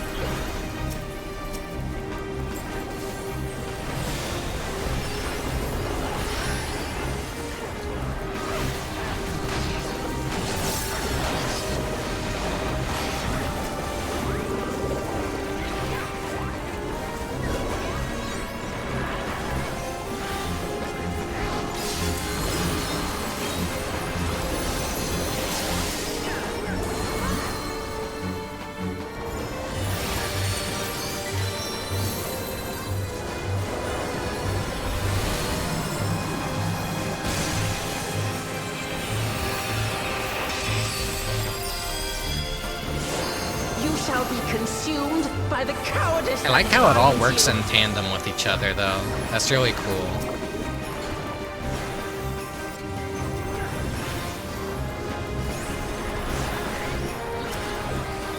Arrogance defiles.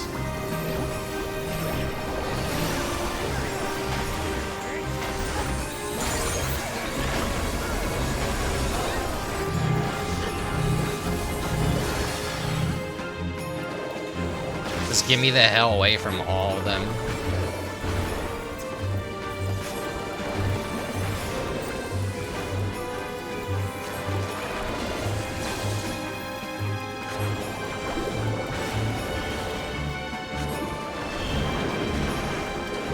Then this would be the safe area right here, I think.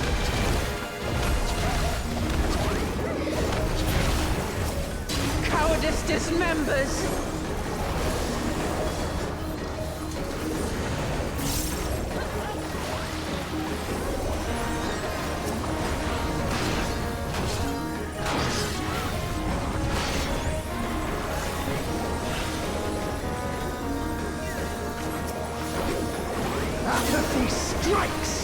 Am I not able to AoE them? I can't tell if I'm hitting all of them.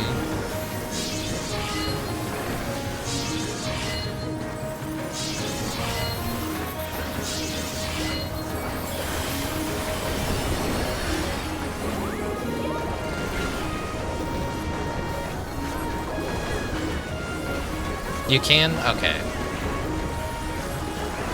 When they're all grouped up, I'm trying to like sprinkle in some AoE when I can.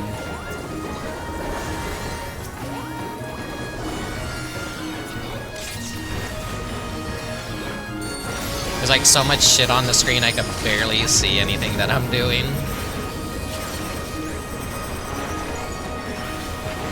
One of them is nearly dead though.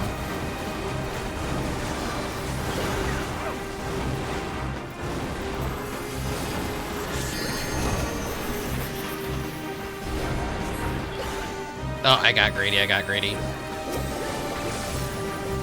It's okay, though, it's okay.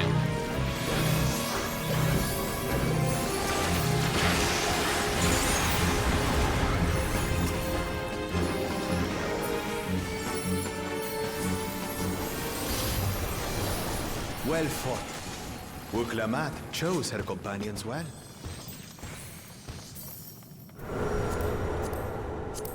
Our next destination. No doubt a warm reception awaits us.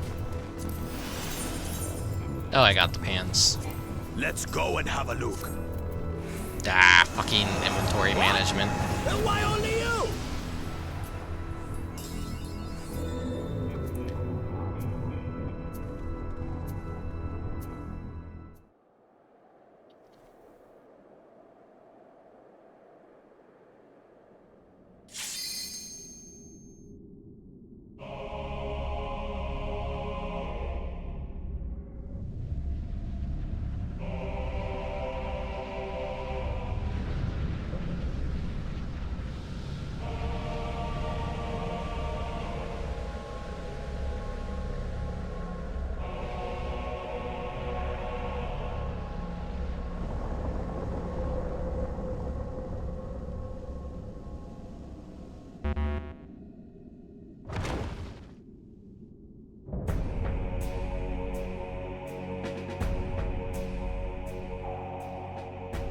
Come, mortals. Allow me to show you the depths of my hatred and your folly!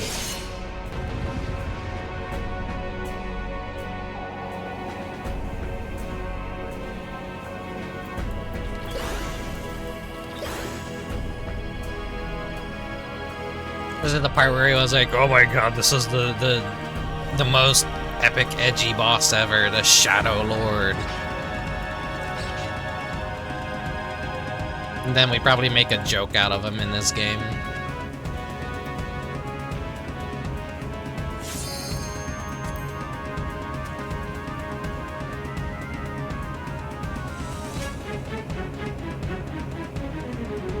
Though Jay said, like, it's, we might struggle on this one with some of our party members. We will see, we will see.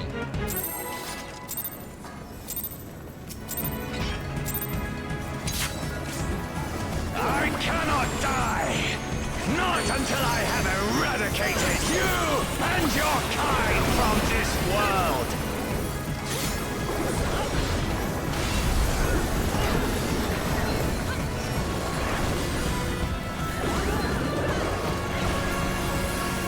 Gaps.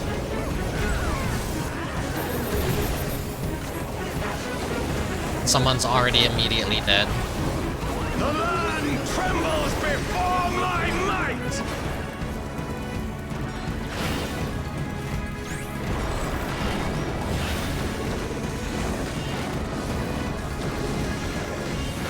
Frail mortals! I will tear your flesh and crush your bones!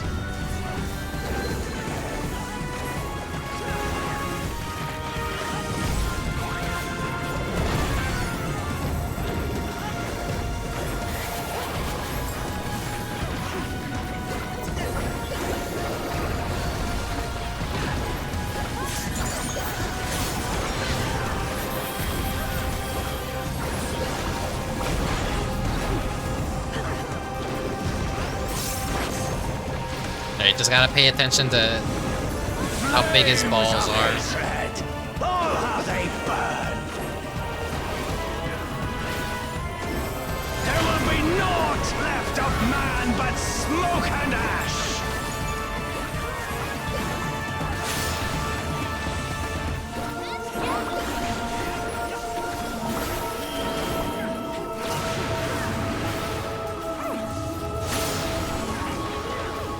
Okay, those are pointing inwards.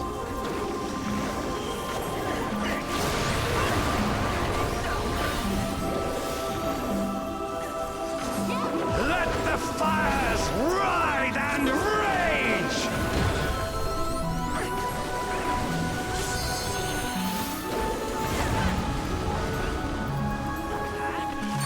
Kneel before me! Your demise shall portend the extinction of Altana's vile progeny! Oh shit, I wasn't paying attention. Okay, I see, I see.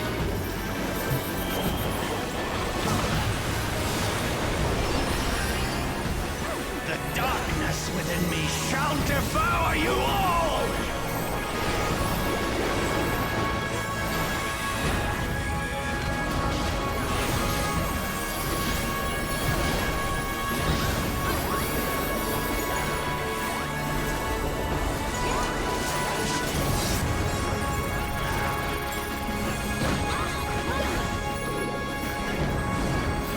This insult, I will scour it away with your blood.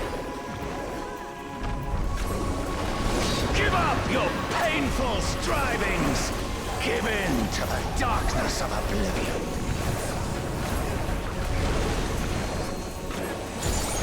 Your funeral dirge has begun. Its mournful notes sing of your demise. He's just like fucking transforming. Wretched filth, return to the feculent soil that birthed you.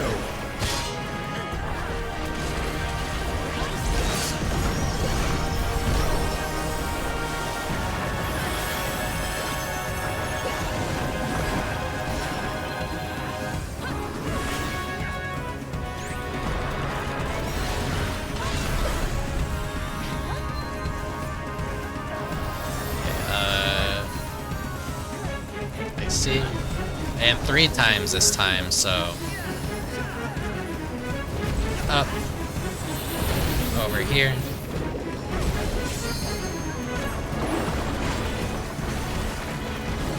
Behold, as the spate of my rage quenches the candle of your trivial existence.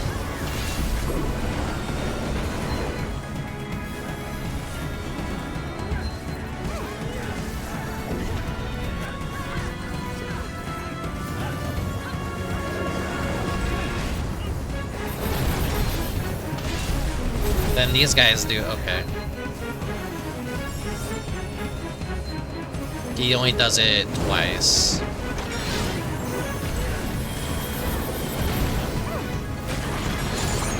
Oh, and he does the ball fuckery too? Okay, that one has balls as well. No time to rest and just like use my spells. Can your vaunted justice withstand the brunt of the deepest rancor and wrath?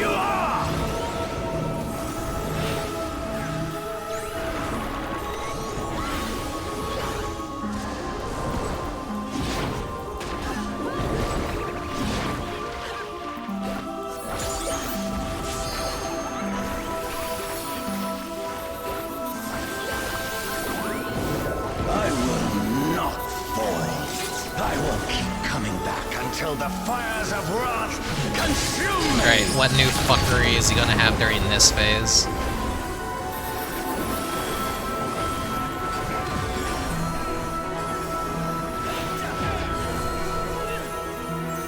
Oh, okay, I see.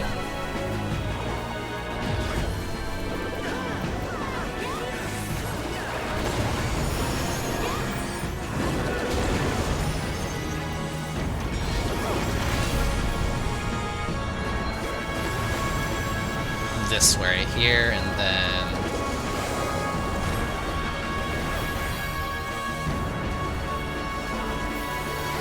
Wait, no, fucking herd mentality fucked me over there.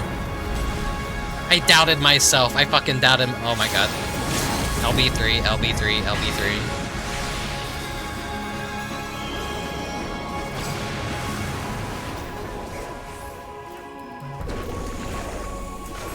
I knew I was in the right place and everyone else... God fucking... Stay the fuck away from me! Stay the fuck away from me!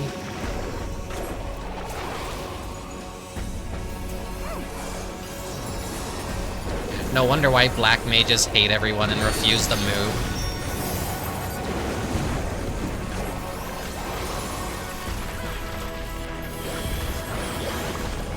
The land trembles before my might!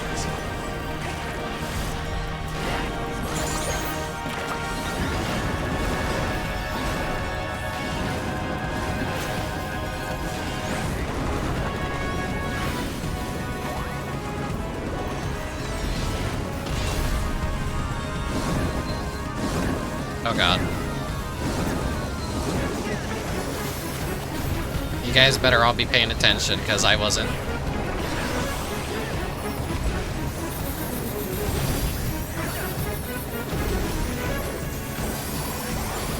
Kneel before me! Your demise shall portend the extinction of Altana's vile progeny!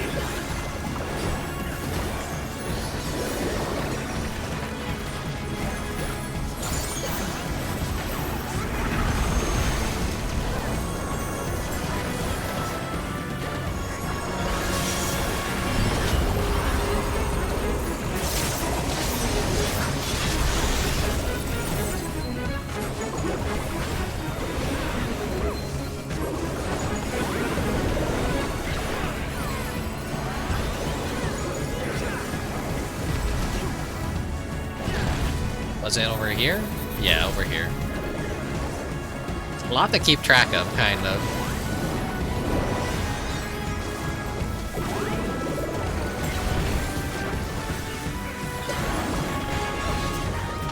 And he's gonna do it again, and he summoned his clones to do it with him.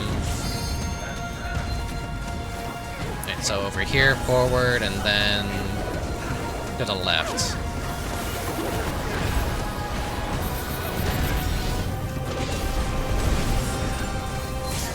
And then clones doing it here, and then forward.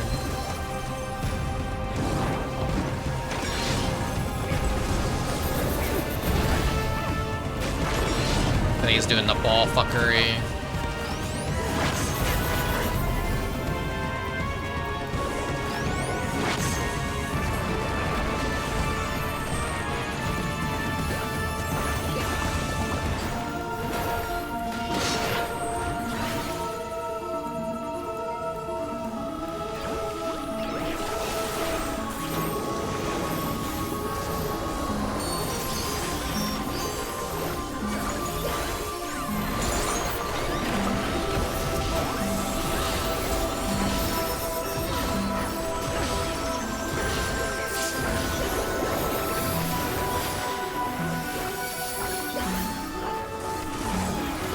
I'm still kind of like baffled how we did so bad on the first boss.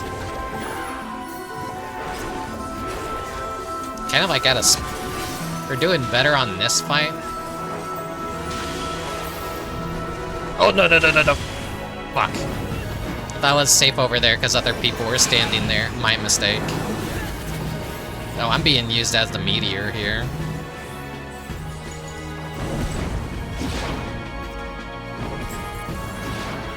This is what everyone wishes they could do to Lalafels.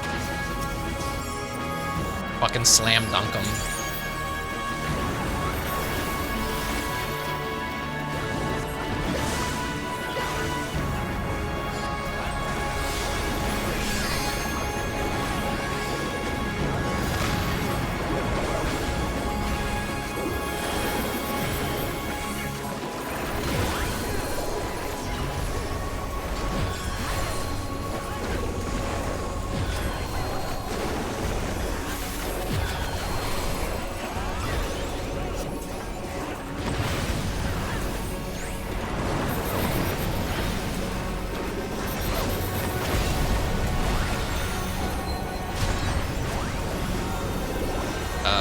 Which side was it? This side? So forward, left, right.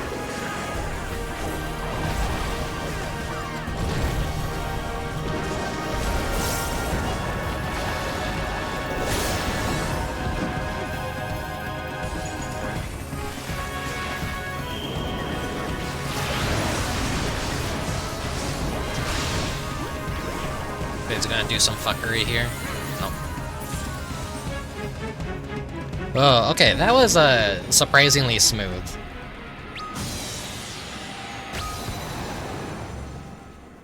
Take a victory bite of my hot dog. Oh.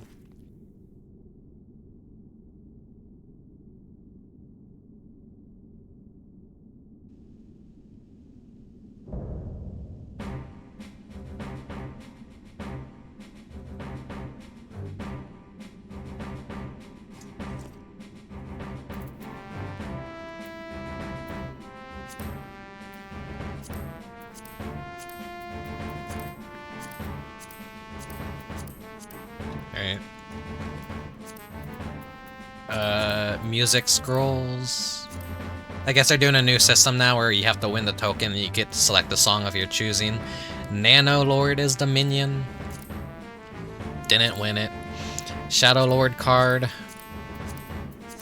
All shit rolls. I'm not gonna like get any fucking loot. I'm not gonna get any loot here.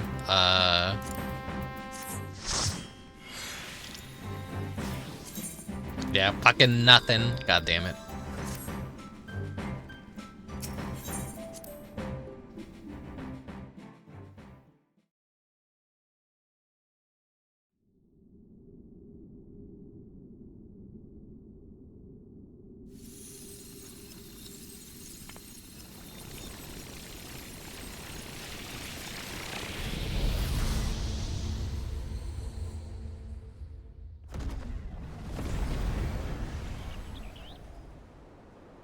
Whoa.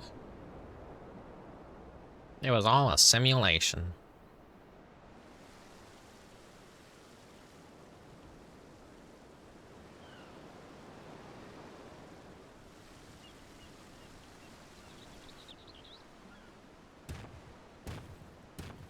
I think I kind of vaguely remember this city. It was like a tiered city in a way.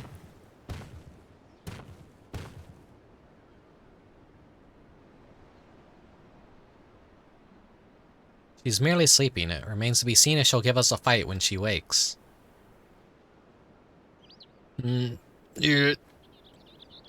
Ah, she stirs.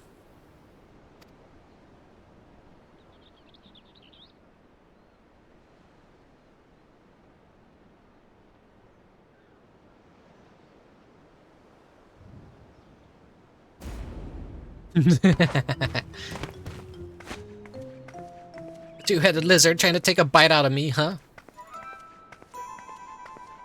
A scrawny thing like you would barely make a snack.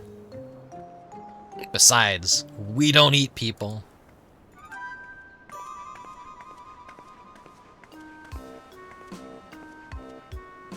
You know, all the Bakwell Jaja fangirls out there probably screaming in agony, like, he shouldn't be holding her, he should be holding me.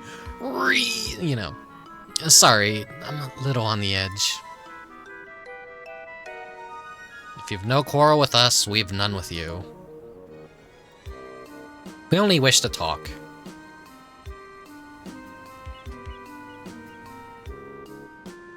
Can they really be trusted?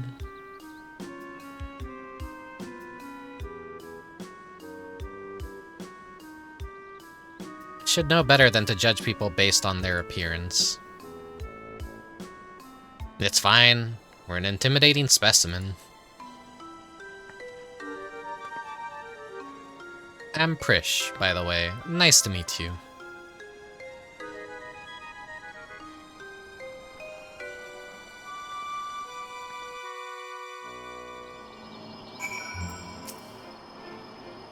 There's much of this we don't understand, but what we do understand is the battle is won. For now, at least. But what if otherwise been a struggle proved a decisive victory against the Dawn Servant Shade and the rest of those fiends? That is to say, Thank you for your help, Rickubus.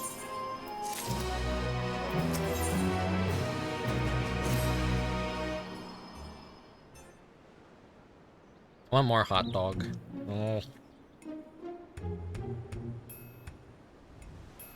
What were your names again?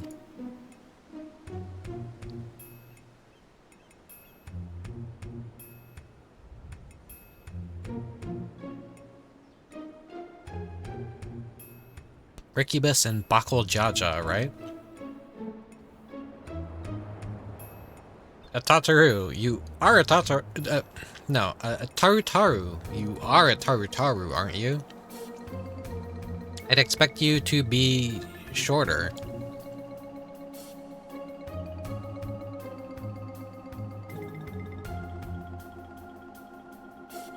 I wonder what the dialogue is if you're a Viera or a Hrothgar, if it goes based on your race. Or an Ara. Because it's the original 5 races in Final Fantasy XI are all kind of like what all the races in Final Fantasy XIV are based around. So like unique dialogue for each race, but like Ara and like Viera and Hrothgar weren't a thing in Final Fantasy XI, at least like from what I remember. So maybe they just refer to them as like different mobs that they would fight. I don't know. If you're done with the small talk, do you mind explaining why you attacked us? What in the world are you talking about? Don't play the fool with us. You were spouting nonsense about us being Tauros and nearly killed a man on your rampage. Well, I do recall fighting Tauros not long ago to protect Olmia. Olmia? A friend of hers, you say? That's all well and good, but she was addressing Gullo Jaja's shade with that name. The incantations needed to summon it are said to be based on a much older magic, one capable of clouding people's minds. If our enemy is skilled enough to summon Gulul Jaja, it stands to reason such tricks are not beyond them. Meaning young Prish here was likely tricked into believing the Shade was this Olmia person.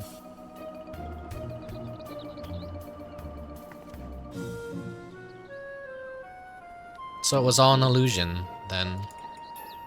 It's starting to come back to me. There was someone who warned me that a dear friend needed my protection. He was blue like your left head, and he gave me these bizarre weapons. Blue, like me? I usually fight with my fists, but didn't think twice to accept what they gave me. I suppose there are magics to blame. In any case, I hope the real Olmia hasn't been dragged into all this. Can you tell us anything about the one you thought was your Olmia? Where they may be hiding, perhaps? What that I could, but when I got there, it was all by my lonesome. Here being where exactly?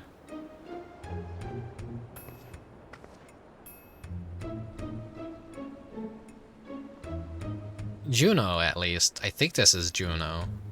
There was never anything like that here before. It's mostly empty, but there are a few people lingering about. If you know where to look, maybe they can tell us something. Go with Prish and see what we can learn of this place and the whereabouts of that Shade. We will remain here and keep watch on this rift.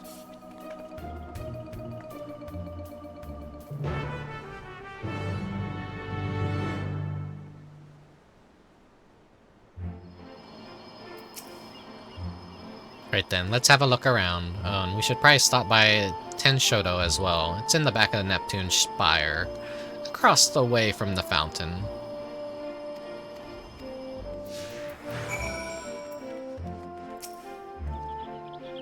Oh good, I was hoping to run into you two. Don't wish to be overly forward, but why were you speaking with that mammal jaw earlier? More importantly, what was it doing here? They would never dare venture beyond the shores of Aradja unless, my gods, has Gulul Jaja laid siege to Is Jeuno next to fall? I don't know anything about the siege or invasions, but Mammal Ja over there is a friend of mine. There ain't nothing for you two to worry about. The poor man's probably more confused than we are about all this.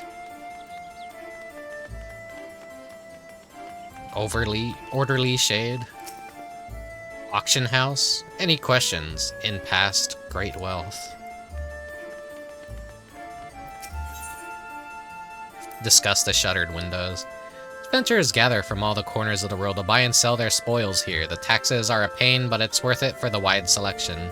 Just between you and me, though, I've heard you can cut a good deal with merchants peddling their wares just outside of town. Why is it closed? The auction house never closes. Maybe they're waiting for things to return back to normal around here. Whenever they reopen, I suggest you stop by. Who knows? You may get lucky and find something way below market price. I've had that happen before where there's like mounts that should be selling for millions, but they're a number off. And so I once scored a mount for really cheap. I forget which mount it was.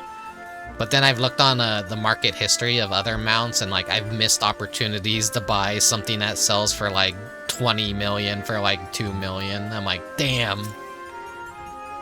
You're new here to Jeuno, aren't you? You can tell by the way you were taking in the sights. The city was built upon Heaven's Bridge, connecting two great continents of Quan and Mendartia. You'll find there's an upper and lower level, a port, and the administrative plaza of Rulud Gardens. At least, you would have before. All way in and out of Lower Jeuno appear to be blocked or cut off. The situation here is worse than I thought.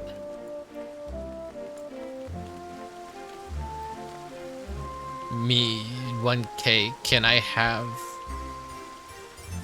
a lass, my love, so shy? Monstrous, recorded Dale.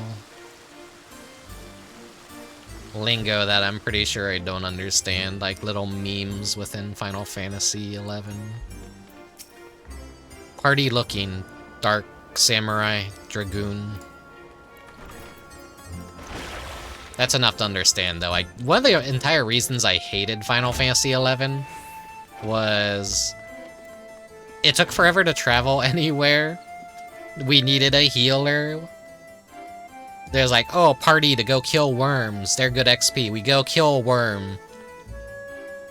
Like, it took like 30 minutes to put together a party. We went to go kill worms, and then the worms weren't good XP, so they're like, oh, well, let's go kill this mob, and then, like, we went somewhere else, and that XP wasn't good after one kill. And so they're like, okay, let's go to sheep next, and before I know it, I'm like several zones away from, like, the starting area. We kill a single sheep, and then the entire group falls apart.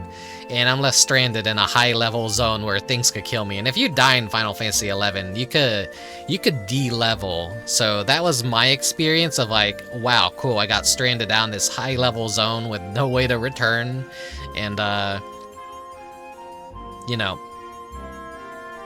it takes forever to put together a party. And then if a healer drops, someone had to go back to the town and then, like, find a healer. And it was like the real shit back then, but I don't have any fond memories for time being wasted, honestly. You press against the wall, but it refuses to budge. Won't open? Then I guess it won't. We won't be meeting Aldo. He's head of the Tenshodo. When the world's in danger, he's always there to lend me a hand. Reminds me of my friends, the Scions. Scions, eh? They sound like a competent lot. Unfortunately, we're on our own here.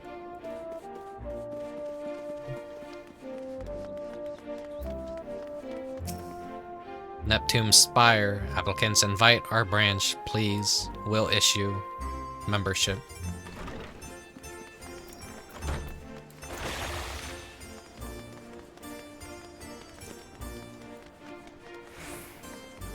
Looking the fool. Looking the hermit. Peru, magnificent Taru, all revealed. Diminutive shade. I, Chululu, the divining 5-card, other wuthers.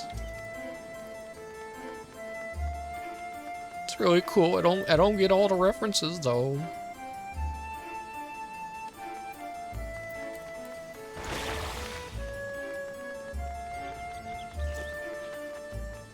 Take another bite of my hot dog.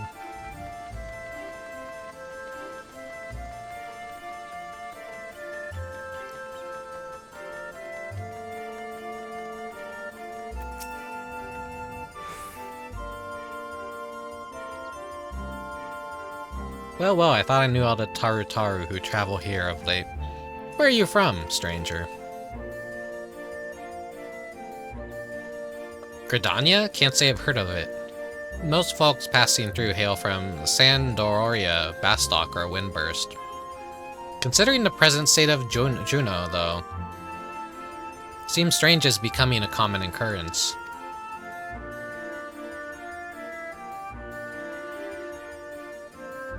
I'd be lying if I said I heard of your homeland either, but that's not important right now. At times like this, we need to know who can be trusted. Whatever's happening here, these people are just as bewildered as we are. We should go back and find Bakuo Jaja, see if he's noticed anything.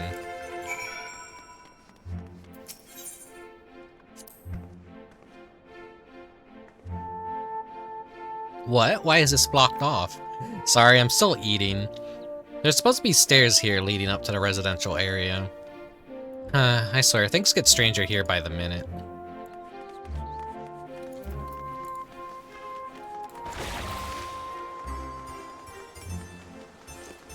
One last piece of hot dog.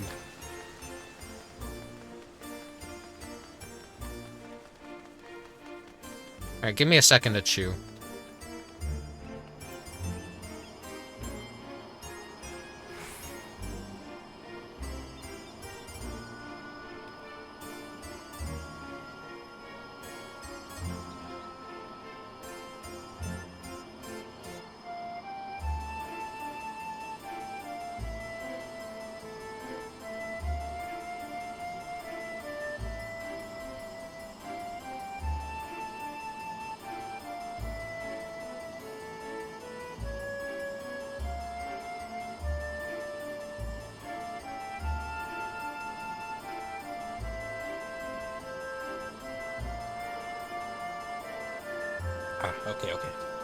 Okay.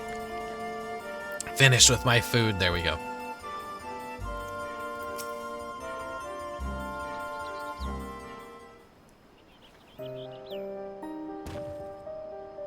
Returned at last with answers, I hope.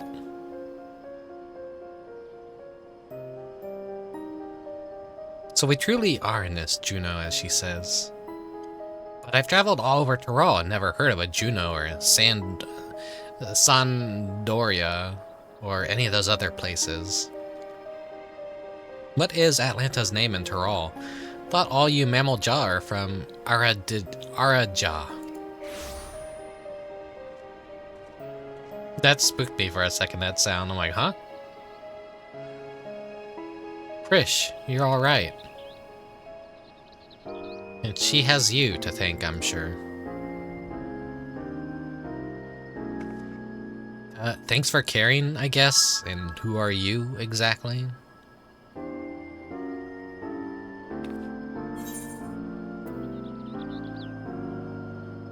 Thought he was a friend of yours. What? I've never seen him before in my life.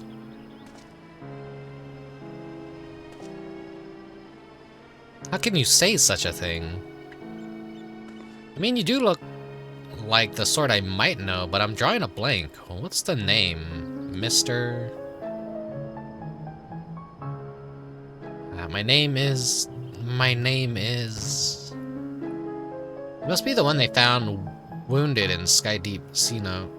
Well, we have to call you something. What if he's just like the Warrior of Light in the Final Fantasy XI universe? He's just like some random mook. How about... Why the fuck would you give... Damn it. Zol. Azal. Vagabond in the Mamajol tongue. Though it may be closer to adventure in Rickubus's Eorzea. Nicely chosen, brother. It does have a rather nice ring to it. All Zol it is.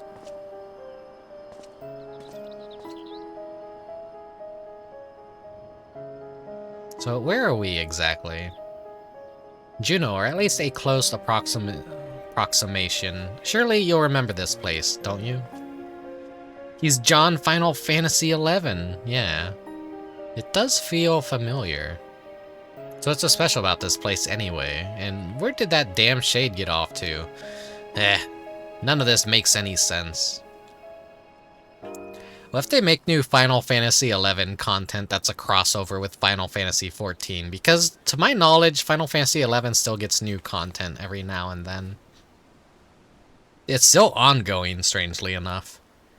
Which gives me hope for Final Fantasy XIV going into the future, unless, like, Square Enix goes completely bankrupt and they have to destroy everything. My, what a vexing predicament.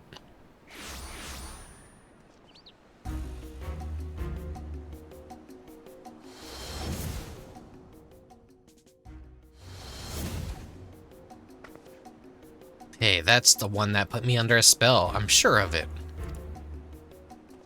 That fucker didn't die. So the Bonewa psychopath yet lives. What are you doing here? Ah, so you found me in a generous mood. I thought I might enlighten you as to the nature of this place. This is why you've come, isn't it?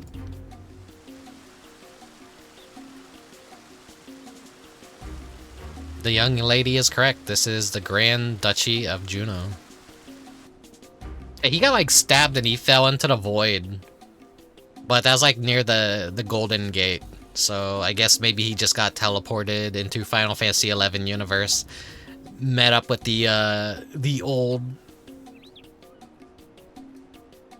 What's his name? I forget his name. The fucking... I never remember his name, but like the Final Fantasy World's equivalent. So that's not a shade or anything. That's the real one.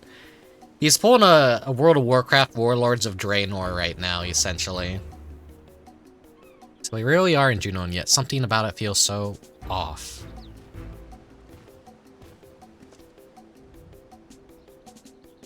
I never said this is the real one. It is an imitation, a rather convincing one, I might add, which I've created based on visions of another world. You built this?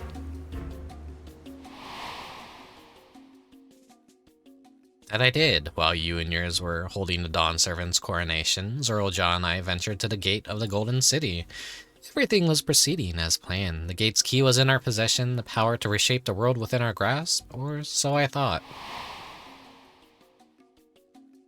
In the eyes of the resilient sun, I was but a useless tool to be cast aside.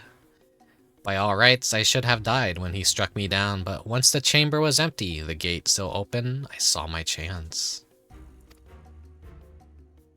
What I found when I dragged myself across the threshold was an emptiness, a space beyond time. It was there in this dark expanse I beheld another world.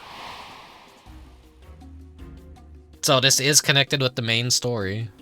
The world was called Vana'diel. Oh my god, all these screen caps, oh my god. What a load of rubbish, as if anyone would believe that everything and everyone here is a little more than one of your toys.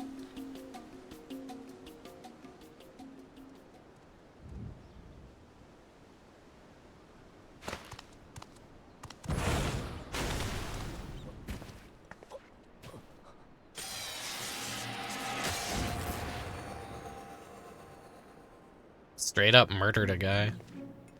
He turned to stone. As I said, everything here is of my creation.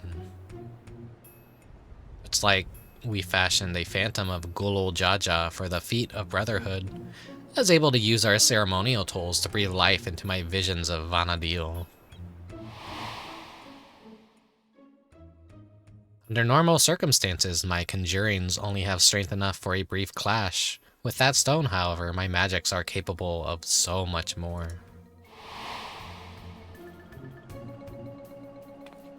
Isn't that what Zorulja used to build his army? Electrope, he called it?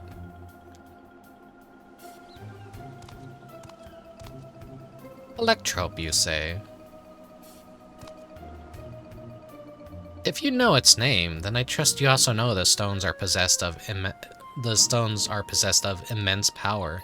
Power enough for my creations to persist for as long as I please.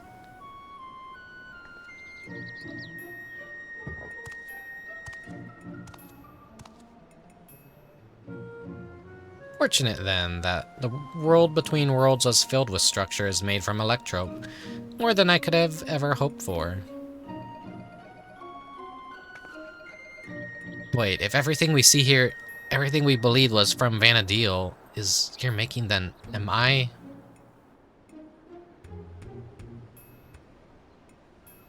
Gods, that would mean I am as well. You? Yes, well, a trivial thread in the tapestry of my grand designs. And what a wondrous weave it would be, made possible by the endless possibilities gleaned in that walk of echoes. The memories buried there, the remnants of echoes will shape my dreams into reality. I once believed that dream lay in the resilient sun, but that bastard is dead to me. By my hand, Terra will have the greatest ruler the world has ever known.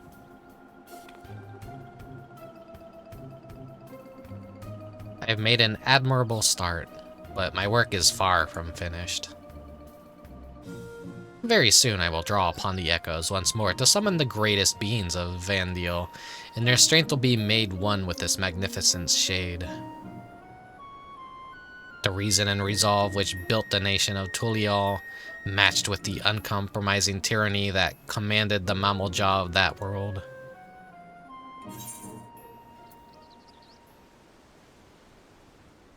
If you won't listen to reason, then maybe you'll listen to my fists.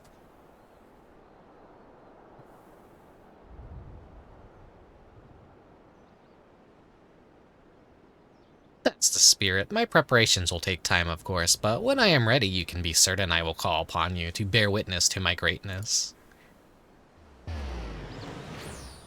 Zorulja, wait.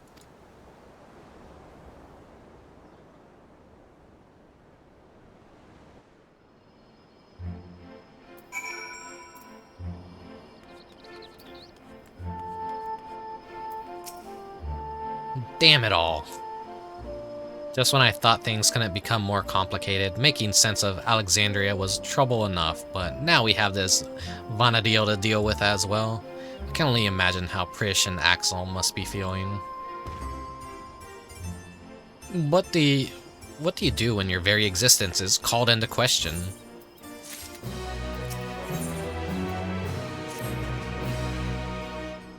Try as I might, I can recall nothing of my past to refute Sarljaw's claims. Prish, on the other hand, seems to know everything of her past and who she is, yet to be told the memories of your life are not your own, I can only imagine how she must feel. Now's not the time to be disheartened, at least not here anyway. I wouldn't trust anything made by Sarljaw to be safe for long. Or to remain functional. Let us return to Mamuk while we still can. My mother will want to know of what we've seen here.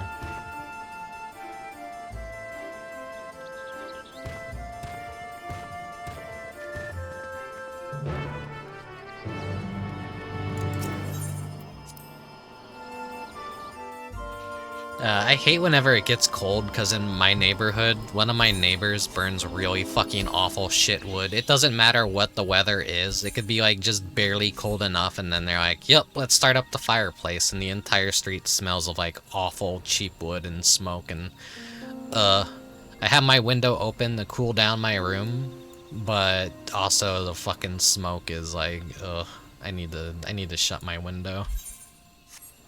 I think that's enough quote-unquote fresh air.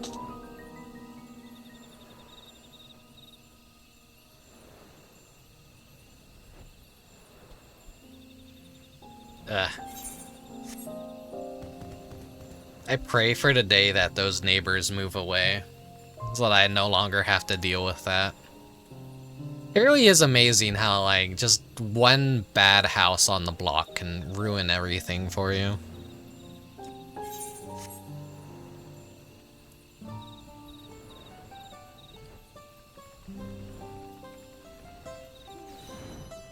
Neighbors are always just terrible, though. No matter like who you talk to, everyone has like a bad neighbor story, and I feel like I always have a million.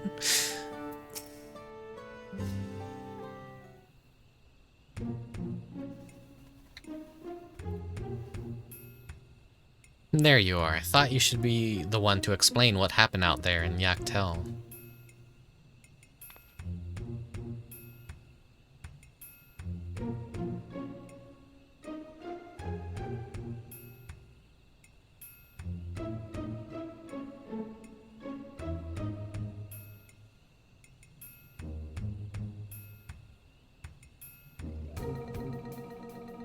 Not simply from another territory, but another world entirely? That explains much of the initial confusion between us. My apologies for any trouble I may have caused, and thank you for taking me in. Different worlds, and yet we seem to have so much in common. I cannot help but wonder what it is that links the two together.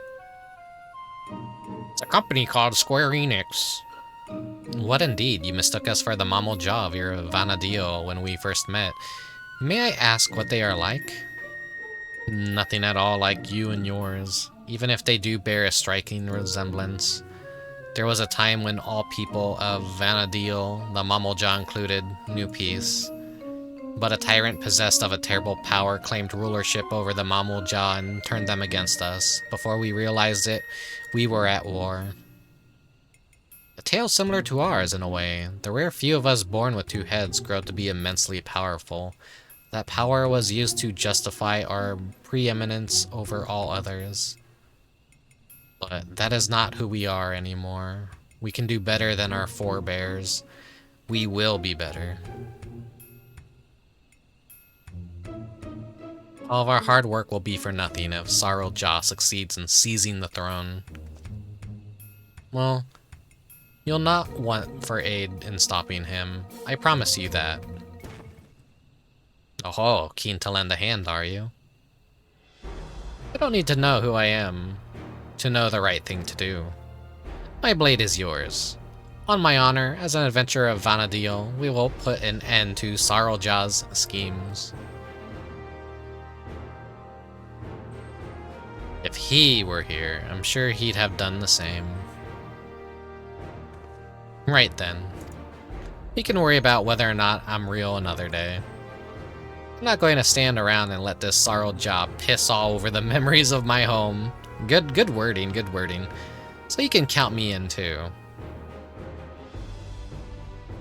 Don't think you can forget about us. This all started in Yaktel, and we have a duty to keep our forest safe.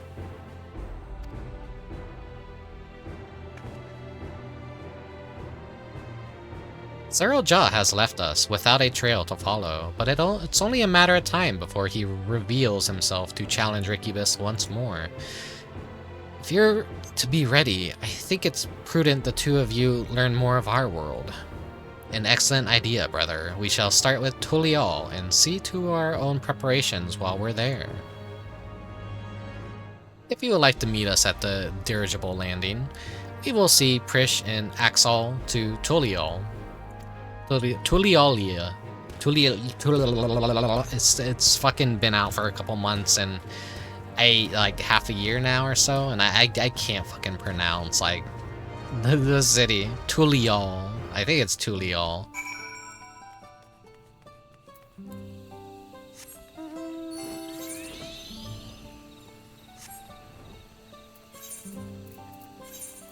So the rest of the stream, there's gonna be no more action, no more dungeons. We did the dungeon, we did the Alliance raid. I wasn't practiced up on my rotation, so my gameplay hasn't been the best.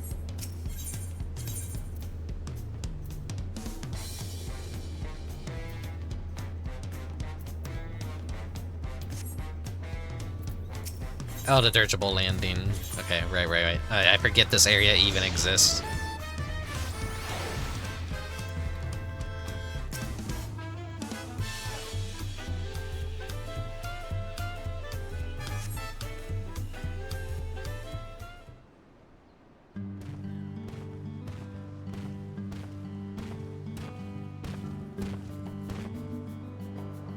Those balloon-powered airships really are something. I didn't expect the flight to be so smooth. Oh shit, this is like the fishing boat music that I remember. My best time in Final Fantasy XIV was honestly just getting on a fishing boat and just fishing alongside a bunch of people, and then like sometimes ghosts would attack if there was a storm, and then people would have to fight the ghost, and then sometimes someone would fish up a giant monster fish, and then everyone would have to fight it on the boat. That was really fucking cool, because like the boat traveled in real time. You didn't like, it was like an actual ship cruise. There was like travel time between your destinations, which is a very neat feature in my opinion. So this is Tulial. Before I forget, I couldn't help but notice how much you seem to know about me. Is there something else you remember? I'm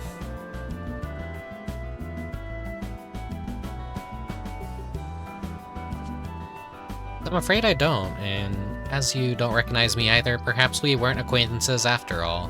What I know of you was likely overheard in a tavern somewhere.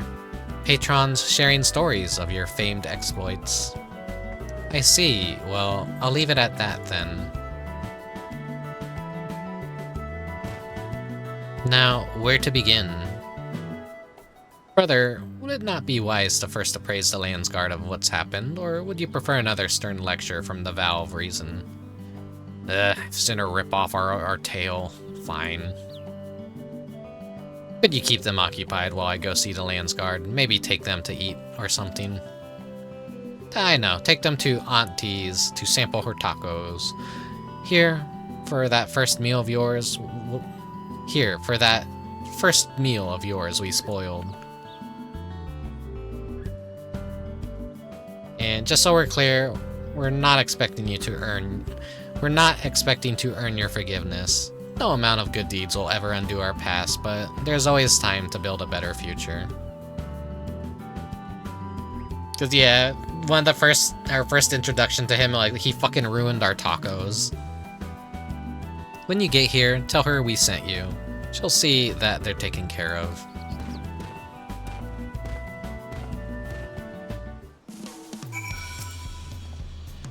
Auntie's tacos, eh? Let me guess, they serve tacos?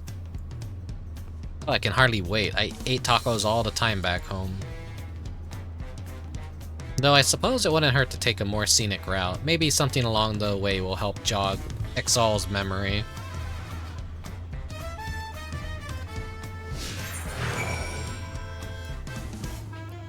God, that's long. That's a long way.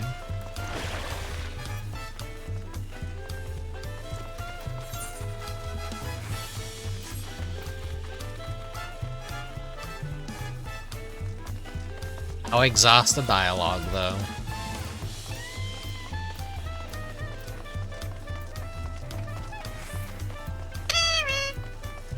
Thank you for to take care of yourself, redeem Mechanic Cat. I'll drink some water.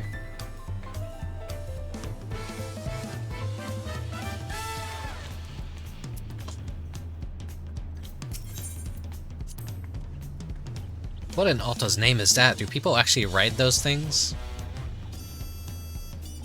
Stretch my back real quick, actually.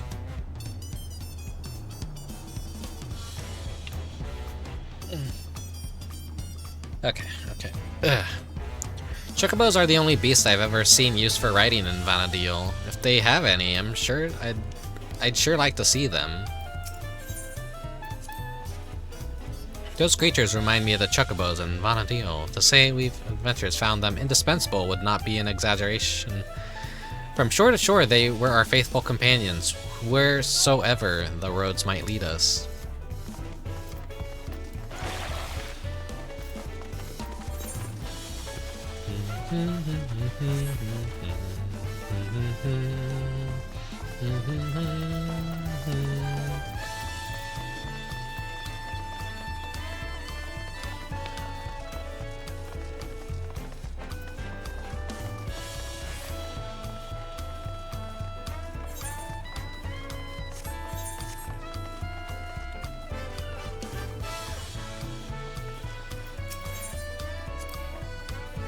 My home is surrounded by ocean too, you know. It has the most beautiful views on a clear day.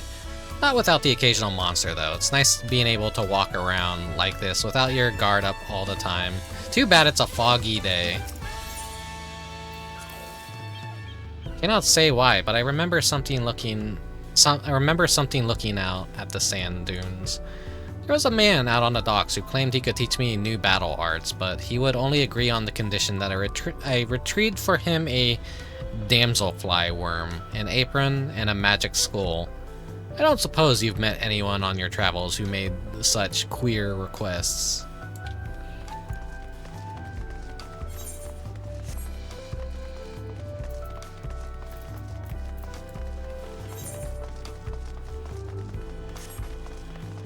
Such strange requests. So these are the markets at Tulial. There's so many stands I wouldn't know where to begin. It's enough to make my head spin. Some fruit would sure hit the spot about now. No, Prish, remember, we're about to eat tacos. I happened to spy a few goblins on the way to the market. I remember them living in the major cities of Vana'diel as well. Of course, there was no shortage of unscrupulous sort living in the wilds as well. They would gather in droves and give chase to adventurers, forcing anyone and everyone to retreat back to the safety of town. I remember leaving the town and someone pulled an orc all the way to the main gates. And it was just slaughtering everyone. And that's when I learned a mob in Final Fantasy XI, you could be 20, 30 yards away from it. And it would just melee attack you dead. Distance between you and the monster didn't really seem to matter. That's another thing I didn't really like about it. It's still turn-based, even though everything's in a 3D space. And I was okay. I don't know if I'm misremembering things, but it's one of the things that I just couldn't really get behind. I like more immediate movement, being able to actually run away from things. Because, if a monster was, say, right here, and I was over here, I would still get, like, killed by a melee hit, and that sucked. But maybe I just wasn't playing the game right, I don't know. This is the place, right? I can smell the savory meats already. And that must be Auntie. Bako Jaja recommended we sample your tacos, so we'll have 3 of your finest, please. Bako Jaja sent you, did he? Take a seat. I'll be right over with a tray of our world-famous fare.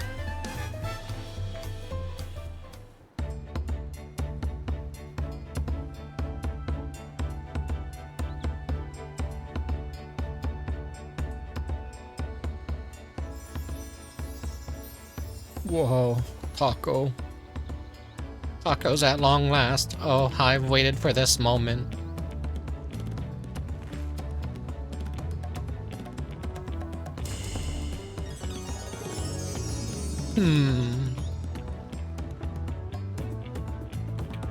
I thought nothing could match the rich flavor of our tacos back home, but the spicy seasoning of this meat is something else.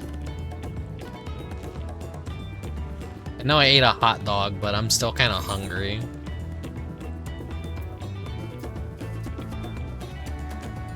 This meal's on Bako Jaja, so don't hold back. Keep a little bit of that grudge.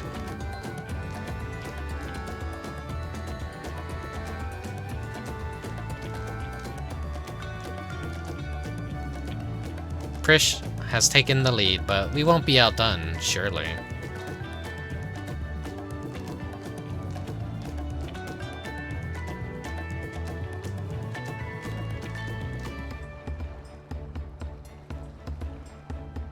Phew, I couldn't eat another bite. Thanks for treating us.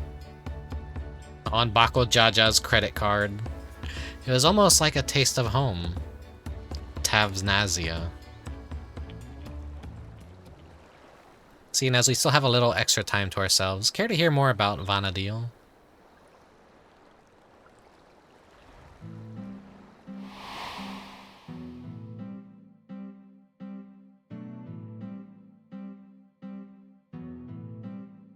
Years ago, the land was gripped by a terrible conflict, the Crystal War, they called it, and it wasn't long before my home, Tavnazia, was drawn into the struggle. During their assault on a peninsula, the beastmen launched a weapon so powerful it sundered the land, connecting us to the mainland. Those who survived fled to Tavnazian safehold. It wasn't much, but we were able to piece together a modest living down in those caves.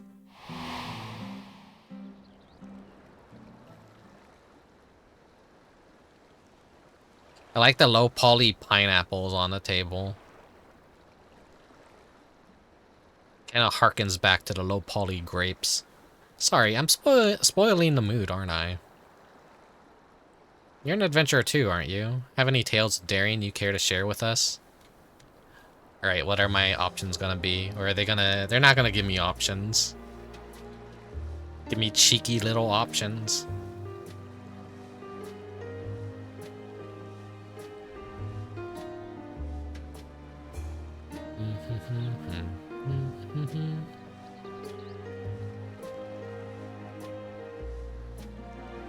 Traveling to other worlds and saving this one from the very embodiment of despair. Wait, really? You're not just an adventurer? You're a goddamn living legend.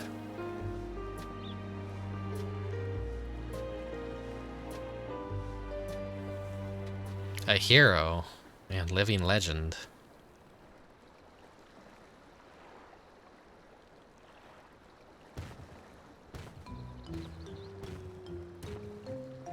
Sorry for the wait. There was much to apprise the Landsguard of, as you well know. The Sorrow Jaw was behind the stolen relics, and the sightings of Golol Jaja was understandably difficult for them to hear. And yet, there are others enticed by the rumors of a strange portal in the woods. I've heard some foolhardy treasure seekers have gone off looking for it. A dangerous thought, knowing Sorrow Jaw could show up at any time with more of those echoes. Which is why I'm going back to Jeuno to make sure other people stay out of there. If you're going, then so are we. It beats sitting around and waiting.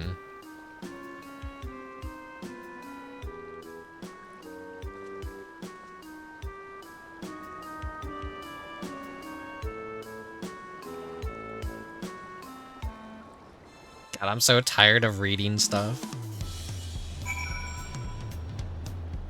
The last time I ever did like a really long form reading Final Fantasy XIV stream is a lost stream, like way back when I first started, when I was gonna be doing like the post-game patches for Endwalker. But I don't know, like that was back when I felt like no one wanted to really watch Final Fantasy XIV streams, so I kind of stopped streaming patches and just enjoyed them by myself. But I wanted to like give it a try again for Dawntrail, and everything like went decent enough with Dawntrail. But I wasn't reading most of Dawntrail because my voice was completely shot from getting COVID, so it's just like a nice breeze through like all the text and dialogue, kind of like if anyone cared, they could read along with me. God, those tacos were bloody brilliant. There's nothing better than good food and good company to pass the time. Bako Jaja is ready to return to Jeuno.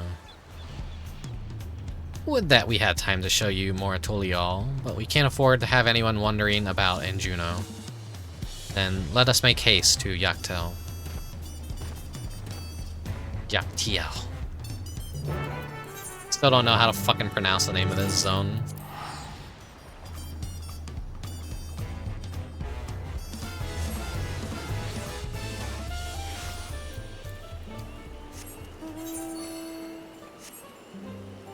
Because it's currently December, I'm thinking like, man, tacos actually sound really good right now, but I don't want to be like leaving the house much during December, because I fucking hate driving during December. There's like traffic everywhere, and people are insane during the holidays.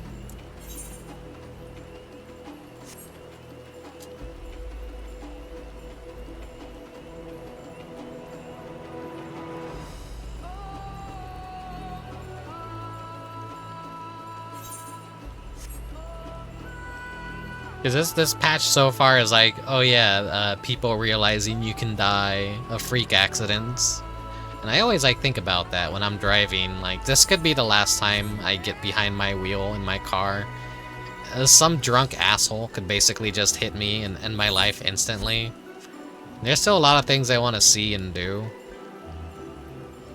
And I can't be dying early thanks to some stupid asshole out on the road, so I just kind of drive myself to work, and I don't drive during busy hours, essentially. I can only speak for myself, but the idea of running headlong through a mysterious rift to God's nowhere in search of treasure seems absurd. Tyrol has no shortage of legends, like the City of Gold, to inspire would-be treasure seekers. No risk is too great if they believe their dreams can be realized. Efforts better spent on more honest living, I'd say. Walking the noble path like you, brother. In any case, whoever we find in there, we might have to get them out quickly.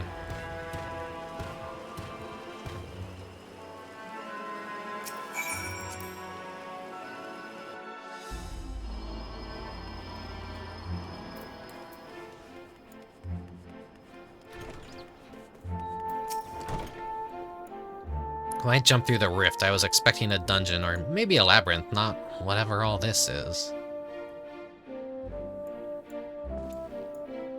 It's dangerous and I need to leave? Don't make me laugh. Not long ago, I heard someone crowing in the streets about some rare stone they found. Something like that could be worth a fortune. I'm not going anywhere. There's riches just laying around for the taking.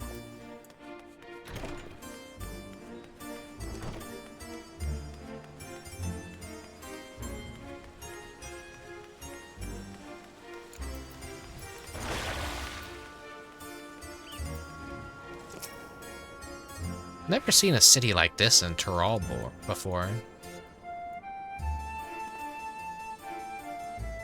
Dangerous, you say? Perhaps I should hold off on surveying further, then. What a shame. I happened upon a rather curious stone I hoped to take with me, but it was stolen by some other Tonal Watson Brute. Without knowing the value of that stone, I can't say it's worth giving chase, but he ran off to the south if you mean to go after them. I'll be leaving now.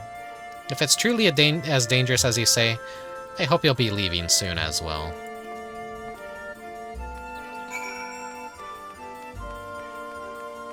There he is.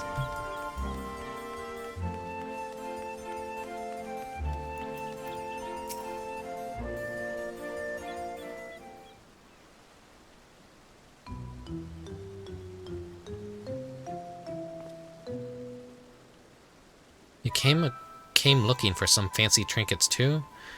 Well, feast your eyes on this.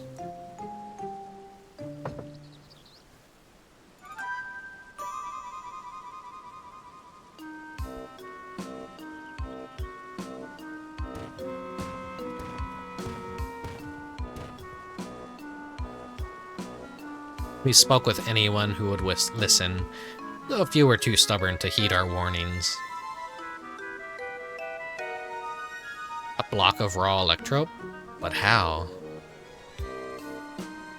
I take it you're the one who found this. I'm sorry, but we can't let you leave with that stone. It's too dangerous. You expect me to just hand it over? Bah, this isn't totally all. You have no authority here. I found it, and I'm keeping it. This is for your own good. Put the stone down and walk away, or else.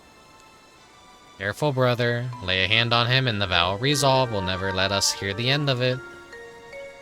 Ugh, we're already in her debt as it is. Fine, you come here to make your fortune, yes. Then let me pay you for it. That would certainly save me the trouble of finding a suitable buyer, but don't expect me to let it go for cheap.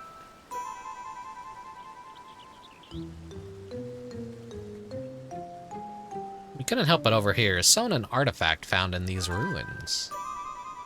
Whatever this gentleman's willing to pay, I assure you I can pay more. Great, just what we needed. What do you suppose we do now? Explaining the circumstances surrounding this place would likely take more time than we can afford.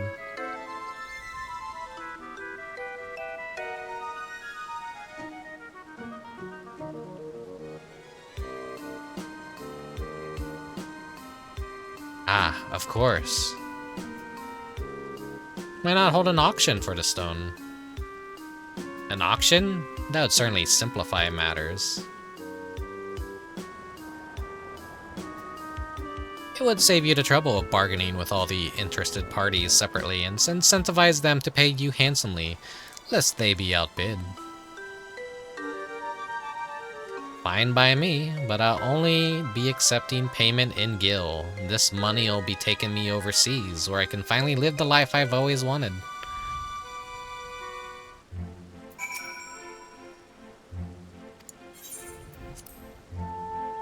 Unskippable cutscene, so that means some sort of interaction is required. I hate these quests, honestly, when it forces you to do something like this. If I may have your opening bids. Can you handle the bidding? We don't have much experience with auctions, but we do have coin you can use. Around 1 million gil saved up from our work with the Landsguard. Hopefully that will be enough.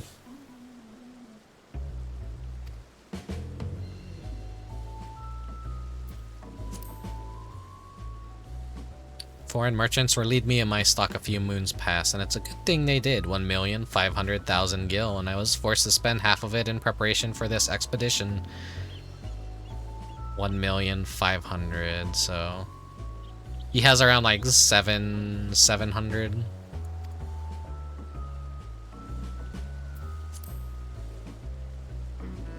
I have no time the back and forth of bargaining nonsense. All I need is one bid to win that stone.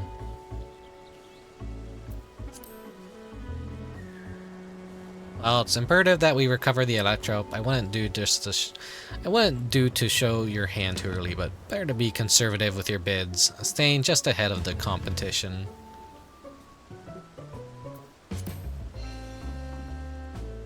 Damn, I wish I had money to join in. Seems like fun.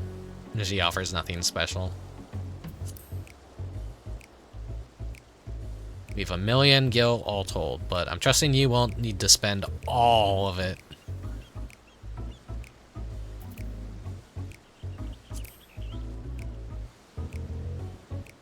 So, what's your offer?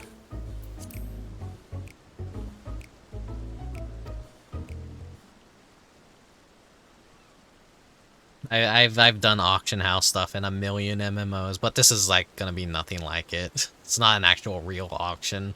Most of the time, people just use the buyout option. And like Final Fantasy XIV, there is no auction. You're not bidding on shit. World of Warcraft, there was bidding, but it's just like if you could just immediately get it and it's a fair enough price. Buy low, sell high, that kind of stuff. Right then, how much will you start with?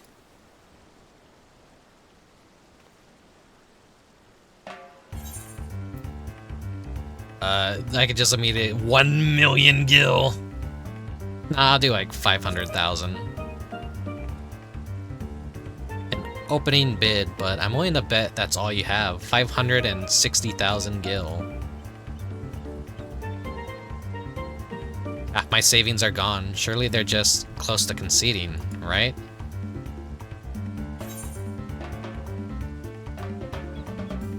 $600,000 gil.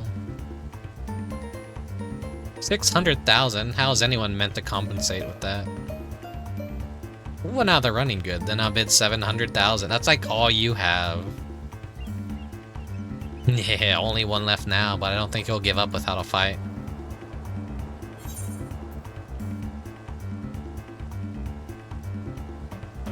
$710,000. Shit. Well, I've come too far to back down now. This is 720,000 gil. Raising their bid at such a narrow margin. Someone's reached their limit.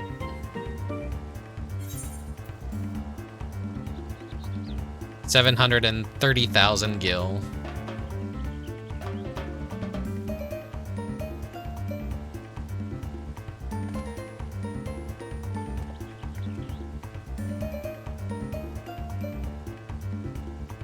Finally, it's over. You have a knack for business dealings, Rickubus. Maybe you were a merchant in another life. Nah, I never got to play a merchant in Ragnarok Online, which is like the most interesting a MMO's ever done a merchant, in my opinion. You would actually like buy stuff for cheap from NPCs because you had a skill that'd give you a percentage off, and then you would go out into a field and open your own store. And basically people would buy potions from you. So you were spending money, but you were saving that money, and then you were selling at other people's convenience, and it created an entire market, which was very interesting and a fun concept for a merchant class. This looks to be all of it. The stone is yours.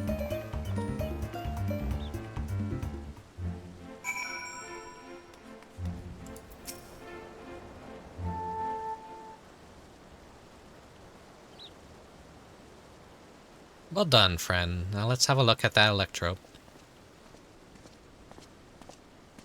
Man, they like saved all the story for after the raid. Usually they don't like throw you into it immediately, I feel. This presence, it feels familiar. The Shadow Lord.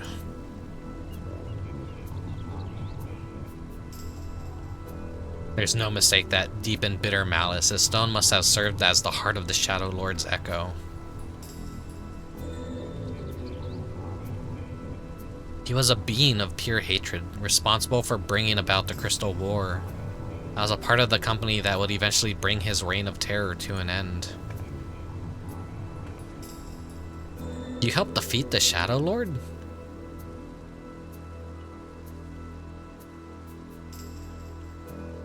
Meaning, Exal must have been there with him, but I don't remember ever hearing about that. In any case, I will hold on to the electrope. We should hurry back and speak with the Landsguard.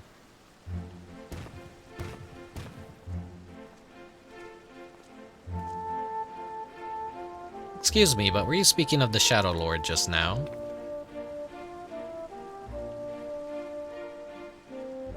If there's more you wish to know, Perhaps I can be of help. I've heard of great many tales of the fiend from the bards who frequent the taverns here in Jeuno. I've been waiting over yonder, near the fountain, for my companions to arrive, but you're welcome to speak with me until they do.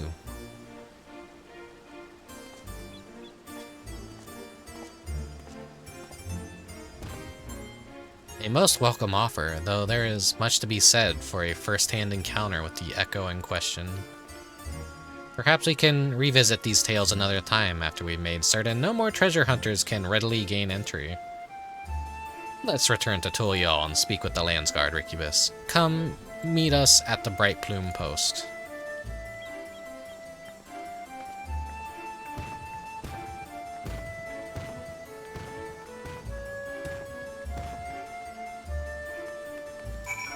Now I'm gonna talk to this guy.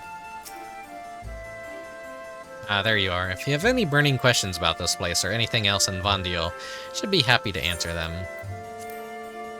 Me, I'm no adventurer of any particular renown. If that's what you were expecting, just a man come from Bastok looking to see more of the world. Oh, I lack in fame. I make up for it in the strength in numbers. I've no shortage of friends willing to accompany me in pursuit of riches should I reach out via Link Pearl. The armor I wear is proof of our accomplishments, salvaged from the depths of the Azazadal undersea ruins. That said, I treasure my time with them more than any trinket or bauble we've unearthed on our travels together. You understand, surely? Nah, we get shit and replace it all the time in Final Fantasy XIV and throw it away. We don't have that much of an attachment to our items, sadly.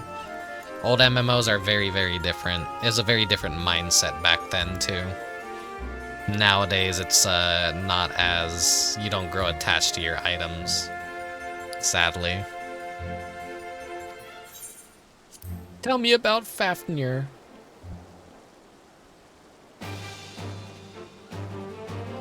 The great dragon that slumbers in the depths of the Yuweyawata tree? Yes, I know of it, as does anyone who dare venture into Zeta. Stories of a great hero who did battle with a dragon, their harrowing encounter, concluding with a strike at the heart with the fabled blade Vana'diel. If only they hadn't missed their mark. The blade is said to remain nest in the beast's bosom even to this day. To survive such a blow and live for all these years bespeaks a strength I struggle to imagine.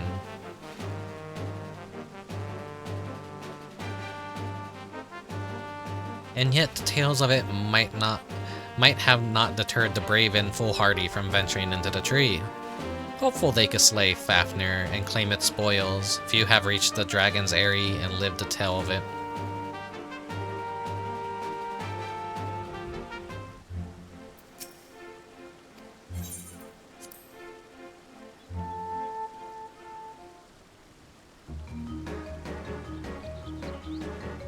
I've heard stories of the 5 warriors clad in black. If the fates are kind, I will never have the poor fortune to cross paths with them.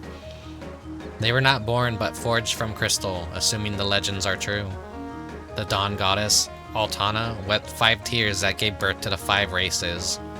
Hume, Elvan, Tarutaru, Mithra, and Galka. The archangels are said to be the embodiment of their sins.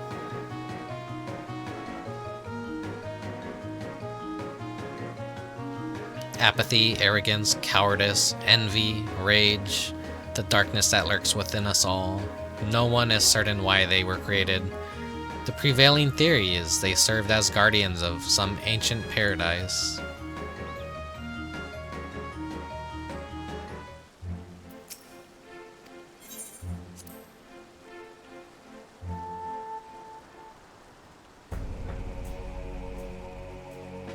The great darkness of the Northlands, hatred made manifest. There's not a soul in all of Vana'diel who doesn't know of the Shadow Lord.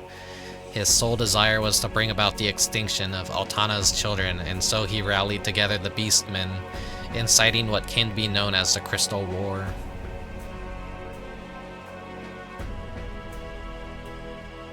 The Beastmen's assault was merciless, and it was not long before Bastok, San Odria, and Windburst were brought to their knees.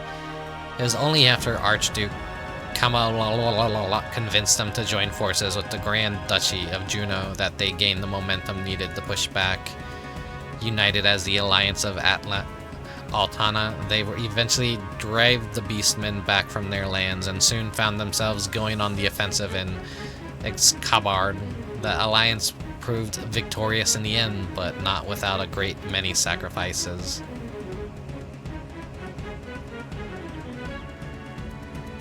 Peace had been restored to Vana'diel for a time at least. The Shadow Lord was somehow resurrected 20 years later, but thankfully he was slain before the beastmen could be emboldened to take arms a second time.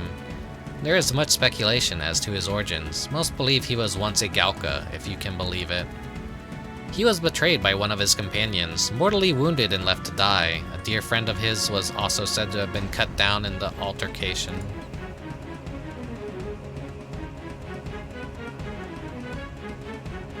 He succumbed to his own wounds, but his rage and despair would remain, giving life to the Shadow Lord. If what you say is true, he has returned once more. Perhaps the flames of his hatred can never truly be extinguished. Yeah. Put a little goblin over here, too. This is the token exchange, so how you get the music scrolls that I've been seeing on the marketplace. There's a lot of them, too. I have no luck with, like, winning any of them, too, tonight. Damn it. Hopefully they depreciate in value fast, but I think this new way of doing it, there's gonna be... It's not gonna be as cheap with, like, a bunch of different scrolls and only 3 drop across an entire raid, Alliance raid. I think they're kind of learning their lesson on, like, something retaining its value, but we'll see. We'll see if it's, like, a month or 2 from now. If they're still as expensive as they currently are on the market board.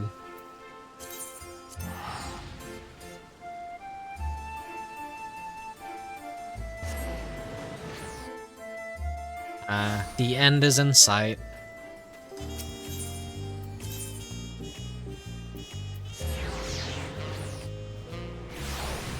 Yeah, I agree. They'll need to fix that unless they want them to be rare. Yeah, I feel like that's going to be a new system going forward with the music scrolls for Alliance raids.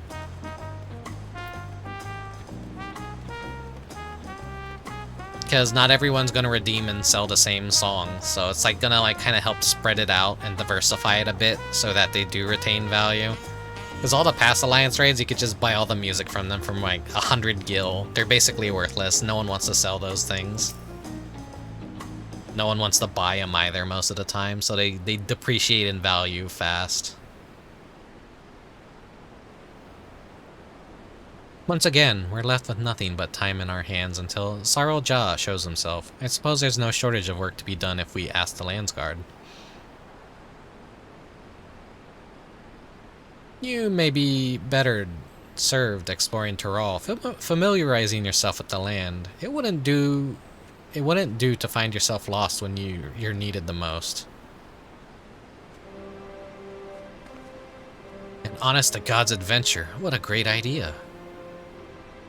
You're coming with me, Axel. I'm just calling him Axel. I don't think that's the correct name, but fucking I can't pronounce shit in this fucking game or this expansion, so fuck it.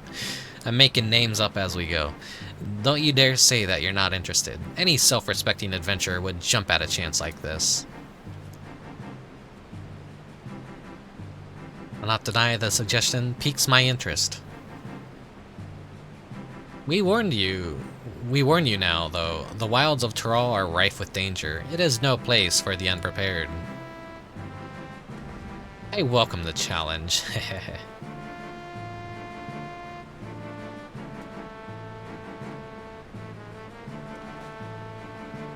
I can hardly count the number of times Vana'diel's been visited by some world-ending calamity, but no matter how dire things may have seemed, we always found a way through together. This'll be no different, I'm sure. There's nothing we can't do as long as we have each other.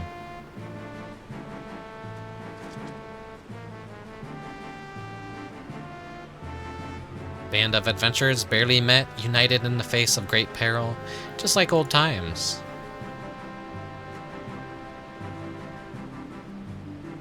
Are adventurers always so sentimental? Is that a terrible thing?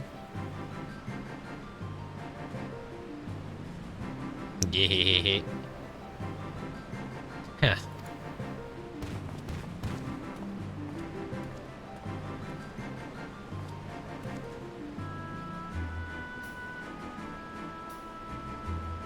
Here he is. The moment you learn anything about Saroja's movements, I've asked him to contact you.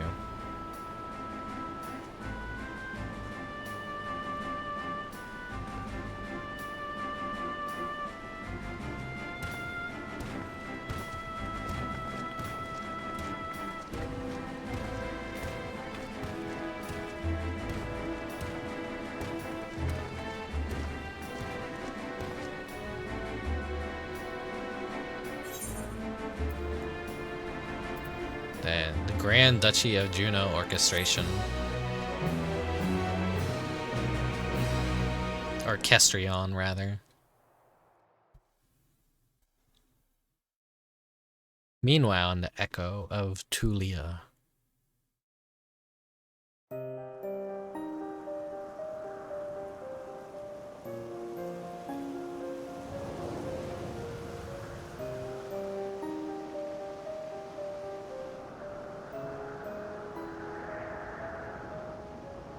Yeah, soon we shall slaughter them all. Is that not so, Saroja? Soon, my Dawn servant, very soon. Then there shall be none to stop you from taking your rightful place on the throne.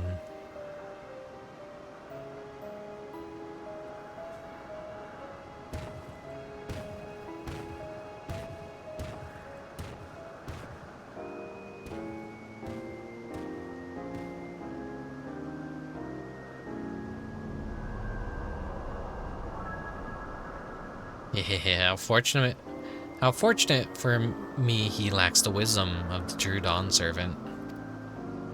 But if he will be made fit to rule, I must choose from the echoes carefully. The Shadow Lord showed promise, but Vana'diel is a land of rich history. I needn't settle for those who are but a blink of an eye in the annals of history.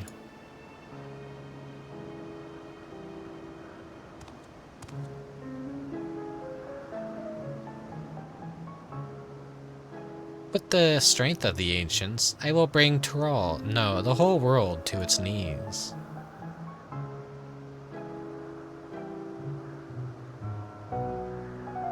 Fucked up chameleon man.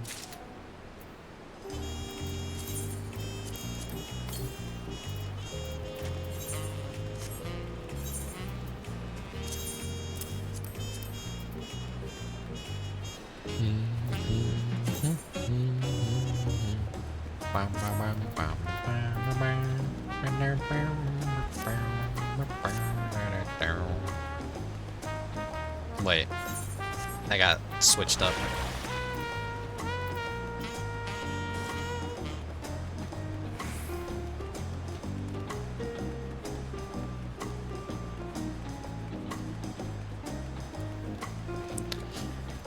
Feels good to be over with the plot. All caught up now with this patch. Now what remains is like other little micro grinds, and then like whatever little micro content comes out in the next patch, which I think will be Hildebrand quests and the Ultimate Alliance raid or something, where if you die once, you it's game over for you basically. But I don't know if I'll be streaming that. We'll see. Maybe like if any. I would like to stream the Hildebrand quest, but I don't know if those deserve. Like Hildebrand are always funny quests. I like them. People either love them or they hate them. It's like Final Fantasy XIV at a more comedic sense.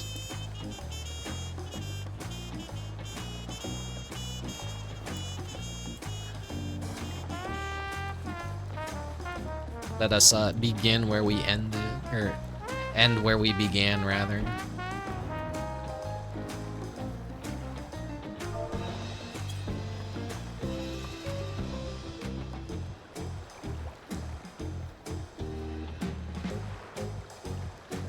Beautiful sky.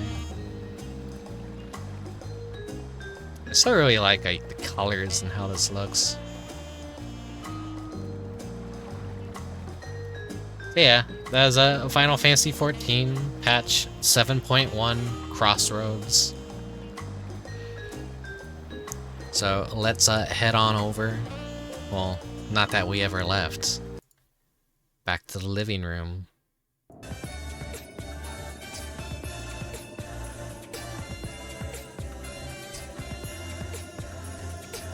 And let me turn the lights off. It's dark now. There we go.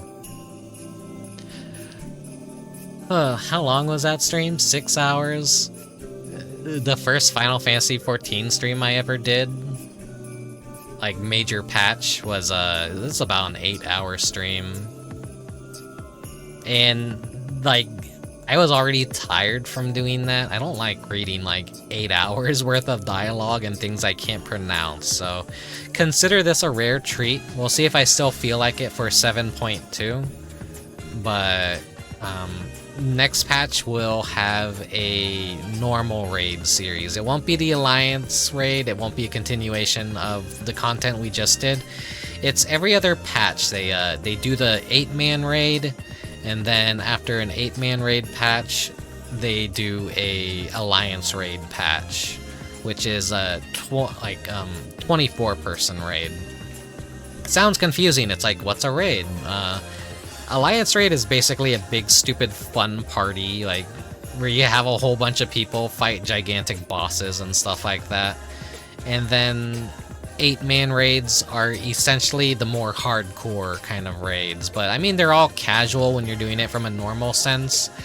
But the 8-man raids have the additional Savage mode, which is what attracts all the players that are looking for a little more challenge and something like, you know, bragging rights and whatnot, pushing themselves to the limits. That's more of the extreme content, and I don't do any of that, but you can still enjoy the story from a casual sense, which I like to do. And then, you know, every week you just, you know, do the fights and you get more loot and more equipment, raise your item level. And yeah, if any of that's appealing, collect the collectibles associated with said raid. It's content, if you like that kind of content. It's like a comforting little ritual to play an MMO. Oh, my thing's reset. Time to kill the same bosses this week and see if I get any new loot until you don't need it anymore and you don't even need to do those boss fights anymore. That's typically the cycle of an MMO. And also, thank you, Mechanic Cat. I will drink some water. My throat is feeling parched.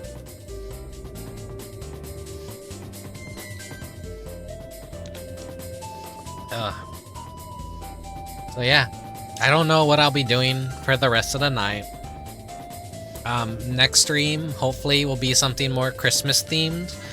I know Winter VKit has started in VR chat, so I want to do a VR chat stream of VKit, potentially. We will see. Tomorrow, I have a Christmas craft fair to go to with my mom and my brother. And yeah, probably, I don't know. I can't make any promises when the next stream is gonna be.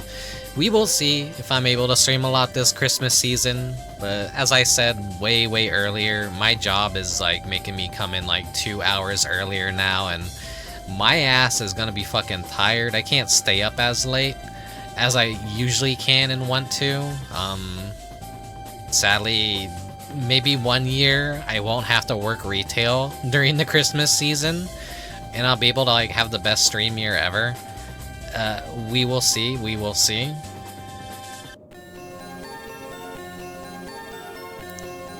I guess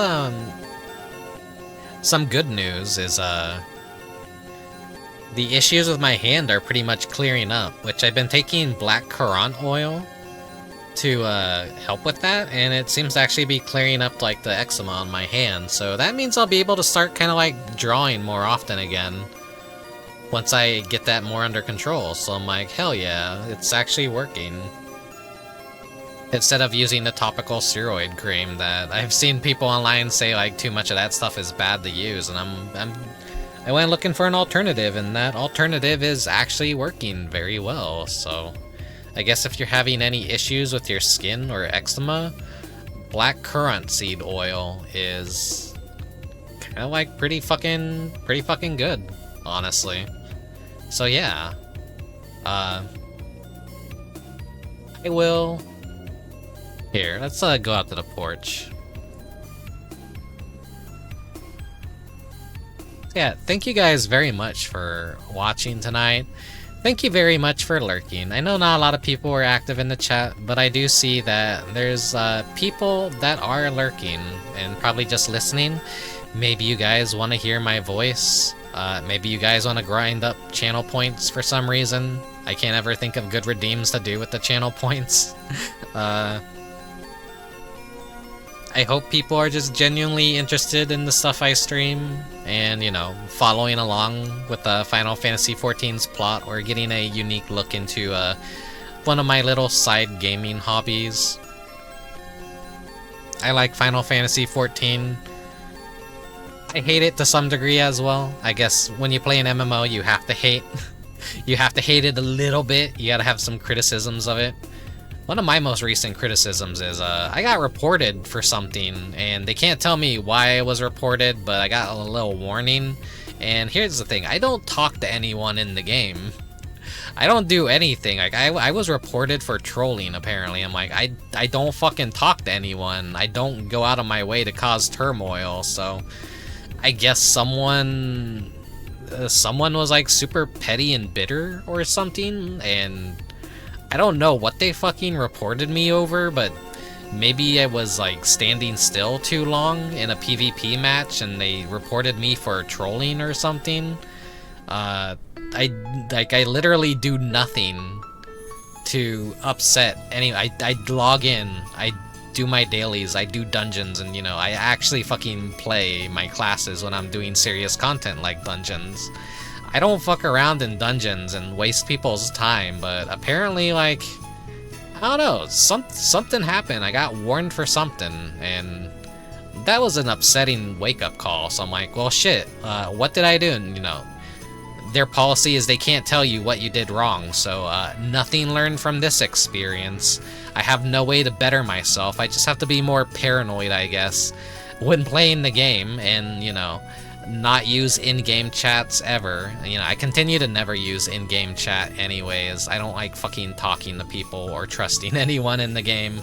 That's why most of the game's community and MMOs, like, admins and GMs tend to sometimes overstep boundaries, I guess, and that's why people prefer to do all their socializing on programs like Discord. No one wants to play in the game anymore because now people are just being banned and warned and suspended for dumb petty shit, and anything is a bannable offense now. So that's kind of like, that upset me a while ago, but I'm kind of like over it. But that's like a little interesting experience because I thought it was just a phishing email at first, and then I logged into the game and no, the warning was real, and I'm like, wait a second, what the fuck?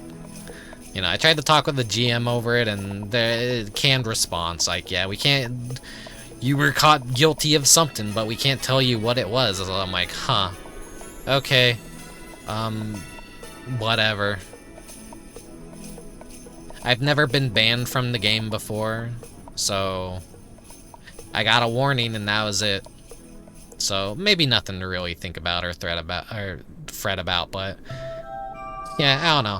When you're playing MMOs, like, never really talk directly to people, or like at least don't directly insult them if you're ever gonna say anything, is something that I've learned. That's usually like what gets people angry at you. And as long as you direct an insult towards an individual, even if it is a joke, they can report you, they can get you banned. So be smart when you're like just, you know, shooting the shit with people, because someone might take your comment out of context and think of it as a actual, like, being mean to another person and report it and whatnot. But yeah, anyways, here's hoping I never actually get banned from the game. I miss the good old days of Call of Duty lobbies. No one was banned. Yeah, I wasn't around for those, but I'm aware of the legends and the shit people would say in those, so different times, and now everyone's walking on eggshells, and it's no wonder why no one wants to use voice chat within video games, or no one wants to use chats in Because I don't go around calling people slurs. I don't go around insulting people in game. I don't do anything. And even I get hit with a warning or something for trolling and griefing, and I'm just sitting here scratching my head like, what the fuck? Huh? Me? I don't fucking do anything. And any conversation that I do rarely have in the game, I'm very like, I'm pleasant, I'm not aggressive, I'm like, you know, I'm just normal, I'm well behaved. So yeah, I think I just got falsely accused of something in the game, and the GM is basically probably just, I don't know, maybe they're a little bit of a power tripping GM, because sometimes it just really is down to whatever GM reviews your case, and they might be kind of up their own ass about things. Who knows, who knows. But yeah. I'm a good boy, I promise, I don't say slurs. Anyways, thank you very much for watching, thank you very much for lurking. If you're watching the VODs over on YouTube, or if you're watching them on Twitch, thank you very much as well. If you're following me on any of the social media, or a part of my little dumb Discord server, thank you very much. I appreciate all the support. And I hope to have some fun streams this month. Even if I can't do too many, I would like to at least like play some good games for the season. Have a good night, everyone. I will see you next time, whenever that is. Have a good night. Oyasumi. Farewell. Bye-bye.